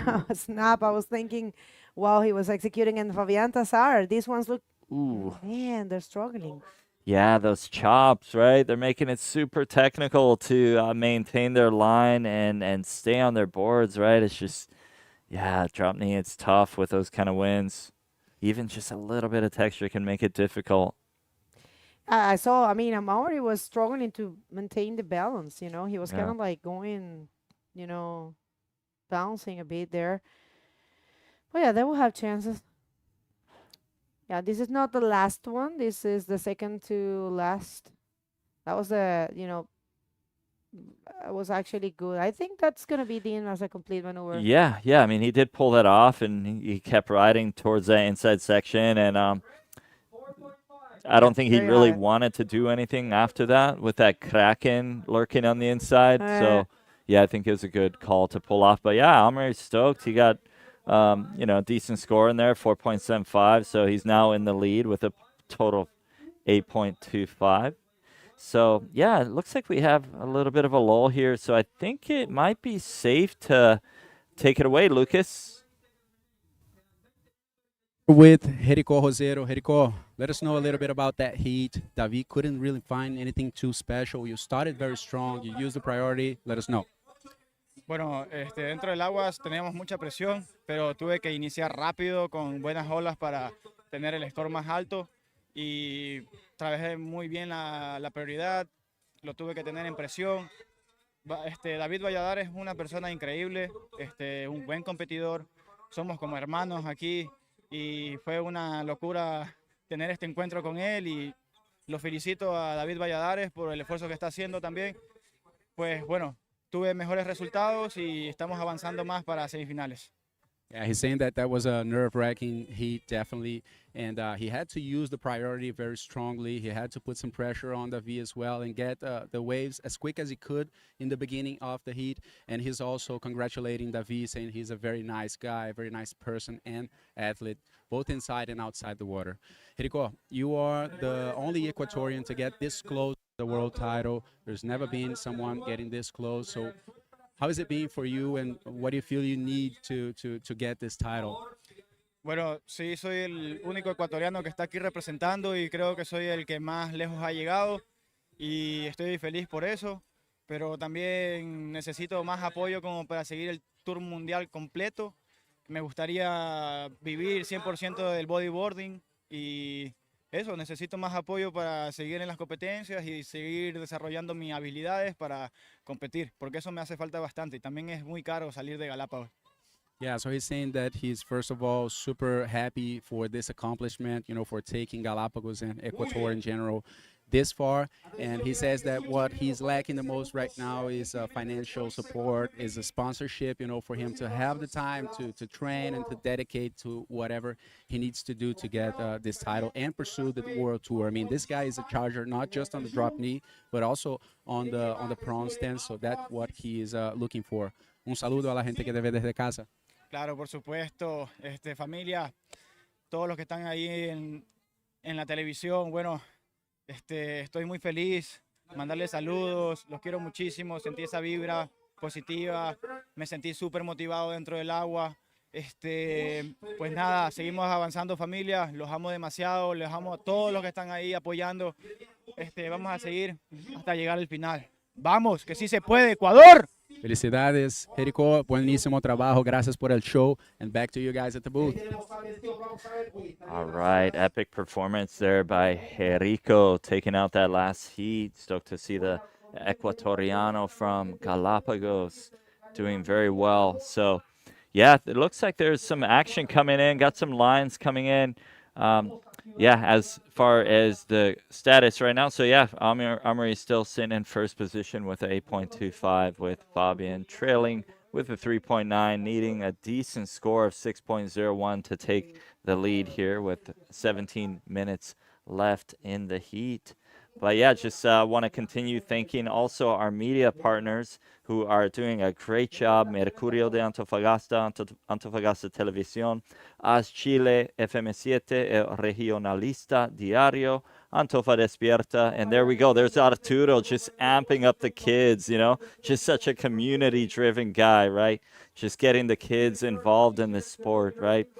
Epic thing he's doing. So community. Arturo has the people's gift. He does. He knows. He's very good with people. Yeah. Much like you are, Bagel. Well, thank you for that. You too. So you were saying the sponsors? Oh, yeah. I want to continue thanking our media partners, right? So El Regionalista Diario, Antofa Despierta, Puro Surf Chile, Latin Wave, Cura Tres Puntas, and Región 2. So it looks like someone might be piling for this. Looks like we have, I believe that's Fabian. Nice little snap right there. Threw a decent amount of water there. Kind of going for that inside. And again, these lefts aren't really giving you much more opportunity than one maneuver, right, with that tide coming up. And it's a fairly full tide as well. Look at the kids just amped to be here, right? Everyone's stoked, having a good time, enjoying this new infrastructure, this amphitheater that was created because of bodyboarding, right? With Arturo just stoked on life right now. You could see him so happy, right? Everyone's just having a good time. La escuelita, una escuelita, siempre vienen. Arturo siempre con el don de la gente, la verdad, haciendo un trabajo social espectacular. Y bueno, por supuesto, todas las personas que están detrás de Arturo también, porque no nos podemos olvidar que es un equipo. Replay here of last of Fabian, for me, the best of his. You know, slashing that one. There we go. That was a slasher, right? Yeah, in a great way. So yeah, waiting for that, I guess. That can be that score. Yeah, I wonder if that's going to get him that 6.01 that he needs. Not so sure, but yeah, some action coming in. Little outer reefer right there coming in from deep. And, oh, is that insider kind of barreling. And looks like Omri might be hoping to score this one. See if, no, I think he's going to be a little bit choosy, right? As he's in first position, he's taking his time to get another good one to beat his lower score of 3.75. But looks like we might have him paddling for this one right here. And let's see what goes down. Gets up on the knee. And a little snap right off the takeoff to the inside froth. And another little snap right there. And maybe going for a third one right there. And yeah, 3 maneuvers in one wave. Wow, right by the Kraken, right? Like that Kraken can do some damage. So yeah, that got to be, treaded wisely, right? So, all right, out the back, kind of a waller, right? I'm not sure if this is going to provide much for Fabian, but yeah, chop, right? Can't really get over that thing. But yeah, just the heat's starting to come down to over that second half. So yeah, tension starting to build a little bit for Fabian. So yeah, curious to see if that last wave of Omri is going to kind of beat his backup score of 3.75. So while we're waiting for the scores to drop, just take a look at this new park, this infrastructure created by the Municipalidad de Antofagasta. There we have Jerico with a little interview, just stoked on life, right? Such a humble guy, did a great job in that last heat, getting the kids stoked and amped. Look at that, just so much stoked. You know, it's good to see the community out here because of bodyboarding. Yeah, that's right. Okay, so we have some big scores. Robin there, last of red, which is Omori, is a 6 and puts him in a little bit of a comfortable place, not too much, because Fabian Tazar, he got a 5, and now he's looking for a 5.51. Let's see what happened here. There is a lot of time still, 12 minutes and 40 seconds. Remember, man, oh man, heats. The best hits, you know, with the fair play, where you can see them, you know, they can display their skills, you know, and how they use the competition tools and show the world what they can do surfing as well, you know, because they will have their chances. Priority is the most important thing here, and these riders, they have been actually using it very well, you know. So yeah. Last hit of the day, people. We have another check-in tomorrow. It looks like it's going to be at the same time. We are always coming here very early because it gives us time to, you know, analyze the conditions, and also because the tide is getting lower and lower towards the morning, right? So for tomorrow, it looks like low tide. Yeah, I'm not sure the exact time. I think it's like 6:30, 7 o'clock, yeah, something like today that. was 5:44. Yeah, yeah. So I feel like the tides are moving like maybe 30, 40 minutes ahead by the day. But yeah, I think the full moon was just a couple days ago. So we still have like a fairly full tide. But let's take a look at this replay. I know last time we saw the drone angle, but yeah, nice little snap off the takeoff. Going for a second one as this wave has a nice little inside wall. And he's even going to pull a third one right there, right? So yeah, doing that and then just pulling out right before the Kraken, right? So yeah, good little combo wave, which is good to see as it's not really providing much of that right now. So I think he had a good wave selection of choosing a wave that would give him that inside. All right, so here Fabian. Yeah, not much for Fabian there. But there we go. Spectators out there coming down, enjoying the show and this new park that was created because of bodyboarding. So here we go. Just 10 minutes left with Omri with a score of 10.5. Fabian needing a 5.61. But yeah, some action coming in, right? Looks like there's some lines coming in. So hopefully these will provide some decent shape. But yeah, some of these come in and there's just not really any wall to work with. But one more look to this last wave of Fabian. You know, he was just grabbing that rail, trying to get some momentum, right? Some stability. yeah, But yeah, not really much. too bumpy, right, Biggs? Yeah, it's kind of tricky at the moment. But you know what? He doesn't need that much. It's a 5.51. It is a possible thing. You know, they actually started with a great show, but we were not knowing that this wind was going to pick up. Actually, conditions were so good. Right now, it's No. 11:15 is super early. I'm Yeah. very happy that we started early today, you know? Definitely, Biggs. I mean, in the morning, I'm like, oh, it looks like it's going to be a glassy day, you know, with the fog, you know, usually tends to keep it glassy for a while. But ironically, today the winds picked up a lot quicker than yesterday. I mean, yesterday was sunny right in the morning, right at sunrise. So, and surprisingly, I think it stayed glassy till, I want to say like 1 or 2 o'clock yesterday. It was Yesterday, and actually, I think in the late afternoon, late Arvo. in the Arvo. sesh, Yeah. I think that they had a good session. Yeah, good surfing. I heard it was kind of clean. It was a beautiful Arvo. Yeah, kind of glassed off in the afternoon, right? It's just a little evening glass off, which doesn't happen too much in Antofa, from what I understand. I know Iquique is one of those places that's kind of nestled beneath those steep mountains, and it tends to have glassy afternoons more. I know you spent quite a bit of time living there, right, Bego? Yeah, 11 years. Wow. Yeah, Iquique is like super consistent in all terms. But yeah, no, here in Antofagasta you have very good waves, but definitely winds are More. the stronger winds here affect the wave a little bit more. It's more open, right? It's Yeah. open to the ocean, like completely fully open. All Definitely. right, situation in the water remains the same. Amaury Laverne looking, you know, we have Amaury's in the hunt for that double title, right? Even though, you know, I asked him many times and he says like it's not really he really would love to achieve it. Hmm. But yeah, I mean, I think what he really would love to do is to win, to take both wins, you know, as well as what Fabian does. And of course, he wants to get the title. Let's see if he can get the title with this one. Nice looking snap, continues, and one more there. So yeah, definitely a guy that is so dangerous because he's such a, you know, person that is in control of his life.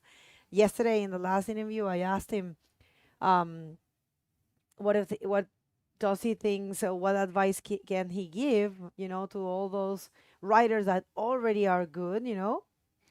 Yeah, and control is a word, Bego. I mean, looking at this one, right? Look at it's coming to that inside and another little snap. And yeah, look at those chops. He's just handling those. He's not being knocked off the board at all. So yeah, very in control rider, as you said. And as he mentioned, there's the kids amped on Jerico, such a good guy, giving his time to the kids, signing autographs, just stoking them out. So yeah, good to see the kids amped on bodyboarding and the pros taking their time to spend with the kids. And yeah, so Yeah, just going back to that idea, he said that you have to know yourself, right? So he said he knows himself very well, and it's showing. Let's see, right here, Fabian Tazar standing up really fast, attacking that section, going for a snap to reverse, bumping. yeah, unfortunately, just not enough push to keep him on the wave, right? With those chops will definitely slow you down sometimes, right? But yeah, it's still 6 minutes to go, so a lot can change. But let's take a look at that replay of Fabian getting up on the knee and aiming for that little snap reverse, hoping to get back on the face, but it's questionable if that was a complete maneuver or not. But let's, while we're waiting for the scores to drop, let's find out. Yeah, the judges, they have a better view, right? So Yes. we're just watching an amplified version of reality. They have the wide, Yes, yes. you know, they can compare, they have all the tools. We're just here to entertain, and we hope you were doing that greatly. DropKnee division, people, we're crowning a world champion in here in this division. We have pretty cool story, you know, in the DropKnee division, having Hawaii as the powerhouse, total powerhouse, adding 16 titles. Wow. Total, you know, 5 for Sammy, 10 for Dave. And 1 for Jack, right? Jackie Booter, right? Yeah. Yeah. Wow. Wow, that's crazy. That's just like all those world titles were just between 3 people, right? So yeah, so here we have someone kind of aiming for that insider, but decided to pull off. But yeah, just under 5 minutes remaining in the comp. And guys, be sure to check us out on IBCWorldTour.com, and be sure to check out our calendar for the upcoming events this year, and also be sure to check out the top 16 and stay updated with us, see what's going on. And there we have Jerico again, spending that time with the Groms. And here we go. I think we have someone taking up on this. I believe this is Amory. Nice little wall, good snap right there. Going for that inside section, and one more little snap. Taking it all the way to the inside. Will he get one more? And no, good call there. Not pulling anything on that section. Here we have. That will be Fabian Tazar. Let's see, looking good for him. Slashing that first section. Let's see. Continues and grabs his leash right there for control. And one more maneuver, but just, you know, maybe not a complete one. Right in front of the Kraken, like you said.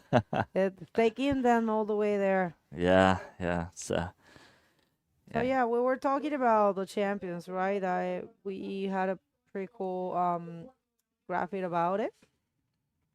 Yeah, yeah. So we have Dave Hubbard, 10-time world champion. Sammy Morantino, 5-time. Cesar Barrow, 1-time world champion. Damon King, 1-time world champion. Sasha Specker, 1-time world champion. And Jackie Booter, 1-time world champion. So yeah, between 6 guys, not 3 guys. My bad on that. But yeah, there's the little bit of the history of the world titles being taken out by the DropKneers. And yeah, let's see what goes on today. I'm curious to see if Sammy's going to get that number 6, right? Yep. Yeah, I mean, he's looking sharp for that. You know, he's going to be meeting Leo Alar in semifinal number 1. And we do have Jericho Rosero waiting patiently to see who is going to meet. And check this out. It looks like it might be this guy right here. That was 6.15, I think, for Amaury Laverne. And it was a very complete wave. You know, 2 maneuvers, powerful ones. And here's the last of Fabian. Yeah, so here's that little replay of Fabian coming down to the end section. Little snap right there. Looking for that inside wall. And he's going for an oncoming section and tries a little reverse off of that, but just not enough power able to push him out. And yeah, a couple sets coming in, and yeah, things are getting a little bit stressful for Fabian, which is 2 minutes left in the heat, so he's gonna need a little bit of luck to take that first position away from Amaury. But there are sets coming in, there's some action coming in, so nothing is set in stone right now. A lot can change in 2 minutes. Yeah, we'll see. You never know, right? I mean, it's not over till the horn sounds, so we'll see what happens there. I mean, but definitely, you know, 7.60, and there's no one that has done that score in this heat, and there's only 1 minute and 35 seconds. So people, official calls that we are going to resume the competition after this heat, and then we're going to come back tomorrow for the great men round number 5, where we have amazing names waiting patiently. That's 8 heats of 3 people, and that's right before the round of 16. So there is a lot of events still for the men division. There will be, so round number 5, round of 16, which is round 6, then quarterfinals, then semis, and finals. So yeah, we have 5 more heats in the men division and 3 more heats in the DropKnee division. We passed halfway the event. We did pass the halfway mark. Yeah, I was just asking Lucas about that yesterday. But yeah, it looks like we're making some ground here. And yeah, looked like a good size set coming in, but fortunately not much shape on that. Let's see if this next one can line up. But yeah, it's not much. But yeah, I know Fabian's getting anxious to get a good wave under his belt with just 25 seconds in the round. But you never know. It could happen, right? Could see a DropKnee backflip go down again, right? But yeah, let's see. 16 seconds left to go, and looks like someone's going for this. And yeah, unfortunately, no one gets in that, but probably good call. Kind of a frother, right? But yeah, just 5 seconds left, and yeah, looks like that's it, folks. Looks like Amaury has taken out this heat with Fabian in second. Congratulations, Fabian. Congratulations, Amaury. Well done. And yeah, let's go ahead and take it to commercials, and we're gonna come back with another interview for Amaury. He's always closing the day every day, so yeah, don't go anywhere. We want to hear from Amaury Laverne, second semifinalist. We do have our semifinals established, and yeah, it's going to be no one else than Sammy Moratino facing Leo Alar and Amaury Laverne facing Jericho Rosero. We'll see how that goes. For now, let's just wait for him to get out of the water. We will come back right after that commercial break.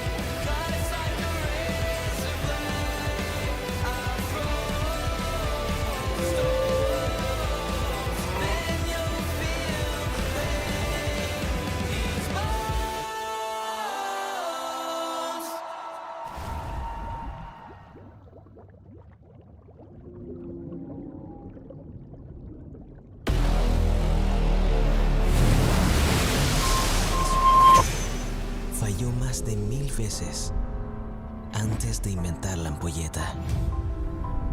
A Marie Curie le dijeron que la ciencia no era para mujeres. A Nikola Tesla nadie le reconocía sus logros. A Albert Einstein le dijeron que nunca llegaría lejos. Pero la historia nos demostró que cuando hay pasión y pones toda tu energía, los sueños se transforman en realidad.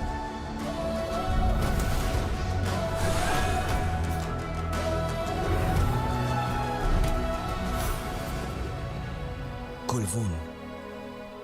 Transforma, impulsa, sueña. Thomas Alva Edison falló más de 1000 veces antes de inventar la ampolleta.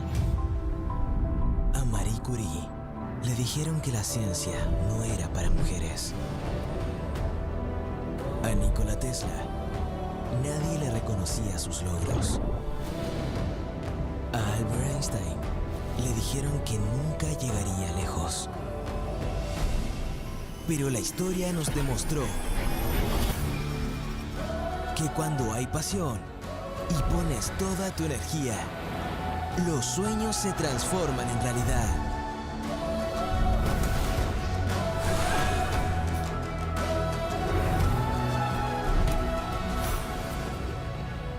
Colbún. Transforma, impulsa, sueña. Thomas Alva Edison. Una Antofagasta donde las personas disfrutan del deporte, donde nuestro compromiso promueve el desarrollo de nuevos talentos y los espacios públicos se transforman en lugares de encuentro. Nuestro futuro Es con más deportistas. Es con todos. Es con todos. Es con todos. Es con todos. Conoce más sobre cómo imaginamos nuestro futuro con todos en bhp.com. Nuestro futuro es real.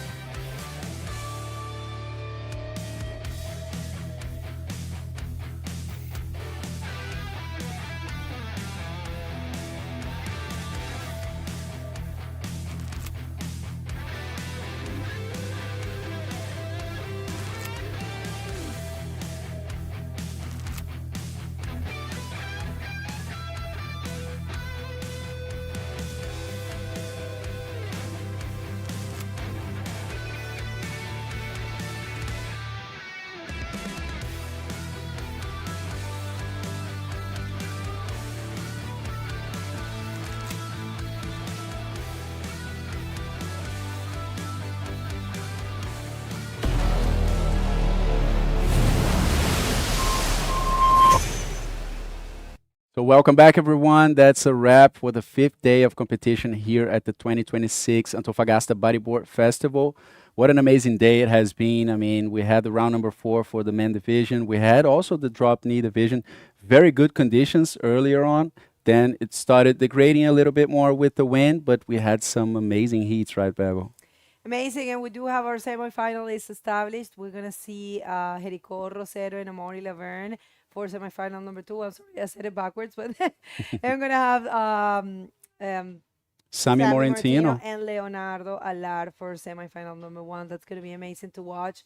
You know, there are 4 guys, you know, it's all coming down to 4 guys to see who's going to be the next world champion for the DropKnee division. Not happening, it's super likely not to happen till the last day of competition, which we don't know when is going to be. You know, there's some swells, there's different stuff going on with the waves. So what we might have, what it's probably what's going to happen, that's, you know, has to be confirmed, but we might have to come here every day at the same time, super early, check the conditions, and then decide, right? Yes, because the swell is coming maybe too big, right? On Thursday, it's picking up, but that's the thing. Maybe it gets too big, so everyone will get together. I mean, everyone who's has a decision on that. That's the technical staff, the riders representative, and they'll have to get together to find the best moments. But we still have time on the waiting period, so make sure to follow the IBC social media, the ABF Chile social media as well. There you guys will have all the updates for everything that's coming up. Bueno, y en español rapidito, mientras esperamos la entrevista, ya tenemos a los semifinalistas en el DropKnee, se reduce todo a 4 personas. Tenemos un chileno, Leonardo Alar, va a tener la semifinal número 1 con el 5 veces campeón mundial Sami Morretino. Semifinal número 2 va a ser Amaury Laverne y Jericó Rosero, va a estar de locos. Pero ahora tenemos la entrevista con Amaury y Erika allá afuera, vamos a escuchar de ellos. All right, thank you, Bego. Congratulations, Amaury. When you walked up, I just seen all the kids cheering, just so stoked. Such a good vibe here. Everyone's amped on bodyboarding. Amaury, I've noticed that you've been called the Hunter. What do you think of that? Yeah, I got a couple of nicknames lately on the tour. Yeah, I'm just I've been starting the tour a long time ago, you know, and now I'm one of the oldest guy and pretty much the only guy really looking for both titles most of the time lately. I know Sami is there. He was watching also, of course, like doing some good things on prone and looking for that the new another world title on DK. Yeah, it's just another nickname, but obviously people knows how determined I am and what I'm looking for. Very determined and controlled that you are. And then what would it mean to you to take out a DK and a prone title this year in the open men's division? Yeah, this is like a real challenge for me. I mean, technically, physically, obviously, not really now because we are doing one hit a day, but in the last few days, if it's going to be physically a bit intense to make like a few hits in the same day, like with the both division. And yeah, I remember when Dave Abba won the both division in Maldives. I finished second in both division that time, and I saw him winning the both division, and it was such a big achievement. Technically, maybe, I don't know, DropKnee. I mean, when I see Sami surfing or Dave, I just feel that I still have so much work technically, but obviously in competition it's not only the technique. So yeah, it's just like a great vision. I'm going to try just to push it till the end. Awesome, Amaury. And you want to give a shout out to any friends or family back home? Yeah, thanks to everyone tuning in. Un abrazo a la familia en Canarias, tous mes camarades qui me regardent. Merci à tous. All right, congratulations, Amaury. Back to you guys. A cool interview there with Amaury Laverne. Thank you so much. Well, people, this is it. We are coming back tomorrow, hopefully. Make sure to follow us, subscribe to this YouTube channel, and we just said it all, right? That's it. It's a wrap for the 5th day. It was amazing, and we have so much more to come. I mean, it's just getting better with the progression of heat. So check in tomorrow at 6:45 as usual. I'll see you guys tomorrow. Thank you. Gracias.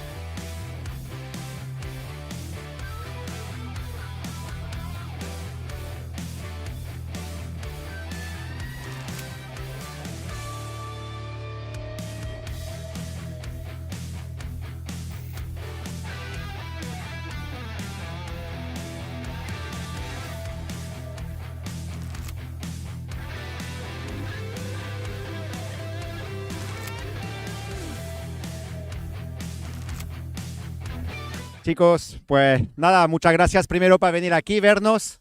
La verdad que se agradece que el sistema educativo le organizan para que vengan a ver un evento deportivo. No se escucha, pero así me escucha mi voz, ¿no? Que el sistema educativo aquí en Antofagasta le organizan para que vengan a ver un evento deportivo, que ven la gente aquí compitiendo, arriesgándose su vida aquí en la Nilda y que ustedes lo pueden disfrutar. Hay muchos sitios en el mundo, yo soy francés, y en Francia cuando hay un evento no se ve tantos niños que vienen aquí a vernos. Y aquí en Chile ustedes con los profesores pues están aquí disfrutando. Así que espero que disfrutan mucho y que algunos de ustedes le van a inspirar para poder conectarse al océano de forma que sea y quizás sea con el bodyboard. 1, 2, 3, ¡ah, Mauri!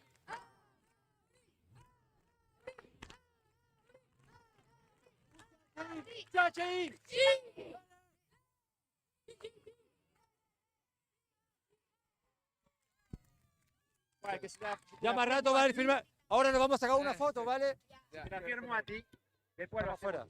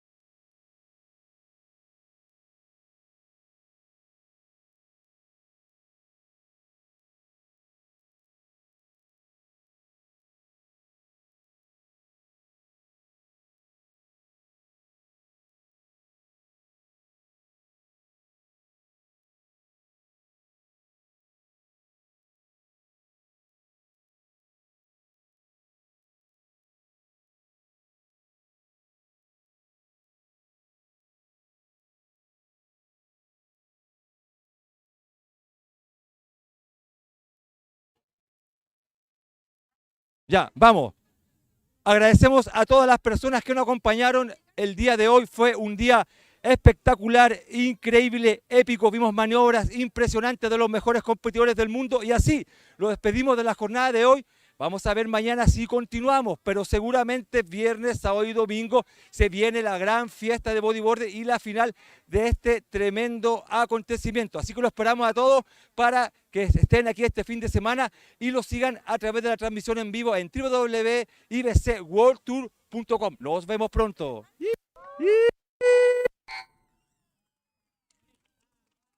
Ah.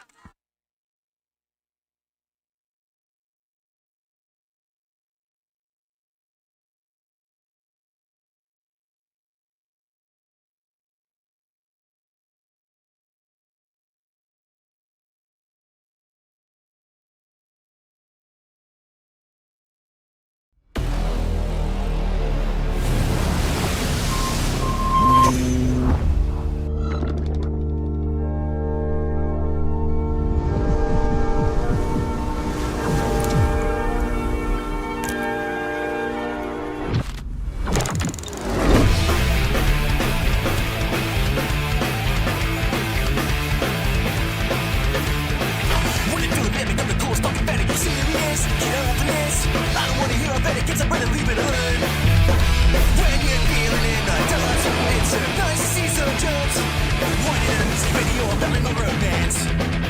So shut up and dance. Shut up and dance. Shut up and dance. Just shut up and dance.